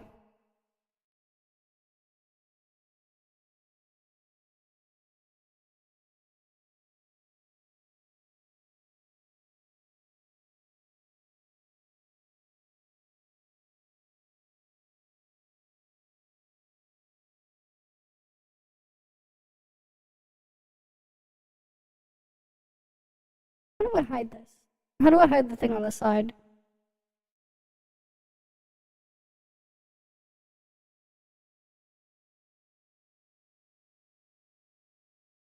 Alright, let me drag this out here. Here we go.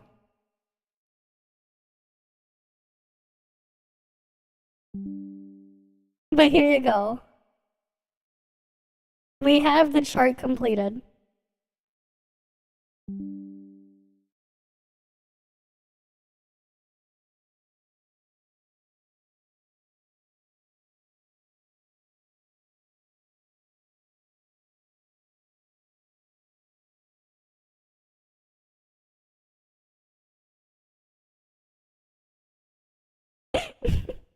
Right, this shit is funny, man. How the fuck did freaking Maggie lose to this? This is what freaking Maggie lost to. That's what Maggie lost to. That is what Maggie lost to. Imagine. Oh wait, did I close that video? The best get devs in Gacha gaming. This is what they lost to. They lost to that's what Maggie lost to, man. She lost to the freaking thing where you can freaking make a chart out of them, and it looks like this. The fact that I can make a chart and fill it up like this and word usage. My god, wait, like, well, here's the funny part, right? If we combine it, that's what? That's 3 counts for Hoyo.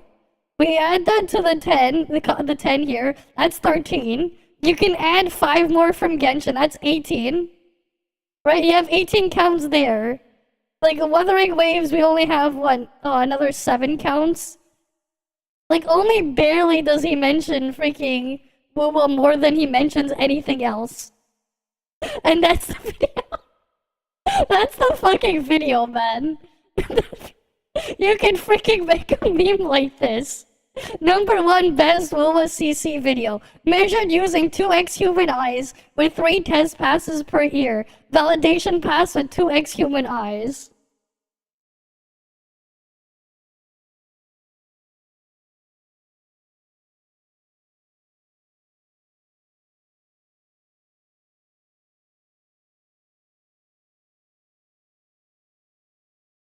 Like, actually, man.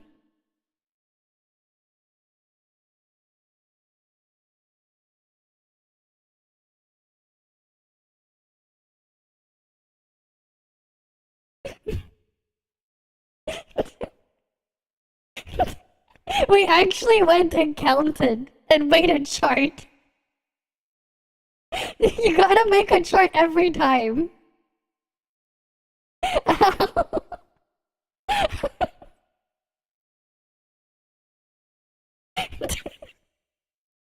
This shit is hilarious. Like, it's just funny, man. Competition. Oh, wait. Oh, wait. I spelled competition wrong. In here. The freaking formatting is scuffed.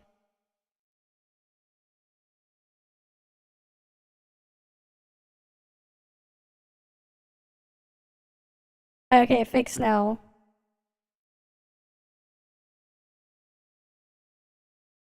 Alright, I fixed it now.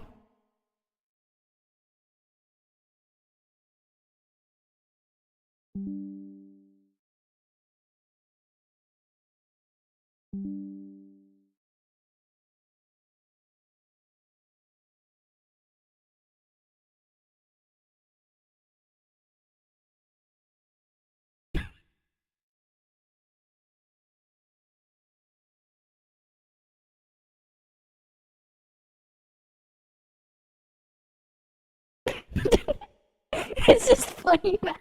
I freaking pinged Maggie over this. Wait, here, wait. I freaking pinged Maggie over this shit. They wanna get glazed. Here we go. I'm like, you make a praise video, that'll be Saitona's ass girl. Fix the chart typo.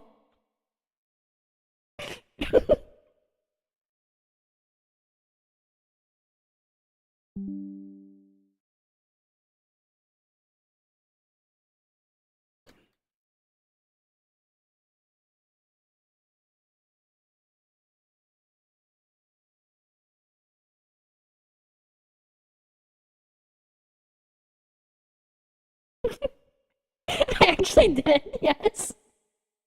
I'm like, okay, which part though? I'm like, this part though. What do you think? Good methodology? Picture using 2x human eyes with 3 test passes per ear. Validation pass with... Wait, I think I meant to put human ears. It should have been human ears. Oh, wait.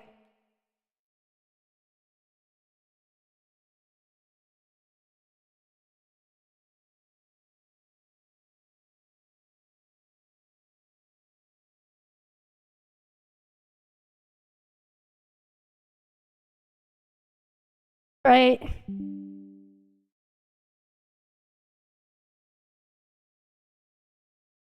The 2x human ears. 3 test passes per ear. Validation pass and 2x human eyes. The fact that I can make a chart like this, man.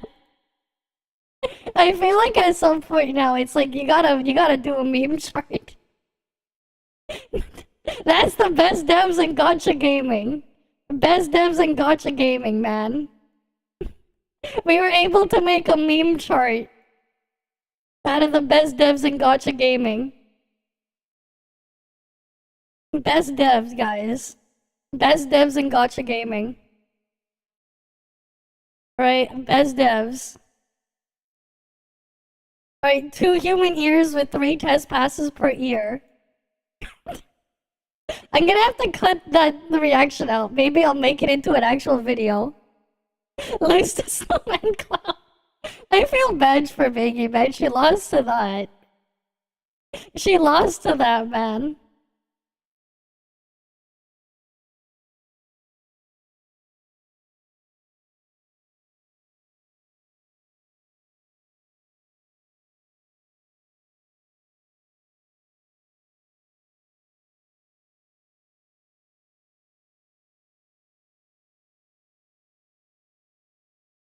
Here, we'll get a comment.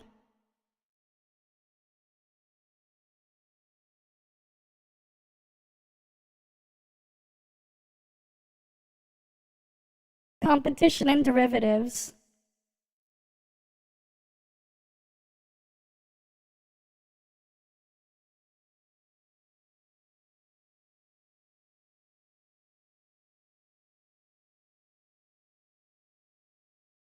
Word usage in video.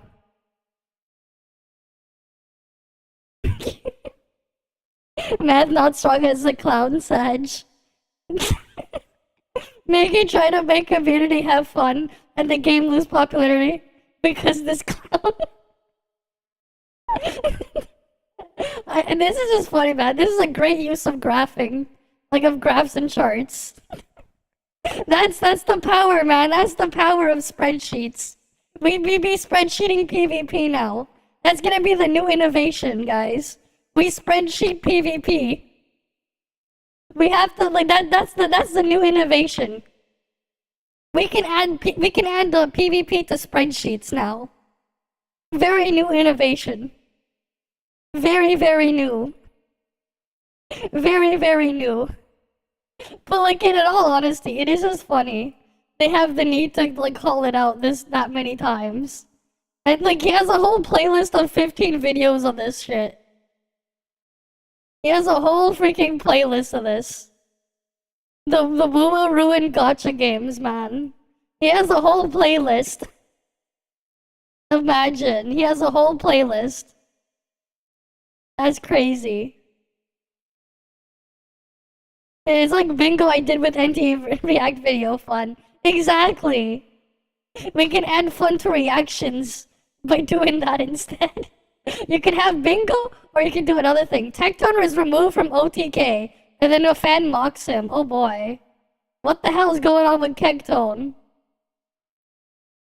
After the recent drama with Tectone and PinkTube, where she accused him of SA and then put out a bunch of tweets on Twitter, Tectone then afterwards tweeted out his statement where he released and strongly denied these claims, and that text says that he will seek legal action against her if she doesn't apologise for the claims to the public, going by the statement he released yesterday. Now if you guys missed the video, the link is in the description or at the end of this video. Recently in the streaming world today, more news has come out that Tech has been removed from the OTK network website following the accusations against him of SA, and currently as of yet, PinkTube still hasn't responded to Tech's statement that he released yesterday. Here is some of the community's thoughts on the situation. Tectone is a walking red flag. It's insane how long it took for him to get any kind of repercussion. Tectone is a narcissistic sociopath who only sees other people as tools to improve his lifestyle. When Tectone bragged about not paying his personal chef, and instead just letting him live in his apartment for free, basically making him dependent on Tectone, and when he treated his ex-wife like a slave on stream and verbally abused her. The accusations against him are SA, manipulation, and sexual favors for rent money. I can easily see all of this being true just from the way he behaves on stream, treats other people, and what several other people have said about him. Ex-wife and ex-GF accused him of SA. Taking embrace the narcissist, he even got a shirt of it. Of course he did. Him of manipulation. His response to the allegations was literally textbook manipulation. I find it crazy how intellectually dishonest some people are to defend such behavior. Okay, because some people have argued in the comments that sex for rent is mutually beneficial for both parties, so both are at fault. No. Sex for rent is explicitly illegal in the US under various state and federal laws. Yeah, also, that's... the law. Yeah, prostitution is illegal, yeah. And common sense doesn't treat them as equal. The landlord is the one held legally accountable in sex for rent arrangements, as the law typically views the landlord as exploiting their position of power. The landlord can face significant penalties under laws like the Fair Housing Act, state anti-discrimination statutes, or criminal exploitation laws. These laws focus on protecting tenants from predatory practices. If the arrangement constitutes trafficking or sexual exploitation, the landlord could also face criminal charges, which carry severe penalties, including imprisonment. Fan replacing an OTK member. Dude, Yo. We're gonna get Wait, why does it say OTK but FanFan's here? You didn't hear? She joined. Oh, nice. I'm replacing OTK FanFan. Sorry. Say it. No. I'm replacing Tectone. Okay. Alright, I'm going back to WoW. I'm sorry. I was just joking. Just kidding. You're not. Might ask Connor an important question about Smash or Pass. Pants. Hello? Someone's in the car. You're on speaker. I'm live. Hi, who's that? Oh, well, I'm live. Okay, she'll be quiet. What's up? Would you or would you not fuck an Among Us character?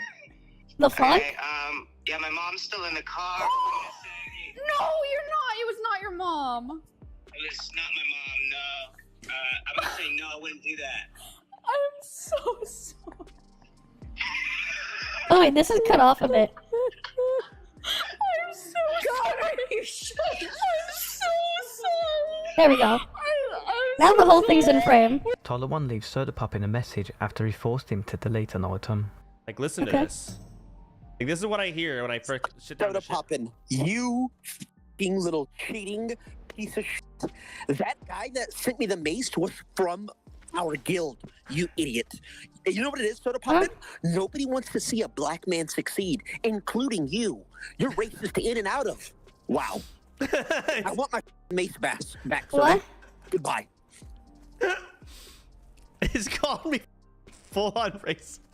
Are they on Classic WoW or something? God damn it, he's right. This season of OnlyFans really is peak. I don't say that because of the same people, but watching Dendy, Grubby, Tyler One, and all of the new players has been so fun. They are really enjoying or thoroughly suffering HC WoW. Even Soda can't help but spend more time dealing with their shenanigans than grinding. Bro, I literally couldn't keep up with the content. I had to keep swapping between Joker, Mizkif and Co, Soda, Pilav, Tyler One, and checking the death clips of everyone. This is truly a good time to be a WoW stream enjoyer. Their guild has special rules, one being that they can only trade within their guild of other content creators. T1 has no clue what he is doing and called up Soda, saying that he got a mace from someone. Soda assumed that someone must have been a viewer and not a guild member, because experienced players can easily tell who is in their guild. Soda then said T1 can't take handouts and must destroy the mace. Turns out that mace was from a guild member and would have been a massive upgrade for T1.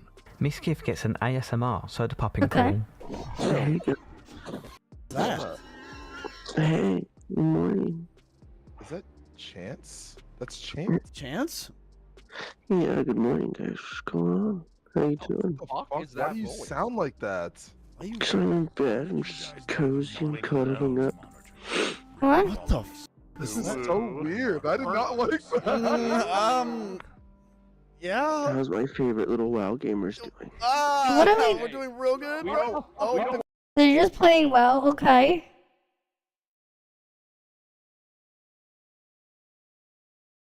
Apparently, though, the kick tone is removed, though.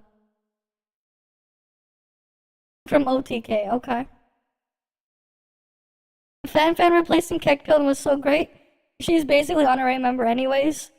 But, and put Miss Rather in OTK. Okay.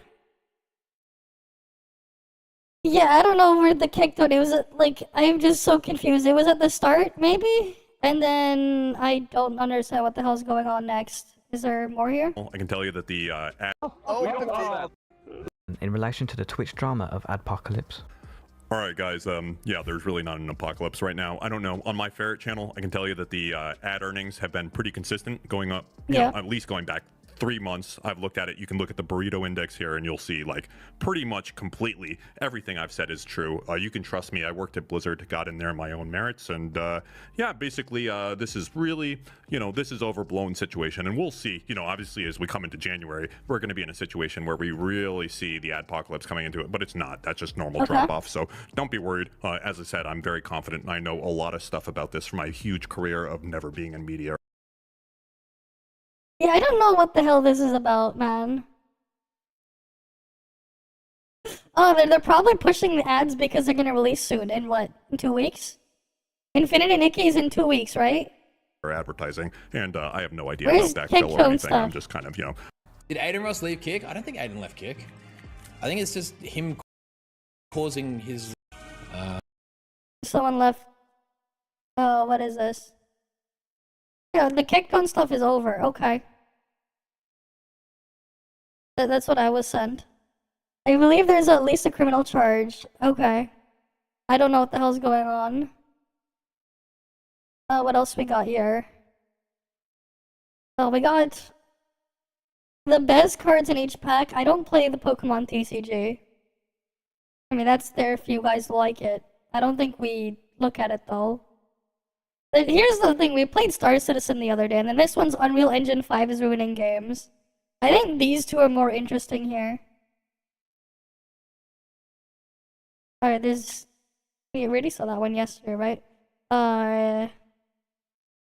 Did we? I don't think we saw... Wait, we didn't see doom scrolling. Finding yourself wasting too many Doom hours scrolling, online, okay. social media has become our favorite pandemic pastime. But Okay. mental health experts tell our This Royce is 4 Jones years this can ago. be damaging for your mental well-being, especially when sure. consuming too much negative news. Royce has their advice for what they call doom scrollers.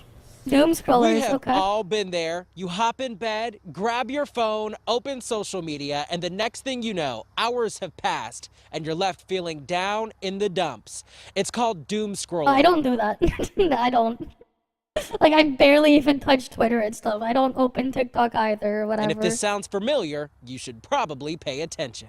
Hannah Walker is Yeah, I a don't do doom that. scroller. Especially Twitter on like the explore page, like all those like headlines. She just can't help herself. Especially like at nighttime while you're like in bed. Even this couple. You find yourself sluggish and really sad and or anxious. The Counseling and Wellness Center of Pittsburgh says the pandemic has logged more people online and digging for despair. People just are addicted to it. Like, we can't stop. But why? We're sort of hardwired for it on like an evolutionary level, because if we learn about the big scary thing or we get the answers, then we can control our environment, right? Experts say doom scrolling can lead to anxiety, depression, and fatigue, but there are ways to avoid this. What is really impactful is what you're doing when you're going online.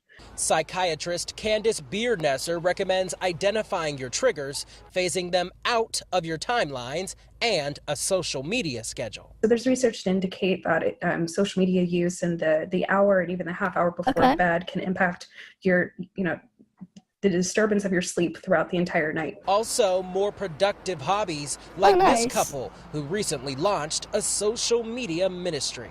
It's a pursuit of the darkness, and we're trying to avoid that. If you want to see more positivity, experts say it starts with you and the information you post online. They say share more of the good stuff. I'm Royce Jones, KDKA News. Okay, we got that one. We got that out of the way. Let's go to the next one then. Here, Unreal Engine 5 is ruining gaming, guys. Everyone seems to love Unreal Engine 5. Okay. Gamers are constantly obsessing over the graphics showcases and begging studios to switch to the engine. Publishers love it because using it helps market their games and allows them to outsource their game development. And developers love it because it's often easier to learn than some studios' proprietary engines. With few competitors on the market that can achieve this level of graphical fidelity and technically impressive capabilities, while also still being very accessible, it makes sense why Unreal Engine is so popular. But is the obsession with Unreal Engine 5 actually ruining the gaming industry? Recently, we've seen several major studios announce their switch to Unreal Engine 5 for the future of their games. We have CD Projekt Red ditching their in-house Red engine in favor of Unreal, which based on visuals alone seems like an odd choice, as the Red engine is at times even more graphically impressive than Unreal Engine.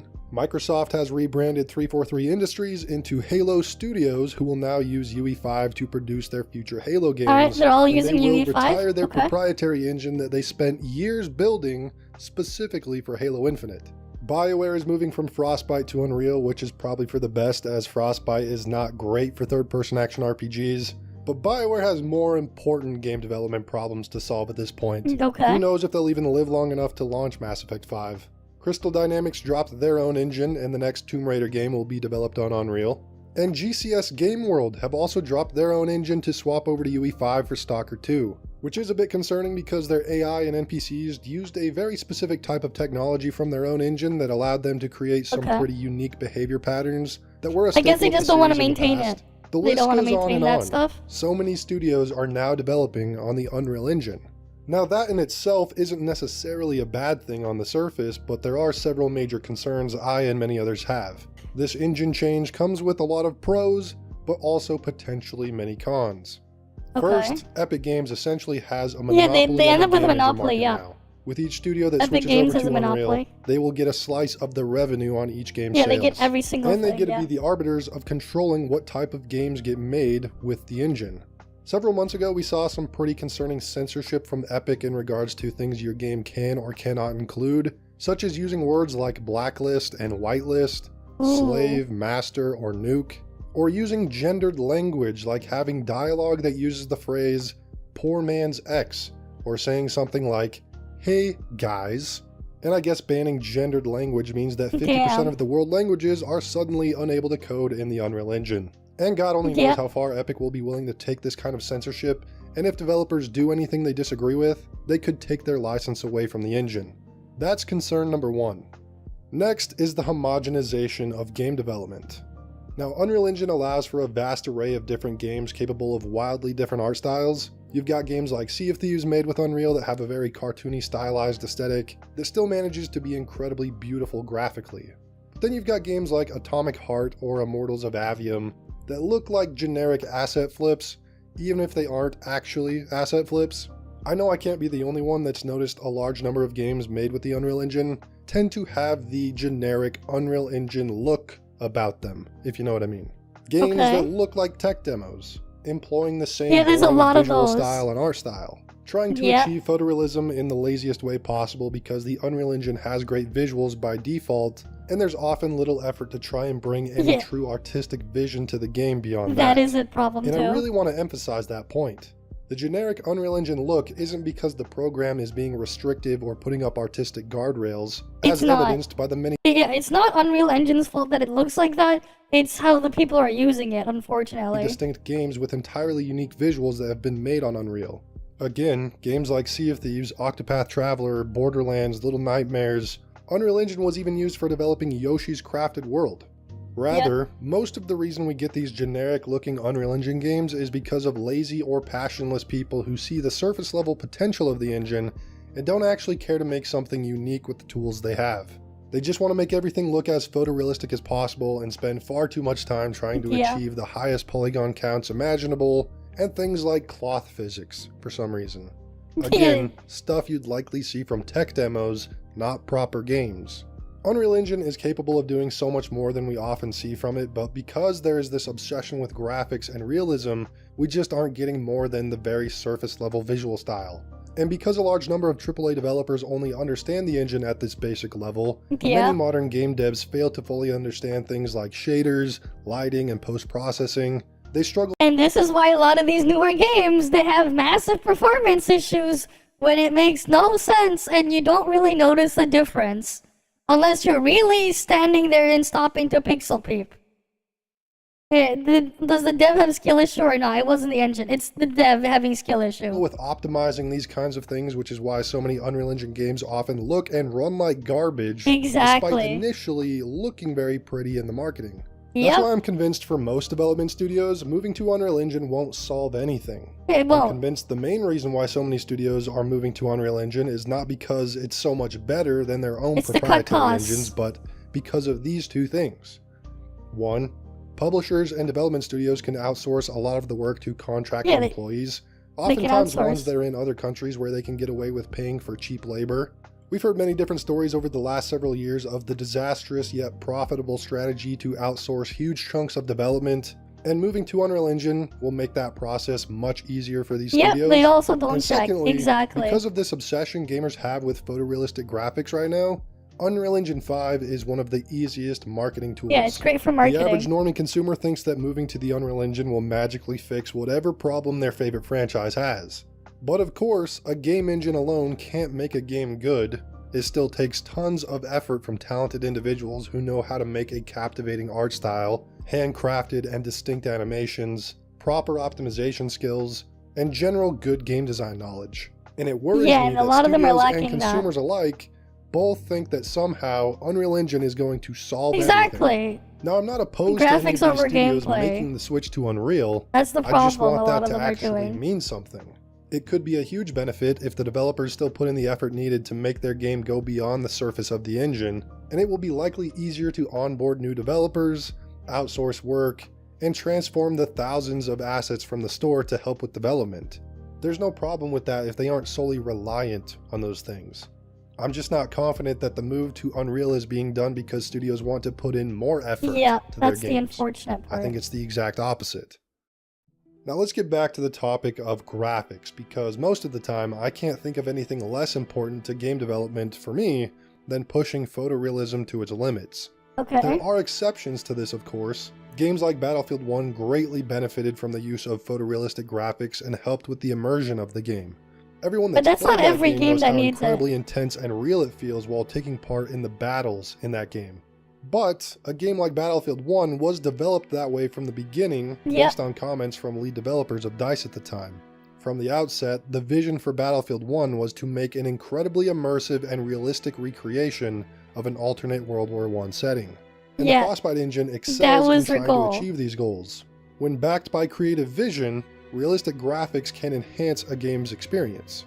But do all games need ultra realism No, to enhance them? most of them don't. Some of the most immersive games I've ever played utilize very cartoonish or Pixar-esque graphics and art styles. And sometimes it is these photorealistic games. But when every game starts to look photorealistic, won't everything just kind of feel the same? Yes. And we'll lose a lot of distinctness in our video games? Let me put it this way. Would Pixar benefit if instead of having that cartoony charm, switched to live action? Would that be beneficial?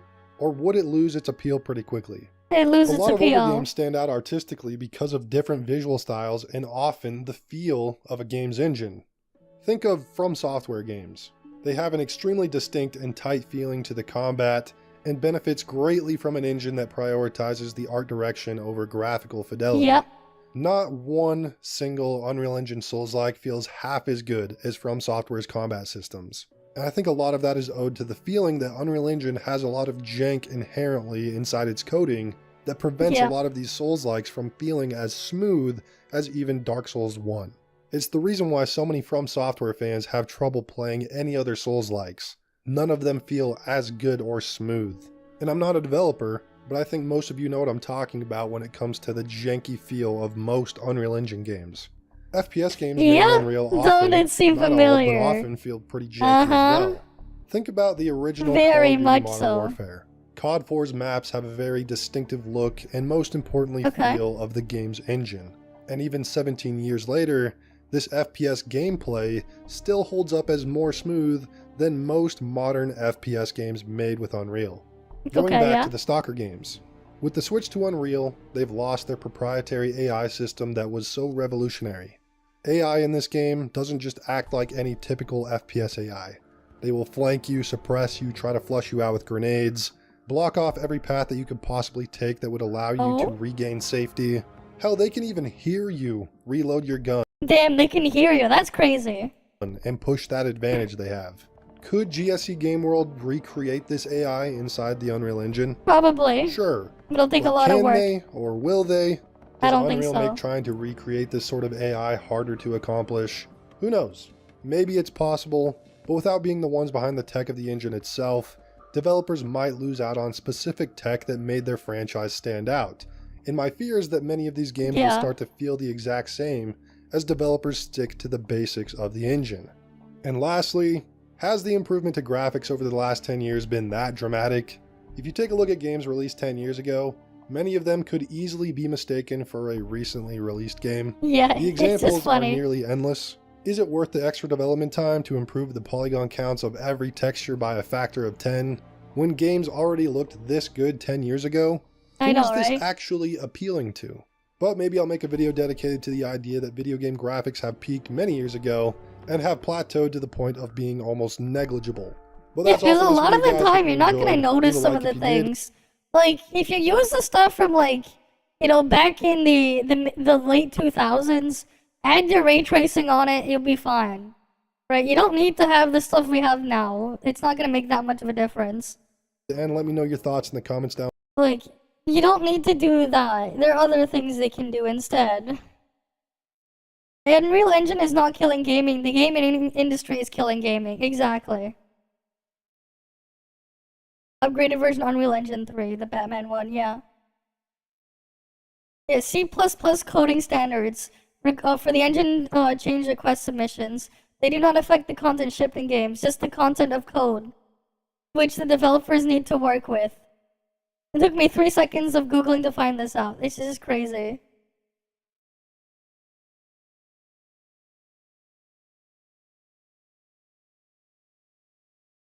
Alright, here we go. What's wrong with Star Citizen? $700 million scam, guys. No game has been hyped more than Star Citizen. It thrives on self-promotion, so much so that it's generated over $700 million for its continued development. Yep. Development that has been going on since the year 2012. Development that has delivered this. Yeah. I mean, they're not wrong. They're not wrong. We experienced this firsthand. Back in the year 2012, we experienced this firsthand yesterday. Star Citizen as the ultimate space simulation game. It spans dozens of genres with a universe of features, an A-list cast, and the genius gaming's brightest developer. But now, it's 12 years later, And the project has But become we played so Star Citizen unwieldy in yesterday. its You scope missed and it so then. lacking in its execution that players have started treating the game's never-ending development cycle as a joke. Digging into the horrendously overinflated development and the... It's not a me problem, let's go! I'm not the only skill issue pilot. Nice. Iconoclastic creator at its center has revealed accusations of mismanagement, fraud, and even attempted murder. What went wrong with Star Citizen? To unravel the Star Citizen debacle, what did you just say? first need to understand its creator, Chris Roberts. At the age of 13, he Chris sold Roberts? his first game, King Kong, for the BBC Micro. All right. And before he hit 20, he had his first bona fide hit, Wizador. He gained a reputation for being a wonderkind, and so he was hired to work with the Origin Systems in Austin, where he worked on games like Ultima V and Times of Lore. But his first true mega hit came in 1990 when he directed Wing Commander. Before Wing Commander, spaceflight sims looked like this. Oh. Yep. But Wing Commander was more like Star Wars. All right. Gorgeous graphics, cinematic music, tight flying mechanics, and branch missions. It was so revolutionary that it scored 6 stars out of 5 from Dragon, the official 6 out of magazine 5, for damn. Dungeons and Dragons. Truly Okay. the greatest honor anyone can bestow. 6 the out of series went on 5. to generate over $110 million in the early 90s. Over $250 million today. His next game, Strike Commander, pushed the technology even further. It utilized higher fidelity graphics and audio, including fully voiced characters. Roberts was bent on incorporating the most cutting-edge technology into his games, an ambition that would ultimately lead to the situation we find ourselves in today. Roberts directed the live-action segments of Wing Commander 3, Heart of the Tiger, which featured sci-fi mainstays like Mark Hamill and Malcolm McDowell. They may look goofy now, but this was an incredible leap in tech at the time, and the game's success convinced Roberts he was destined for more. Strangled by the corporate structure imposed after Origin was acquired by Behemoth Electronic Arts, Roberts left Origin in 1996 to form Digital Anvil with his brother Aaron, and filmmaker Robert Rodriguez, director of hits like From Dusk Till Dawn and the greatest movie of all time, Spy Kids. Digital Anvil promised to be the link between movies and gaming with a smaller, more agile team. Digital Anvil cemented a publishing deal with Microsoft, and Roberts finally had the freedom to do more Wing Commander. He was the first game director ever to make the jump to Hollywood, and few others have done it since, perhaps for good reason. When Roberts directed the 1999 big screen adaptation of Wing Commander, starring then-hot Freddie Prinze Jr. and Matthew Lillard, it was an unmitigated disaster, earning just $11.6 million on its $25 million budget. Prinze Jr. reminisced, "I can't watch one scene of that movie. It's the simplest story in the world. I read the script and loved it. We went on location and they said, here's the new script. It was a piece of shit." The movie was Roberts' first real defeat, and it seemed to warp his perspective. He blamed the movie's failure on its rushed schedule. It had to be out in 6 months instead of 12, so it wouldn't compete with Star Wars Episode 1. Ironically, The Phantom Menace helped boost Wing Commander's box office by attaching its trailer to the movie, with the warning that no refunds would be issued to those who came just for a glimpse at pod racing and naked C-3PO. Roberts lucked into an inflated revenue with a failed project. From then on, he would learn to engineer his own luck. Microsoft bought out Digital Anvil outright in 2003, and Roberts left to form Ascendant Pictures. It was here, at a brand new production company, that a Roberts-run company found a way into a lot of money in questionable ways. Ascendant used a loophole in German tax law to finance several bad movies and arguably 1 or 2 pretty good ones. Behind the scenes... You don't think Spy Kids is the best movie? Disney has done good movies since 1998, with the exception of Frozen. So you're wait, what does Spy Kids have to do with anything? Also, wait, why are you bringing up so you're saying that Disney has made good movies, but Frozen is not a good movie? I'm confused with your wording, Tara. Though I don't really watch the Disney stuff. I haven't watched anything from them in a long ass time. I don't remember anything from the thing. I've never even seen Frozen or whatever. I've seen memes and stuff of Frozen, but that's it.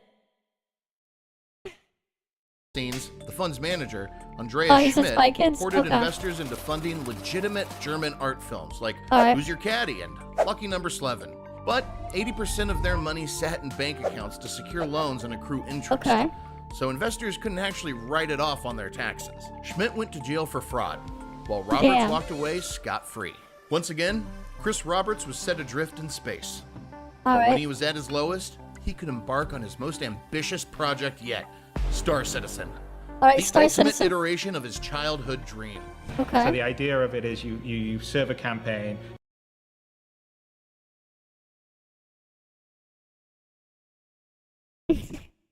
Exactly. Do you want to go watch Frozen or do you want to go play outside? How about neither, man? It's 3 degrees outside. I'm good. I don't really care about watching Frozen. Or if people like it, they like it. Great for them. I just don't care. If I don't want to watch something, I don't really feel like watching something, I won't. That's it. Right? It's like if I don't have an interest, I don't have an interest. Right? I can't judge whatever goes on in there, what the thing there, because I've never seen it. So how would I know? You fly missions, it's branching just like Wing Commander was, and you have exactly that Wing Commander experience, with the added bonus of some multiplayer and your friends be able to sort of co-op play with you as wingmen when you fly your missions. But when you finish your tour of duty, you muster out and you're in the wide universe, and then it's open world. You can go where you want, do what you want, choose who you want to be. Roberts teamed up with Ortwin Freyermuth from Ascendant, as well as marketing manager Sandy Gardner to form Cloud Imperium Games. AAA game budgets are absurdly high. In 2024, the average costs between $100 and $150 million to develop. Star Citizen's website has a counter that just passed the $700 million mark, a truly sickening number. It's over 3 times the budget of Red Dead Redemption 2, one of the most expensive, polished games ever, and it grows higher every day, with very little to show for it. Part of the reason is that Star Citizen is... I've gotten in trouble as a child building snowmen, actually, Tara. I've gotten in trouble as a child building snowmen and snow forts before. I've gotten in trouble before on doing that when I was in elementary school. For some reason, because I made them so big. Crowdfunded. Literally, it ran on Kickstarter, raised over $6 million, and then proceeded to raise over 100 times that amount over the next 12 years by selling the idea of the game and letting users play modules of an undercooked... Because we made it too big that it obstructed the view of the teacher just watching out for kids in the playground. That's why. I even made igloos, and I've gotten in trouble for making igloos. I remember we even made igloos and we got in trouble. Because the teacher has a hard time supervising if they don't have clear line of sight. And we made such big obstructions that like we could easily hide behind and not get seen. That's why we got in trouble. That's why. Star Citizen was advertised as the be-all and end-all of spacefaring games. It has dogfights, trading, base building, and AAA shooting mechanics. An interconnected, persistent universe. Official company communications come from Roberts Space Industries, a half ARG that building a snow fortress with 2 snow cannons. Yeah, maybe might as well would have been. Like, yeah, the freaking things were like mini fortresses, actually. Like, we would roll up all the snow and stuff. We would make it, like, really big. Like, the fact that, like, you could stand up inside of it. You could have protection and cover from all sides. Like the shit was legit, man. It was legit. And we would constantly ask for permission to go inside go to the washroom so we could go use the fountain and fill up bottles of water and pour it to keep so that it would freeze over the actual fort. Like we were on this shit, man. We were like, oh, okay, we need to like make sure the thing is really sturdy. We need it to freeze over. So we would get water and we would pour bottles of water. We would empty it out. We would constantly go back and forth inside the school to fill bottles of water and then dump the entire bottle of water onto the thing and just really build it up. Like we went business when we were making them, man. And we got in trouble for it. The line between real and in-game truth. The crux of Robert's problems lies in his insistence on constantly adding features without delivering on the ones that were promised. New features are introduced, and old ones are left to linger without being fleshed out. Due to its funding structure, the game has to rely on constantly promising bigger and better features. Now, this is a trust exercise. Only about half the budget goes to actual game development, whereas about 25% goes to advertising and promotions, mostly run by Sandy Gardner. And since Star Citizen does not have a traditional publisher to lock in a vision, rein in overspending, and step in when developers bite off more than they can chew, Cloud Imperium has resorted to some morally gray tactics to raise funds. Gentlemen, before you leave, can I just say something?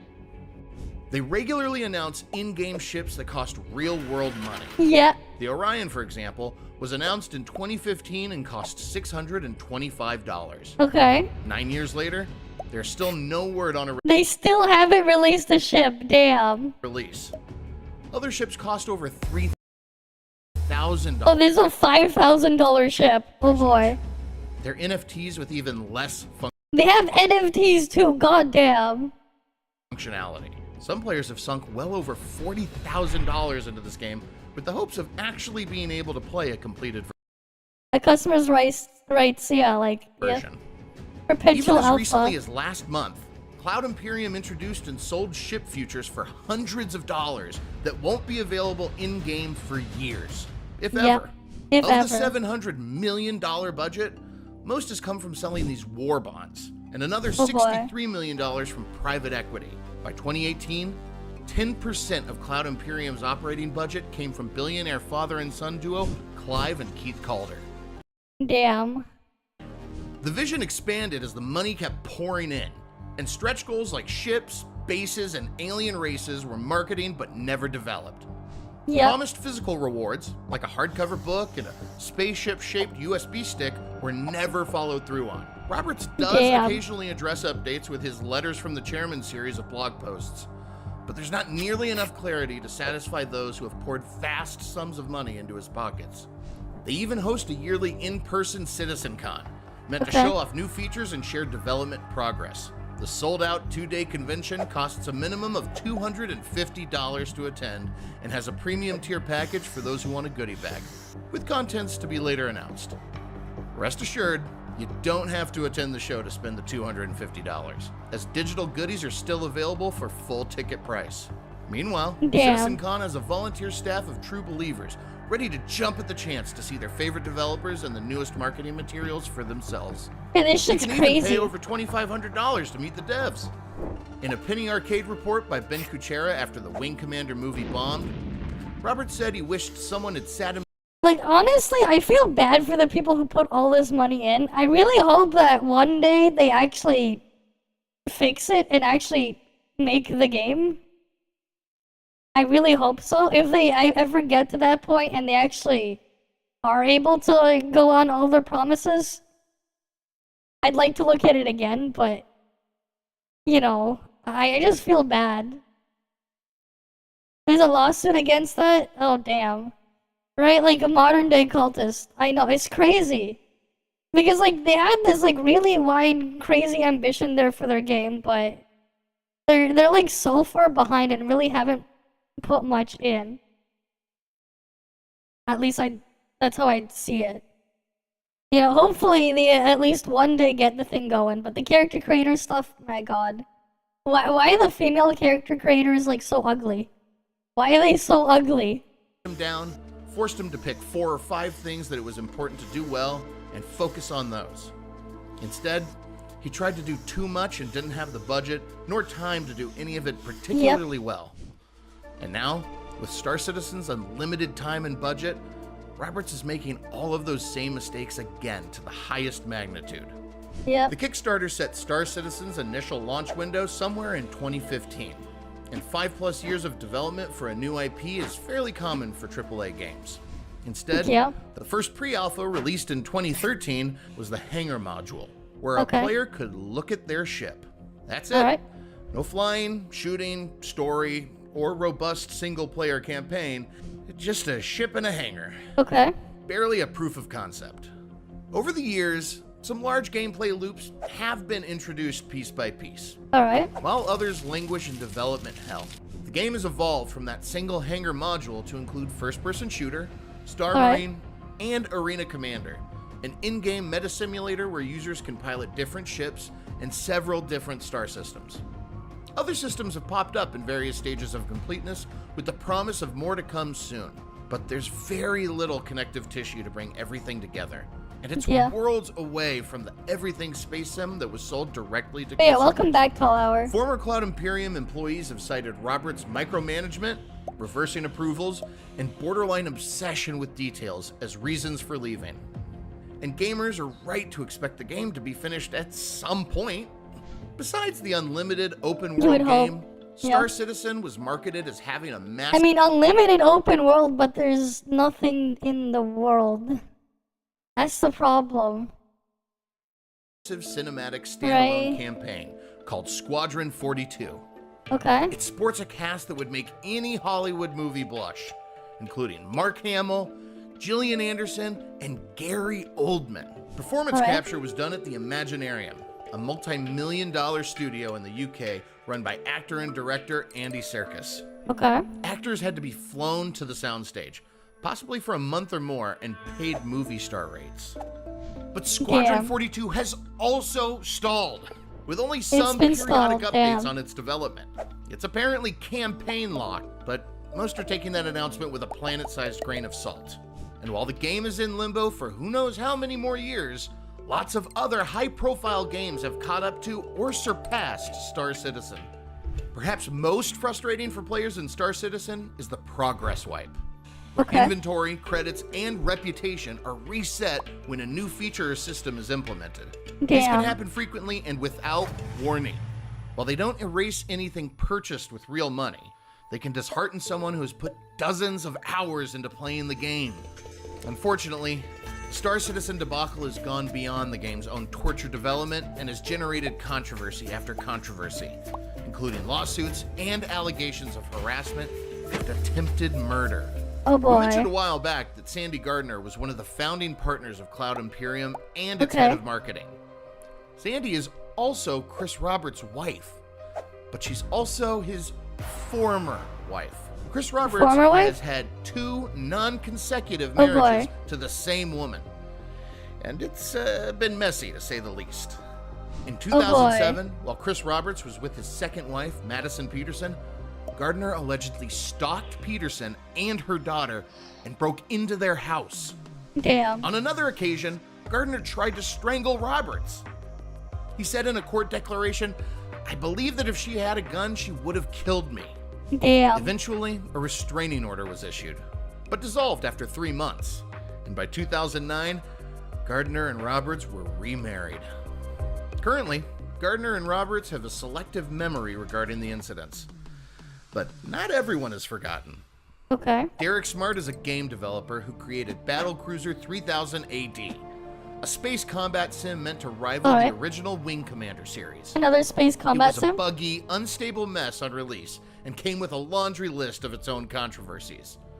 Smart was among the first to remark on Star Citizen's lack of feasibility in its early stages. Yeah. Despite backing the project himself, Smart was widely derided by Star Citizen's die-hard fans, who labeled him a vicious hater and a hack working in bad faith. Smart has dedicated numerous blog posts, tweets, articles, and podcast interviews to trashing the project's management and what he saw as an embezzlement scheme. But beware when fighting monsters, you yourself do not become a monster. Smart himself has been accused of mounting a sustained harassment campaign against Sandy Gardner, accusing her of academic fraud, lack of qualifications, and even appearing in adult movies. In one post, he showed pictures of her young daughter. Smart maintains he was merely sounding the alarm about the mismanagement of funds and claims that he didn't dox anyone. Sandy, you are an untalented, no degree having hack. Chris Roberts addressed the controversy directly. I have to say, I'm incredibly disappointed in all of this. This sort of drama is not what I or you signed up for with Star Citizen. It is unfortunate that our open nature this rabbit hole is deep. And going forward, it's very we will do deep. the best we can to refute such baseless accusations. But The most rabbit hole importantly, is really deep, stay man. tuned to see the actual work we're doing, which should put any questions to rest. Eventually, Smart threatened a class action lawsuit. But, like Star Citizen, nothing materialized, and Sandy took an extended break from social media in the wake of Smart's smear campaign. The legal troubles didn't stop at these very personal, very messy disputes. Because Squadron 42 is technically a separate game from Star Citizen, that became the basis of a legal battle between Cloud Imperium and Crytek, authors of the game's engine. Crytek alleged that their general license only covered a single game, but Cloud Imperium was using the engine for both Star Citizen and Squadron 42. The court disagreed and dismissed the case in 2020. But by then, Cloud Imperium had developed Star Engine, a heavily modified version of Amazon's Lumberyard, which itself was a modified version of CryEngine.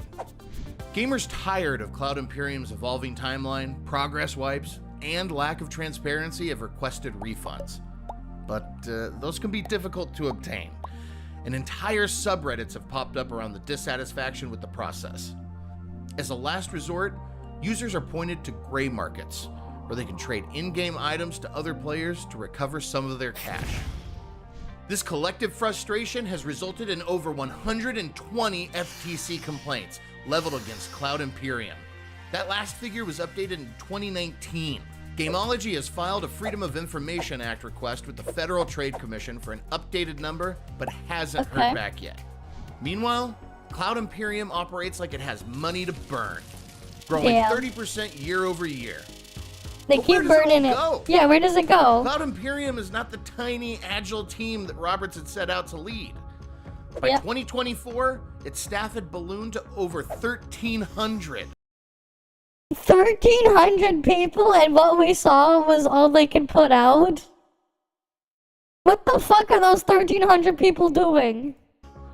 They have offices in 5 cities and over 24 partner studios, past and present.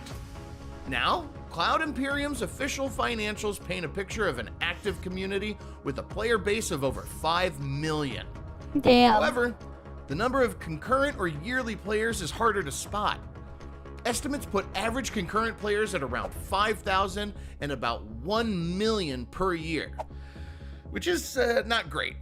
Yeah. The whole project is held together with duct tape and belief. In a 2018 VentureBeat interview, Chris Roberts said, "I don't think anyone that crowdfunded the game would be very happy if I was snapping pictures on the back of a yacht somewhere." Anyway, here's a picture of Chris Roberts on the back of a yacht. Yeah, I don't think they would be happy. They're like, where's the game? Come on. He also built a $4.7 million home in the Pacific Palisades in 2018 that recently sold for over $6 million. Damn. Now, that's not to say someone can't take a vacation or buy a home. After all, developers are humans with lives to lead. However, longtime supporters believe that the company's public face should display more. You know what's funny, man? This guy's face looks like a lot like Styx's face. Wait, is it just me, or does his face suddenly, like, doesn't it look like Styx's face? He's just a bit, he just has more weight on him and stuff. It kind of looks like Styx's face. We found Styx, guys. It looks like Styx. It does. It does look like Styx. Right, is it just me? More tact if he hasn't Styx's delivered brother, the product they true. paid for with their hard-earned money. At worst, they see it as a grift. Must be running in the family, Something yeah. has to come together at some point, right? Bug fixes and upgrades are arriving regularly, but large portions of gameplay, polish, and back-end technology It sticks with more weight, yeah. The 2023 CitizenCon promised new features that are still missing. Engineering, base building, and server meshing. The key technology that will supposedly bind everything together and allow more than 50 people to be on a single planet. But who knows how successful any of that will be? 4.0 has no release date. Damn. Meanwhile, many high-profile games have eclipsed much of what Star Citizen set out to do.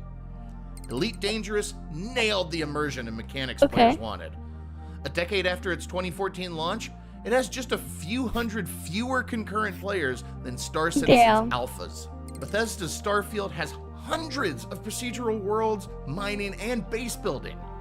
No Man's Sky adds free updates and has an engaged monthly player base of over 1 million. Yeah, they got No Man's Sky, Cyberpunk has an extensive branching campaign and celebrities like Keanu Reeves and Idris Elba.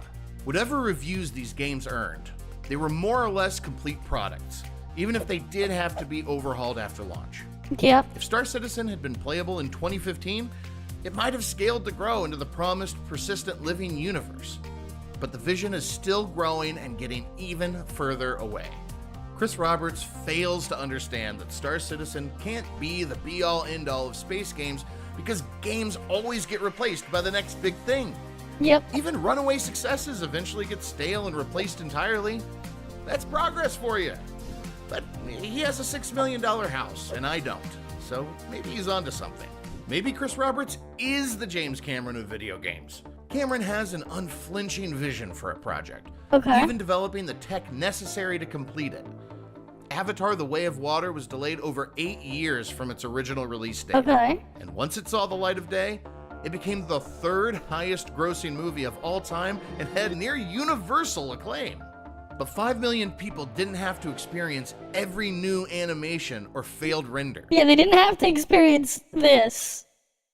My God, they didn't have to do this. Maybe Roberts is the worst kind of televangelist, selling an idea of heaven to those holding on for hope while separating them from their money, living a lavish lifestyle, and keeping the perpetual hype machine running to spread the gospel. And truthfully, watching him speak, he's not all that charismatic. How did he build such a cult around himself? Maybe he's just desperately in over his head and will be chained to this for the rest of his life. Star Citizen always sounded too good to be true. And here we are, 12 years and $700 million later, and it still is. If Star Citizen eventually comes out in a genuinely playable form, it'll be cool for diehard fans and boring, alienating, and prohibitively expensive for everyone else. Yeah. Even if it does come out, it's in danger of being a giant empty space. Exactly. Now, here's the thing, though. What do you guys think will happen first? Hoyo finishes off Genshin, or we get Half-Life 3, or we get Star Citizen completed. What do you think will happen first? What do you think will come first, man? Will Star Citizen ever will actually release? Will Genshin Impact finally finish up its long drawn-out mess? Or will we get Half-Life 3 first? What do you guys think? GTA 6 that one's a given, man. GTA 6 obviously will be before Star Citizen. That's why I don't bring up GTA 6, cause like, you know, they're probably either next year or the year after GTA 6. Probably. Genshin more realistic.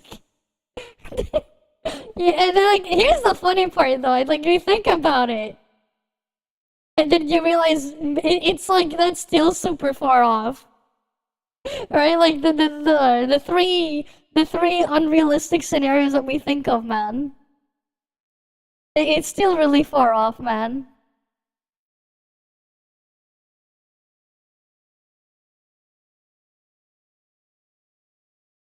Right? It's still really far off. Right, complete mess. Oh, we can see even more. It's 734 million from that one. That was 3 weeks ago he was talking about it. Yeah, what can I say though? The thing dying first are your resources in ToF and rerun outfits. And the Honkai 3 collab, fastest consumption ever. True. Half-Life 3 will never come to fruition because Valve keep making random ass side game like Alex and making Source 3. You know what? Who knows, man? Who knows? Who knows, man? Right, who knows?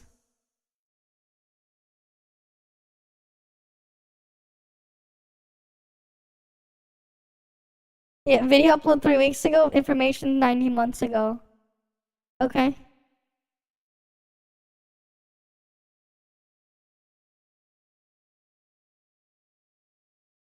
Well, we got people coping in these comment sections. Yeah, Star Citizen is a scam.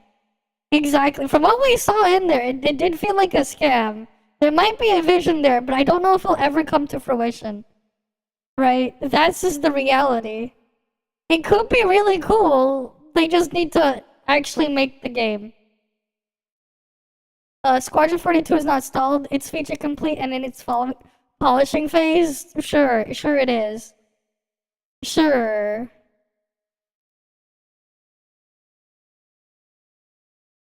Alright, what's in my DMs?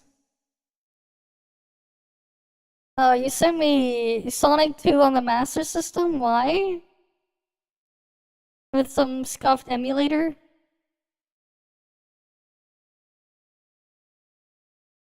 I mean, it's Sonic 2, you should be able to spin dash. It was only Sonic 1 where you couldn't. Right? It's only Sonic 1 where you can't. Like the original Sonic 1. Every other one you can spin dash, where you had the spin dash moveset. Right, the modern Sonic games you obviously can't, outside of Frontiers. But the Frontiers was added later, like the spin dash. Right, oh well, I guess Lost World also has a spin dash too.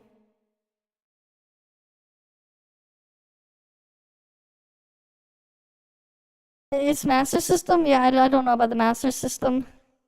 Alright, here we go. The developers behind The Day Before are back. Oh boy, The Day Before is back. Everyone, so you'd think that after one of the biggest flops in the history of games, The Day Before developer Fantastic back, would guys. just melt away into irrelevance and their name would be left in the dust. But no, that is not the case. Instead, they have decided to come back. They've made a massive show of how they have in fact changed as a company and how they're now bravely stepping forward with a new game thanks to the support of their fans. But then very rapidly after, well, that game got cancelled. There's now another game, and it looked like it all blew up in their faces. So we've got a lot to talk about today. It's funny with Fantastic in The Day Before, they racked up so many videos across all of the internet when in reality the game that they produced was just not really that much at all. So I'll get you up to speed here. Before the launch of The Day Before, they came under fire for their volunteer policy, where they would use volunteer labor to complete work that would usually be things like paid translations, community management, marketing, and more stuff like that. Now, this was all relevant because they were making The Day Before, and The Day Before was in fact the most wishlisted game on Steam at the time, and was all billed as a third-person, open-world, apocalyptic, zombie MMO shooter. It was essentially going through the checkbox of things that will tend to do well in Steam, but it also, right, it was kind of aping some of the, like, the poster design and stuff from The Last of Us.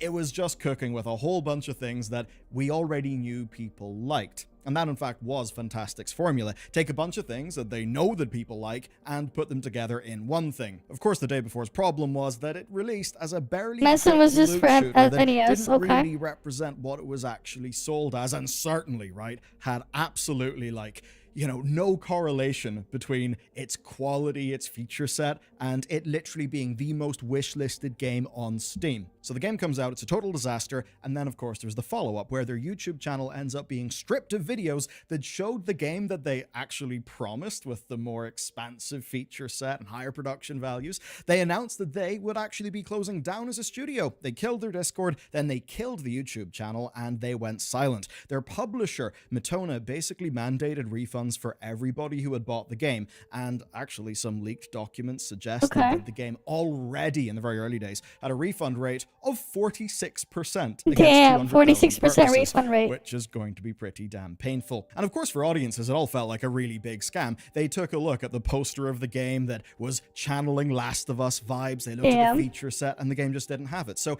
it felt like it was selling the world and then just duping people into buying a totally undercooked early access game. That's something that we have seen before, and people would kind of screen size on those are, you know, if 60% of people refund, but you still get like 200,000 sales, you've kind of scammed people, or at least hoodwinked them in a vision.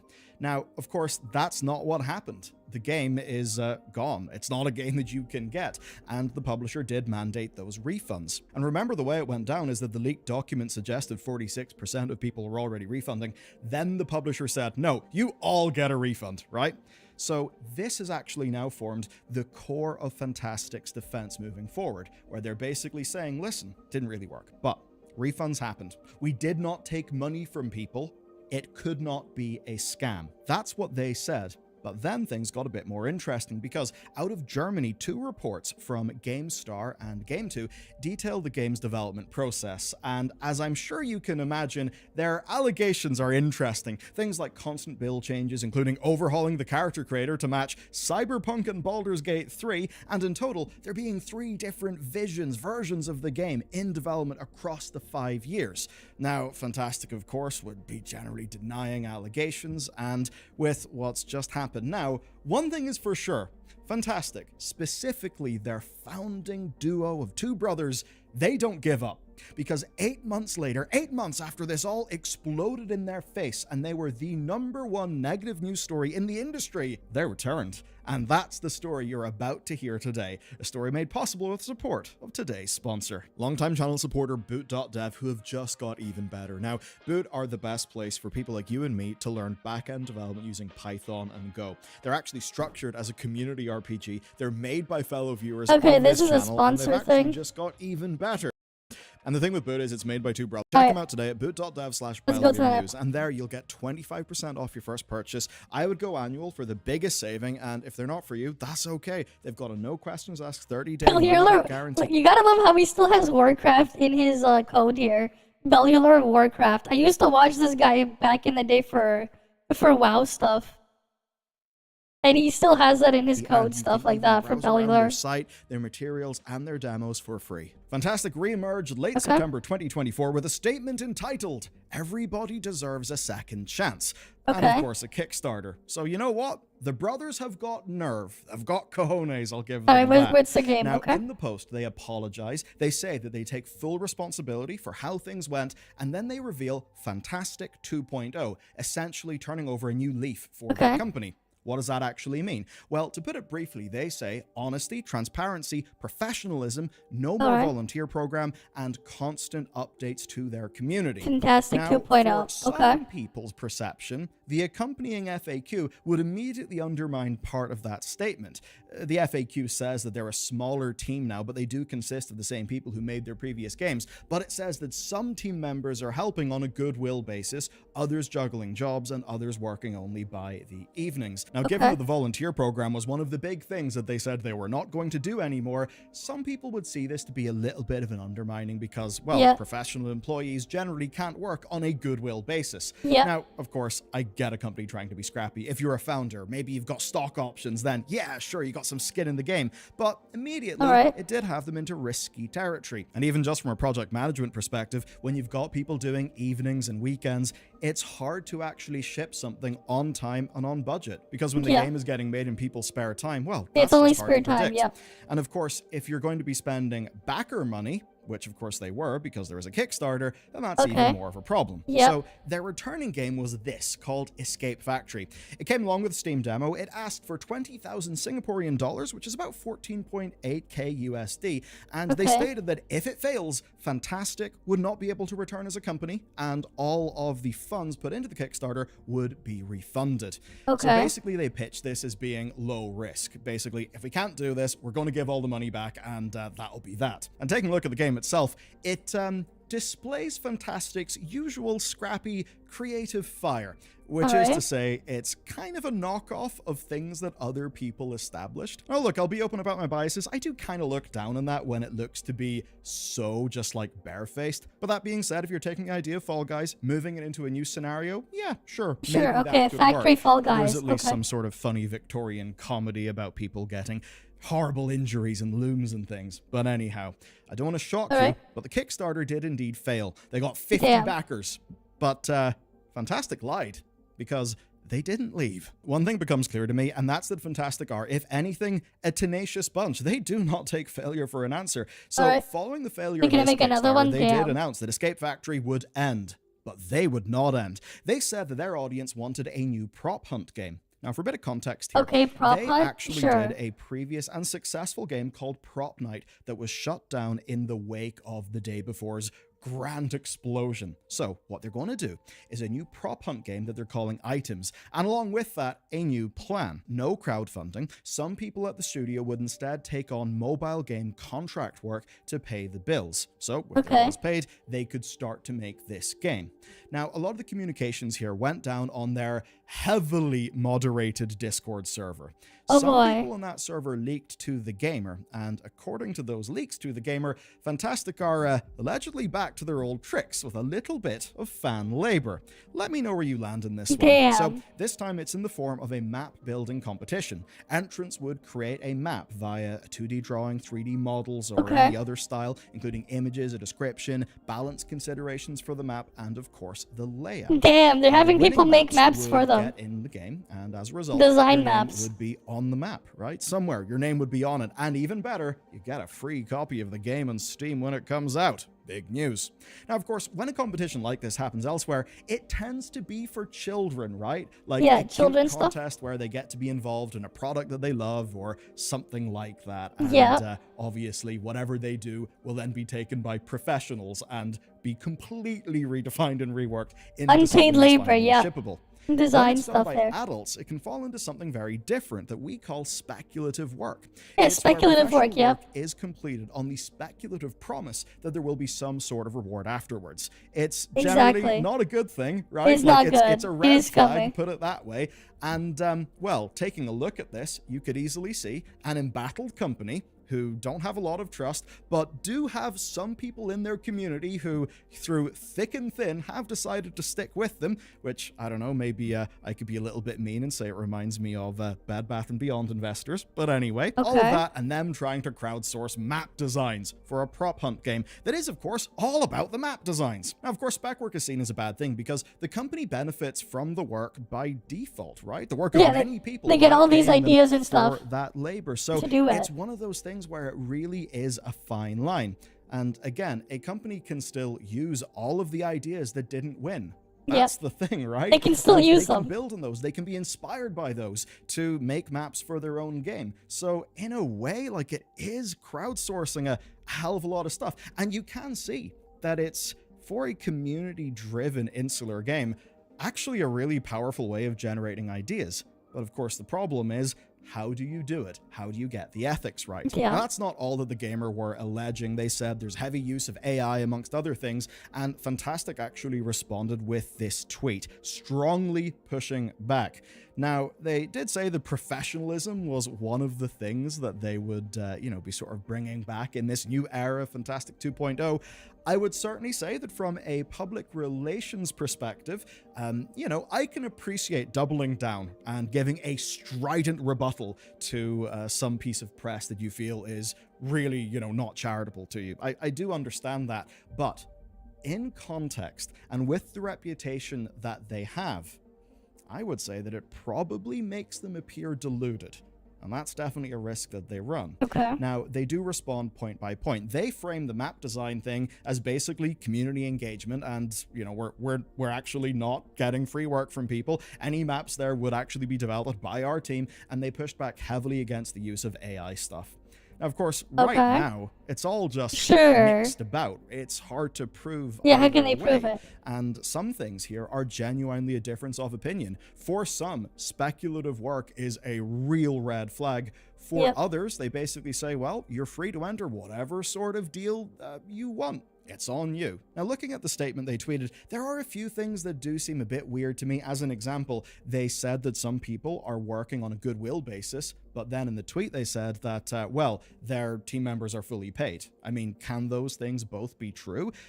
Goodwill basis, I mean, is that goodwill that will be transferable into some form of currency in the future? Or is it the case that the mobile game work they're doing actually does mean that people now can be paid?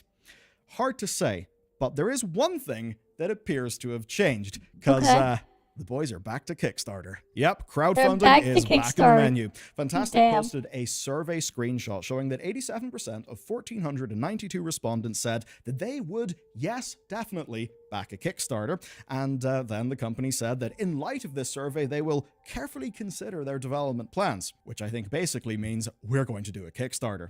Now, last time they did a Kickstarter, they got just 50 backers, so that's not really a great indicator, and it's certainly the case that clicking yes in a survey is nothing close to putting actual money down on a Kickstarter. I mean, that's something that we all know. Yeah. I would say that the one thing they do have going for them here is the prop night audience. Some of those people will still know fantastic. They'll probably want prop night to be back or something that works on it, that builds on it, but let's be real. We've all seen the track record of this company. So as it stands for the future, they've really set their own terms, right? They have said, community, we are Fantastic 2.0. Professionalism, transparency, honesty, constant updates, no volunteer program. And that means that we don't have to come to some sort of biting conclusion at the end of this video. Because if you ask me, they've just went and set the terms by which they should be judged. Their problem, though, is their past actions. Yeah, their past actions. actions. Is the foundation of everything that they have laid out. But how can you be honest when your past actions mean that people don't trust the thing that you say? Exactly. That may seem like a bit of an odd question, but there's actually a point to it. Honesty is an incentivized behavior if you are seen to be believable by the people you're being honest towards. If you are not trusted, if you are not seen to be believable, then honesty in its most true form is less incentivized, is less rewarding. The benefits of it are completely crushed by the fact that people don't trust you. And so that does mean that shifty business can be a little bit more expedient. Obviously, I'm not claiming they're doing shifty business, but certainly professionalism, honesty, transparency, and no volunteer program. Let's see how it shakes out. And speaking of things shaking out, there's actually a news story in Steam, and it's... Alright, we got that one. Do we have anything else here? We got the Tectone one. We saw the Chrome thingy, we got that one. What is this here? Bro, can you get in contact with Tencent for me? I don't see the money they promised in my bank account. God damn! He got a response. That's hilarious. He responded to that one. That is hilarious. Get in contact with Tencent for me. They don't see the promise, the money they promised in my bank account.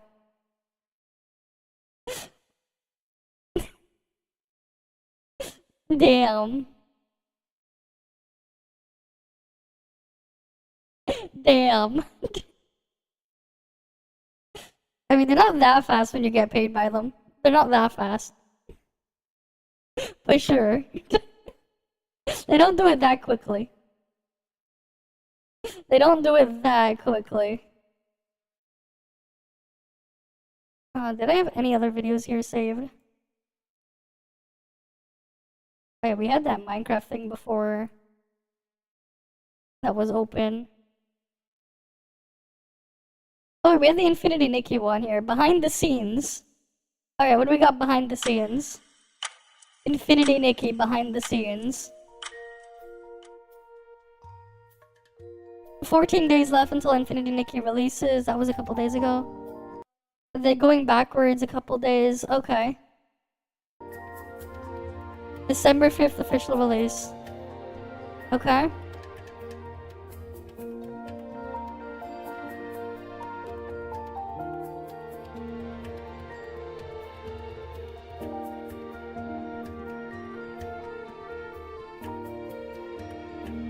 Yep, they're showing stuff in game.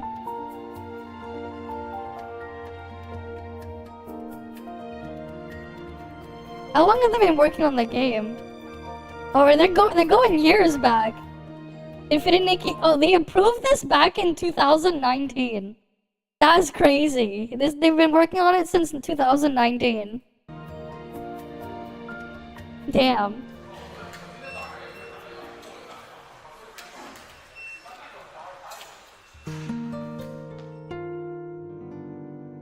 无限暖暖呢，在最开始立项的时候呢，制作人找到了我说，他想做一个开放世界的这样的一个游戏。他希望暖暖是在这个大世界中呢，能够去自由的冒险。这也是他设计这个游戏的这个初衷和梦想。当时这个项目呢是一个秘密进行的 The 状态， project 我 was 们 kept a 在 secret. 工 They 作 rented 的写字 additional 楼外面呢 workspace. 额外的租了一个50-60平米的工作间，这样一点点的开始招募 Okay, so they had 组 like a 建初创 separate 团队 workspace for 一点 that. 点的去做这样的一些印象的创意和基础建设的这样的事情。这样的事情呢，我们就坚持大概有1年多。And they continued that way for over a year. 因为我们当时做的是一个我觉得没有什么先例的事情，因为暖暖这个 IP 包括我们这些换装的系列， They wanted to 还要 integrate 和 the 开放 core 世界 IP 结合到一 mechanics. 起， Okay. 是整个一个 Dress 探 up 索 with the 的过 open 程。 world. 我们一步步建立了这种规则，还有我们的一些框架，然后经历了这样的研发，然后终于是 Yeah, they got lots of crazy detail there in their environments and stuff. 我们当时当然也可以不做这些事情，继续在一些被我们验证过的内容上，躺在我们的舒适区中去待着。但是我们呢，全体人员都希望有一个这样的技术和产品的升级，这也是暖暖系列一代代向前推进的动力和决心。They're talking about the series evolution, sure. このゲームのディレクターでもある楊社長から、インフィニティ2期のコンセプトは、プレイヤーに幸せな瞬間を体験させることだと教えてもらいました。この幸せというのは、普段体験できないような特別なイベントや刺激的なエピソードだけではなく、日常生活でも感じられるような優しくてシンプルな満足感からも得られるものです。正是因为世界中这些微小又幸福的瞬间，让我们决定围绕千怨巨树来讲述心愿和幸福的故事。这棵树上有完整的生态，它就像我们奇迹大陆的一个生态上的缩影，同时也是我们希望提供给玩家的奇迹大陆那种幸福感的缩影。通过千怨巨树，我们希望大家能够感受到那些微小却温暖的瞬间。Okay.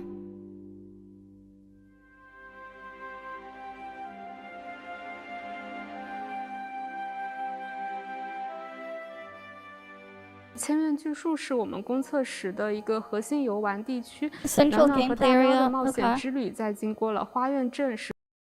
Oh, so yeah, so we didn't get to see that tree. We didn't get to see that tree when we played the beta. That tree was not in the beta. That's after Stonewoods and Florawish. Florawish is the first area. Stonewoods is the second area.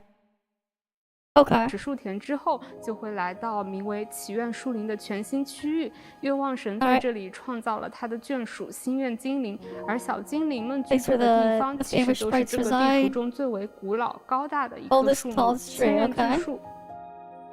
Yeah, we weren't able to touch that in the game. 100米，高150米，它自远古就存在。作为小精灵的家，它还有着不同的生活分区。在这里，为了防止整个巨树发生火灾，他们还建了自己小小的消防站。Okay. 同时，在这个聚落的最上边，还有着他们历史最悠久的圣殿。They have a little temple thing there. 还有着像是厨房、球场。 都分布在整个大树的各个区域，就像是一个小小的微缩城镇一样。 When I was visiting China, I was able to go to temples that were built into the side of the mountain in some cases, both building and nature intertwining completely. Okay. Both living fully functionally and in harmony. I'd never seen anything like it. The Miliwish tree is a perfect example of this kind of philosophy, this kind of magical design. To be so immersed in nature and yet be a practical living space for an entire community to live there and have the perfect balance of peaceful and dreamlike, but be fully functional. It's a truly magical design. Yeah, it does look quite nice. 洗顔の大樹には可愛らしい願いの精霊たちが暮らしているのですが、そ And の they choose 可 the 愛 home ら of し the さの裏にある sprites. 意外性、違和感を感じてもらいたいです。こんな可愛らしい願いの精霊たちがまさかというような展開が待っています。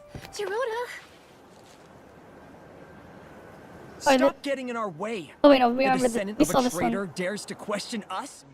Yeah, we saw that cutscene before, I think.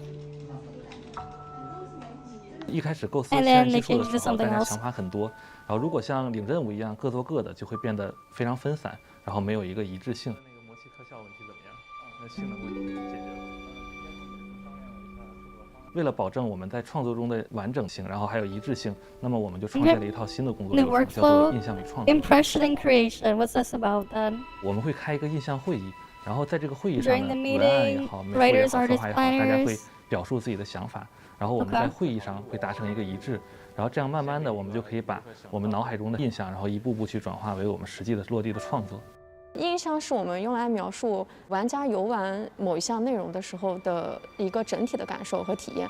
然后我们觉得呢，这个体验它首先要是完整的，其次它必须要是有价值的，所以它可以帮助我们在开发的过程中，让制作人员用玩家的视角去感受，最终玩出来到底应该是什么样的感觉。比如说在千元巨树这个区域，我们想要给玩家带来一种探索未知的氛围，这个时候可能其他的开发人员，比如说美术的同事啊，他们就会问，探索是什么意思？他会问我是冒险吗？可能会觉得冒险就是太过危险了。那他可能会问我是自由的感觉吗？然后那可能对我来说觉得自由度又有点过了。然后在这么不断排除的过程 through the ongoing process of 中，我 elimination, 们就会找到最 we would eventually 最准确的那个词，比如说它是 arrive at the more fitting word mysterious. 缜密的， Okay, then we're gonna say something 千元 else. 巨树想要的氛围。在对千元巨树印象构建的过程中，其实为了让大家对一个复杂的立体空间能够快速建立一个认知，所以我们制作人做了一项很重要的工作，他用橡皮泥把整棵树的微缩场 Oh, so they actually made a sculpture of the thing. 景都捏了出来。They made a little clay sculpture. 大家可以看到这个树干周围它缠着一圈就是毛线，这个毛线其实就是缠绕巨树的一个树藤，然后这些粗粗的棍子其实就是岔出去的枝桠。我们可以看到这个地图上有很多反光的地方，然后这些反光的地方其实是一些水流跟浅滩的分布。Oh yeah, they have ray tracing as well in this game. 这里比较重要的就是这些小灯泡，这些小灯泡其实都是心愿精灵的一些居所。另外还有一个非常非常小的洞，暖暖需要穿着变小套装才能够从这个很小的洞。Oh, that's an outfit we didn't have in that game to like go into the holes there. Okay, so that's why Momo's so big. 洞里进到心愿精灵的生。There's an outfit to do that, so Momo can move through. 我们希望把这片区域的这个种族的一些比较日常的生活，也在场景里去体现出来。这一块是心愿精灵的一个生活娱乐区，大家能看到有很多的小灯泡，在这里是他们住的小房子。这里还有一个心愿精灵的飞球场，他们平时会在这里玩飞球。在我们和制作人一开始的设想中，因为当时的技术可能不够，然后我们想的是把心愿精灵的居住区都放在树的旁边或者一些枝杈上面的位置。但是后面我们的技术力提升之后，我们竟然真的把心愿精灵的整个聚落都放在了树上，然后我们自己也觉得就是实现了一件就是很了不起、很难的事情。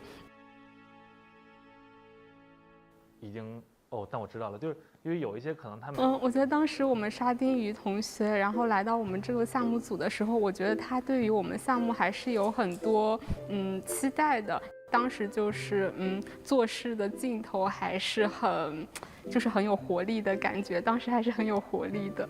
现在就是渐渐稳重成熟了吧。因为这棵树是坐落于我们。这个地图区的最中心，然后在这棵树上可以看到这个区域的任何地方，然后在这个区域的任何地方也能看到这一棵巨树，然后同时这里也聚集着非常非常多的精灵，那么其实整个它的面数、它的模型，其实都会在性能上给我们造成很大的压力。从技术角度看，你可以把它理解为这是一棵100多。Wait, did they have the other things is like punching bags or something? 其实整个它的面数、它的模型，其实都会在性能上给。They have freaking PC punching bags. Remember these like these freaking sack NPCs or whatever that were like torn apart and stuff? They have them as actual punching bags. They made freaking punching bags out of the NPCs that you find in Stonewood, the other half. Actual punching bags because they hate each other. That's a funny touch.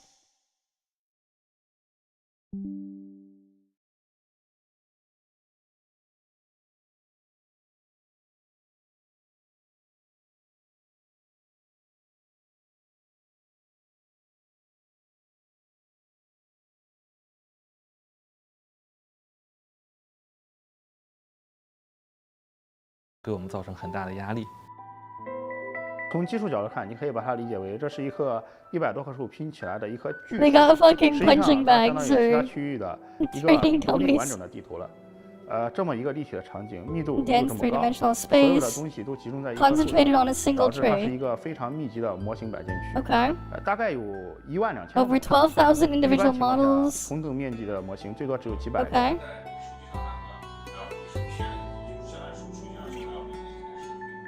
技术上遇到了一些之前没有想到过的问题，比如之前的地图，有的水它的深度可以淹过大喵，但对于暖暖呢就只能到膝盖。然后这个尺寸呢，在多少呢？大概就在10来厘米到20厘米之间徘徊。但在全员巨树，因为有了变小的套装， Shrinking 所 ability 以 outfit. 变小之后，如果 The water's too deep after shrinking. 就会把暖 It 暖 will submerge Nikki as well. 一起淹 Okay. 没，所以全员巨树的吸水都很浅。我们也只能一点一点去 Yeah, 刷 but 它的水 gradually. 其实一个品质 High 要求 quality 如此高的游戏 standards, okay. 要在各个平台都要跑起来，也是非常有挑战性的一件事情。但制作人坚持在这个项目上持续投入，他的这种决心也让我们 Okay. 非常有信心。我们光在这个项目上开发的创新技术就有100多项，几乎都落地了。从接到需求到这个做出来，我们就整整花了1年时间。哦，那这个。The path of a stylist is never easy. So, are you ready for it? Okay. Ready! 特にご紹介したいといえば、今まで公開してきた PV でご覧になった方もいると思い And then ま you す can が、 go into the 息が cannon. 小さくなっ Okay. て、モモの頭の上に乗り、モモを So more 操作できるよう stuff に in な there. るというスキルです。 You can control 体が Momo. 小さくなるので、それを生かして小さな穴が通れるようになるなどのシンプルな遊びはもちろんですが、モモを加えようとする植物やモモを打ち上げる筒など、こんなのもあるんだというようないろいろな仕掛けを用意しています。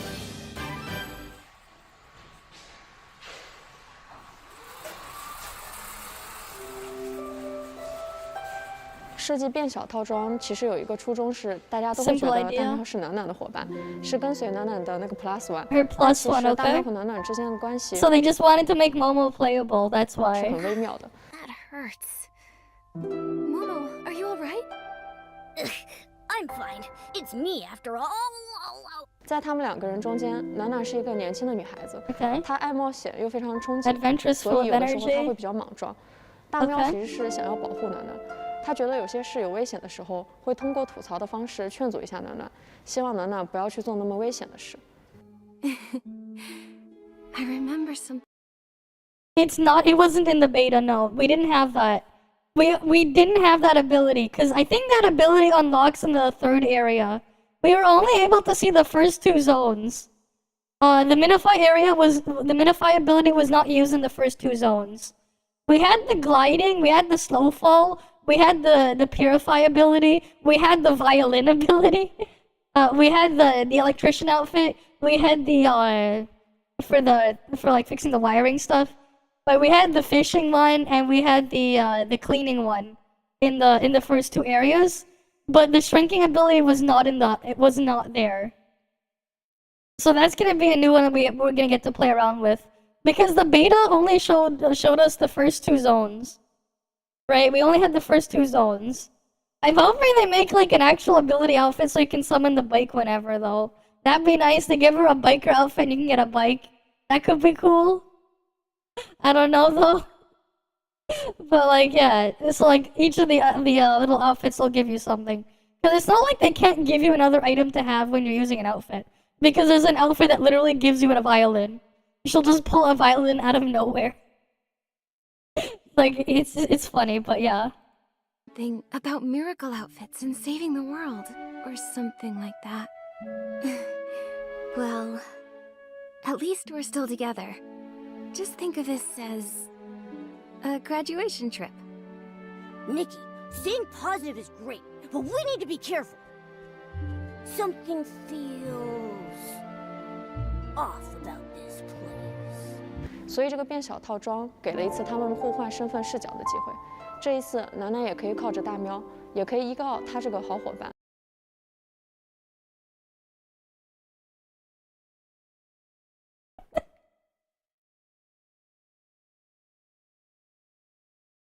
Oh, poor boy. I just saw something on Discord that like I'll show it to you guys after. I'm Nikki, and this is Momo, my best friend. Yeah.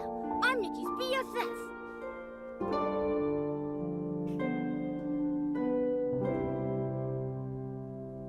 有一个小细节，不知道大家在之前的测试时有没有发现，其实很多心愿精灵的脸上都有妆容，所以大家I noticed that. Yeah. 观察的话就会发现。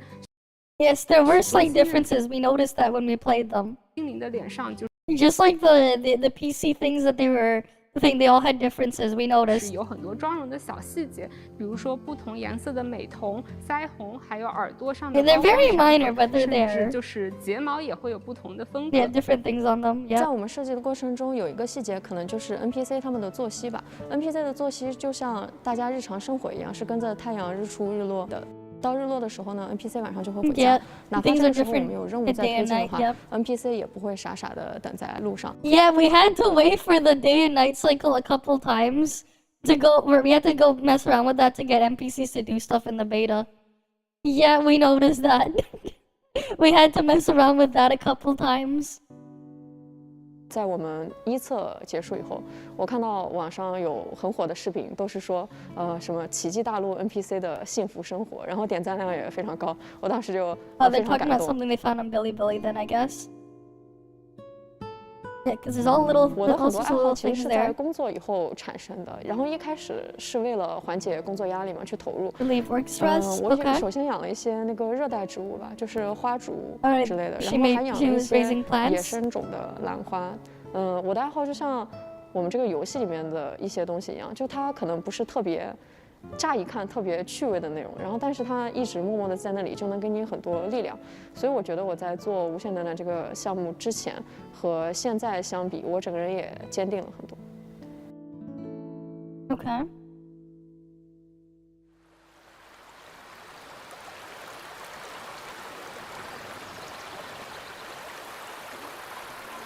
Designing the architecture of the fairy region was challenging, but also very rewarding.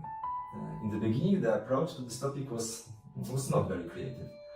The first designs were pretty generic and didn't reflect the uniqueness of the fairies. So then what they do now? The moment came when we realized that fairies don't behave like humans. Actually, they are very, very different. Sure. Because of that, we ditched stairs and doors completely. Oh yeah, they don't need them. They can fly. Are very light and wooden with a lot of transparent elements to let sun illuminate the interiors. Okay. The shapes are rounded without any sharp lines. This all adds up to a soft and cozy feel of the whole area. Yeah, they don't need all the big stuff in it, and they fly. 的时候，我们可能了解 They 到 don't 信息 need all 会比 the 较 other 少， stuff. 所以就是说，我们会为了让这个画面更真实一些，我们就会问很多稀奇古怪的问题，比如说小精灵他们在这里平时是怎么生活的呀？他们穿些什么样的衣服呀？他们会吃东西吗？他们住在什么样的一个环境里面呀？因为文安老师大部分是以文字的方式在向我们表述东西，但是我们希望能够更立体的把这个世界展现给玩家，所以我们需要更深入的去了解小精灵的生活。我们的该社的同学还想了一下，他怎么样的一个流。金蔷薇花海作为剧情最重要的升华点，我们在跑测的时候发现它的效果不达预期。当时黄金花海中间还摆了一个陨石，但是我们觉得陨石跟最后小精灵成年礼啊，还有什么愿望神啊之间，它们没有什么太大的联系，所以我们当时就想的就是希望这个花海看起来更宽广、更大一些。所以就是说，我们当时也联想，也去幻想到了小精灵，还有花，还有花瓣。围着那个愿望神雕像去飞舞的这样一个漂亮的一个场景，我们就为此去调整了花海的大小，然后去现场去把愿望神的雕像放进去，去调整那个愿望神的雕像和花海之间的一个空间的一个比例，就表出来效果对，真的很好看，对。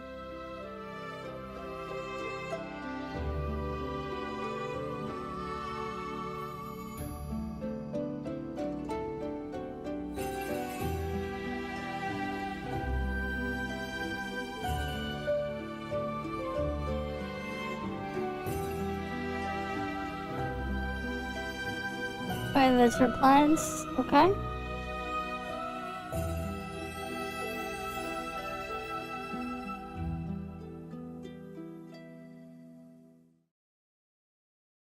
there's still more. I almost thought they were like ending it. No, there's more. 在千元巨树地区的音乐创作的这个初始阶段，我们将精灵与自然的对话作为音乐设计的一个核心意象来展开，用木吉他、木管去铺底，然后表现大自然的宽广宁静与生命气息，穿插代表精灵的哼唱、手碟、马林巴等，来表达聚落的一个烟火气。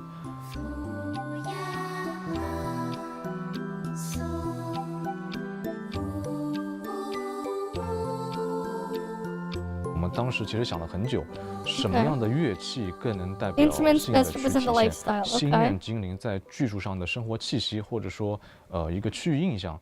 我们开始想象心愿精灵生活在树上，他们会过怎么样的生活，会如何在生活中提取或创造一些小确幸，然后就会想到他们可能在收集果实种子的时候，有一次听到了果壳碰撞发出的声音很好听。在这样的契机下，他们就会去制作、去玩像果壳摇铃这样的一种乐器，而我们最终也选择了这个乐器作为千年巨树的一种代表。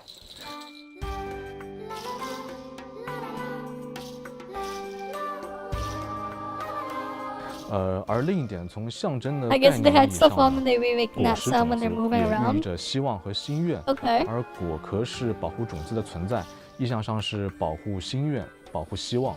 那当风吹过果壳摇铃，哗啦哗的那种感觉，也许就是自然在诉说心愿，也或许是风在把心愿带往远方。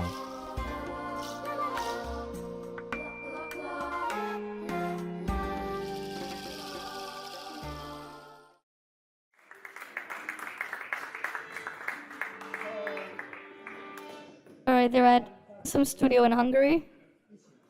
Okay. 我们作曲家在匈牙利试音乐的时候，偶遇了匈牙利的一种乐器叫 cymbalum， 磬巴龙，也像是一种匈牙利的扬琴，相比我们中国的扬琴会更大一些，音色会更厚重。当地的演奏家也从包里拿出特别多的琴锤，给我们演示了一些不同琴锤敲击出来的音色变化。那在这么近欣赏匈牙利扬琴表现之后呢，团队的作曲家就很兴奋，一下子涌现出很多的想法，和演奏家去沟通一下，然后就马上开始现场创作和改编。然后我们想运用匈牙利扬琴这种多变的演奏技巧，去增添更多关于音乐中昼夜呀不同地区的一种变化，让音乐整体上就更为丰富和有趣。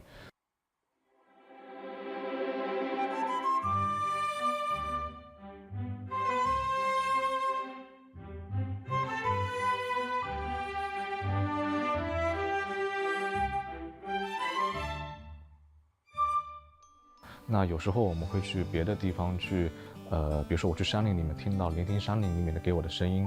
我记得当时在一个国外的村庄里面，当地的人民他们一种成年仪式，就一路吹一路演奏出来，然后他们一边跳舞一边去庆祝这个小男孩的一个成年的仪式。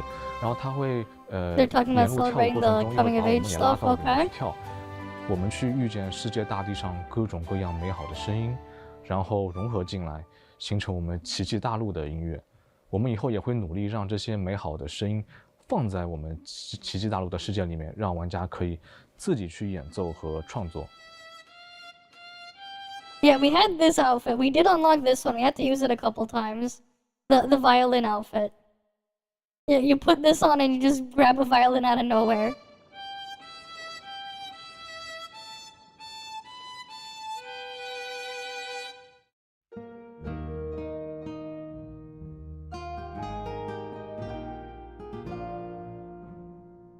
Mellywish Tree is a truly magical and exciting chapter of Infinity story. I'm sure that players will immensely enjoy discovering secrets of the tree and its inhabitants. Okay. I envy everyone who will enter this world for the first time because it will be an unforgettable experience. Happy playing. 私は2期の無限の楽しさを体験してもらうゲームだと解釈しています。今回のインフィニティ2期は着せ替えという遊びも継承しつつ、オープンワールドやジャンプアクションといった新たな要素を掛け合わせ、Open world exploration and platforming, yep. 無限の楽しさを皆様に感じていただくという思いがこもったタイトルです。I got to watch my own kids play the game and come at it from completely different gaming styles. Okay. And then, of course, I got to play it and see how magical it is. Yeah, it's Unreal Engine 5. It's not going on the Switch. You play it on your phone, you play it on PC, or you play it on your PS5. Firsthand, I can honestly say that no Right, like it's a free-to-play game. matter what type of gamer you are, Infinity Nikki will absolutely captivate you. But at least with this one, you know what it is, right? You saw me play, so you know what you're getting into. I think that for all the Nikki fans already waiting for the release, Okay. it really goes up many levels from what you're expecting. Momo, I think I was dreaming. It wasn't a dream. We were really transported to Mirrorland. 千元巨树许愿森林是整个奇迹大陆心愿原野的最后一块拼图，最后一块区域。希望大家能够享受我们在 Hopefully 这 they 里为 fix 大家准备 controller 的一 support on 切。 the 在这里我 PC 们会 version when it 无 comes 限的 out, 暖 because it 在我 wasn't 们是 working 一张 on 继 the 续展开 on 的 the 巨 test 大 server. 而又无限的画卷，里面充满了生动的故事和旋律。我希望暖暖能走向世界，让世界各地的玩家能够体验到我们为大家精心准备的内容。无限暖暖是一颗钻石，就像钻石有很多的切面，这些切面不仅是暖暖拥有的无数美丽的衣服，也是在这个世界里会邂逅的许多闪亮、幸福的瞬间。暖暖她 Yeah, they're working on the details, yeah. 她是一个非常勇敢、坚毅、自信的女孩，更日常、更 Yeah, 生活化 okay. 也距离我们更近。我觉得暖暖其实自己一直在成长，然后她慢慢变得成熟。So you had all these mini games and stuff. And the thing is, like, you can do the mini games to farm money. You can just endlessly replay them to farm money. 与此同时， If you wanted to. Or you could do a different thing instead. 他们陪伴着暖暖。 And they had like different ones in different 我们 areas. 希望能够做出让大家玩一辈子的游戏。 Yeah, it's coming out. 暖暖系列就像一棵树，树是很坚强的，就像暖暖也有坚定的内核，不管风吹雨打，一直都在。 Right.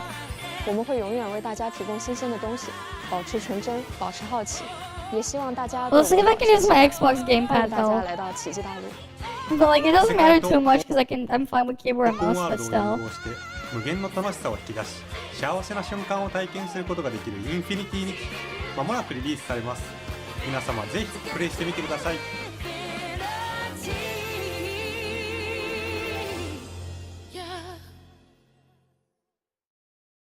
Alright, let's see. Did we? But like we know the Kuroshil watches Gacha Enjoyer, right? Wait, we gotta see that. We gotta see that. We gotta confirm that. Okay, we go Gacha Enjoyer. Breaking news. Wait, I got.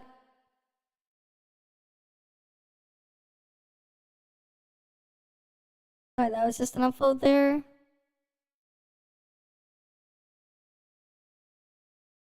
%10 glazing for no reason, 90% hate on Rohoyo. Either way, like we got reply on the thing. It's a lot of just hating on Hoyo for some reason.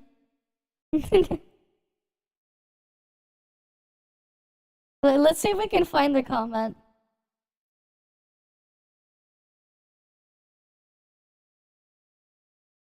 Oh wait, we got more comments, man. We got more. There's more on the Gacha Enjoyer after a couple hours. Okay, let's see what's new. Glazing your own game is fine, trying to bash the other ones. Filtering that stuff. We got more stuff here. Genshin community is much better now. Will players said they can't tell the difference between day and night in Genshin, but when I said, are you blind, then everyone attacking them. Some lower players, they have far better music than Hoyo. They say that Natlan's worst update getting worser. Sure.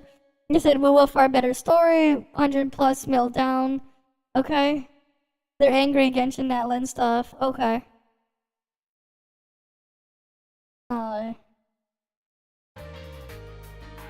Alright, we'll have the background music play and we'll just scroll through, see what else we find.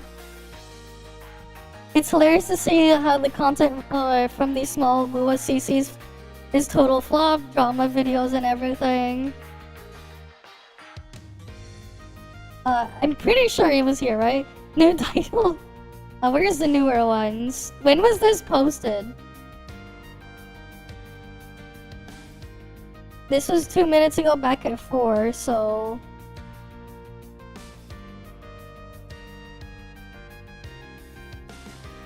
I have too many tabs, it's gonna be hard to find it. Did he mad and crying? Black Swan will see Bua.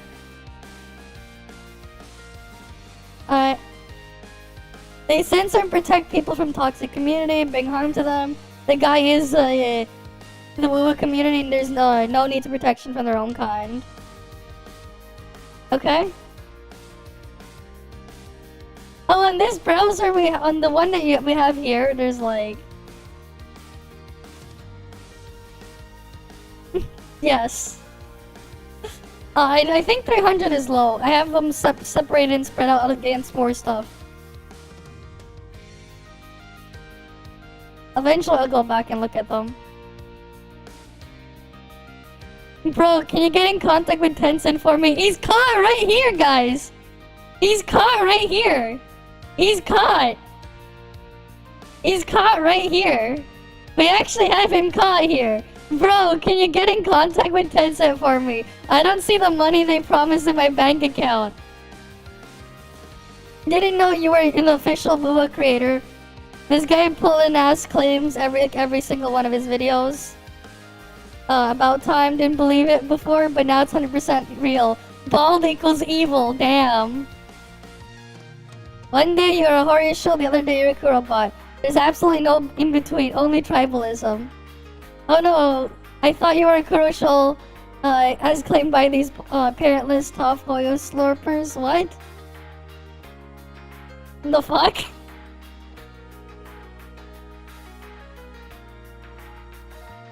He did. He did at the end. What is he talking about? He did mention Wuthering Waves. You didn't watch the whole video then. He did mention at the end.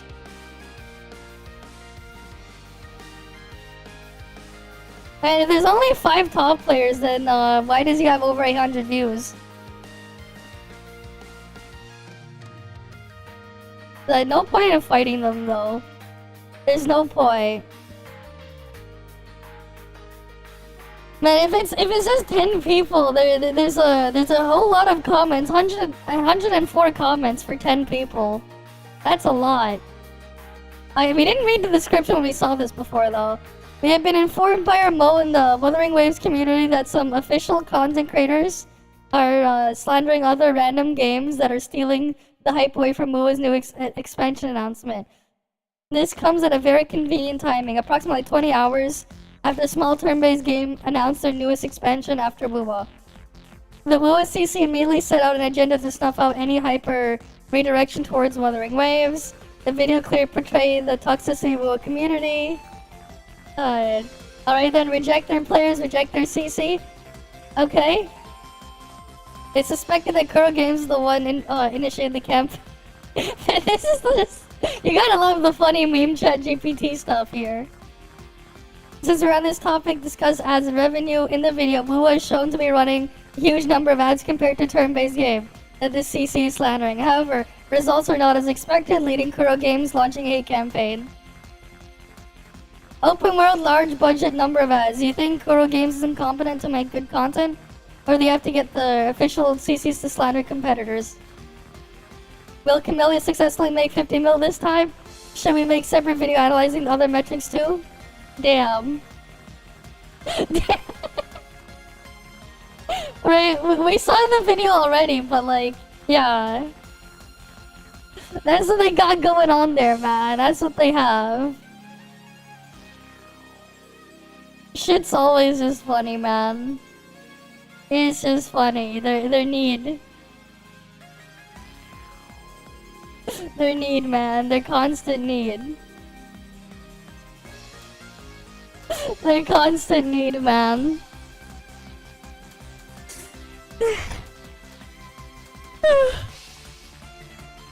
300 tabs is nothing. I mean, I have 64 gigs of RAM. It's whatever. I'm not even using half of it right now. How much of my 64 gigs of RAM am I using right now? I'm only using 44% of my RAM. I'm good. Right? 33% CPU usage, 44% of my RAM. We're good. We're fine. The part of that CPU usage is because I'm using CPU encoding while streaming. You know, that, like, we're fine. Alright, though. With that said, I think this will just where we'll end for now. We're kinda out of reacts, right? We're kinda done with the main stuff. We look at the funny thing here, but Ryuko-sensei is there. Pictures of different sized bananas. Wait. You know what? Which one had the banana for scale? Like, let me see if we can find that one first. Old YouTube poop video, I think it's... Was it this one or was it the third one? I think it's this one. It has fermented into... Okay, picture, we're going to show how people make... Wait, is it this one? No, it's the second one. Old video, we're gonna look, it's this one I think. There's a banana for scale in this one. It's a dollhouse. Millhouse. Mini house. Miniature furniture miniature is sized for really small spaces. A popular scale is one, but a more popular scale is a banana. There you go. A more popular scale is a banana. The banana, a new, more forgiving unit of measure. There we go. The banana for scale, guys. The banana. The banana is the ultimate unit of measure, guys. Right? Banana. Right? The banana is the unit of measure. You could go look up this old YouTube poop series. I remember seeing this stuff a long ass time ago, but yeah. I estimate traveling from point A to B, 324 kilometers, size 20 centimeter bananas. You need 16.6 million bananas. Well then. That's a lot of bananas. I think I'll go bananas over that. But yeah, I think we'll end this stream here for the day. Right? As usual, thank you guys all for stopping by. Hopefully I can see you guys again next time and we'll end off here. I guess we'll go raid Mr. Cake because he's back from touching grass, right? So we might as well do that.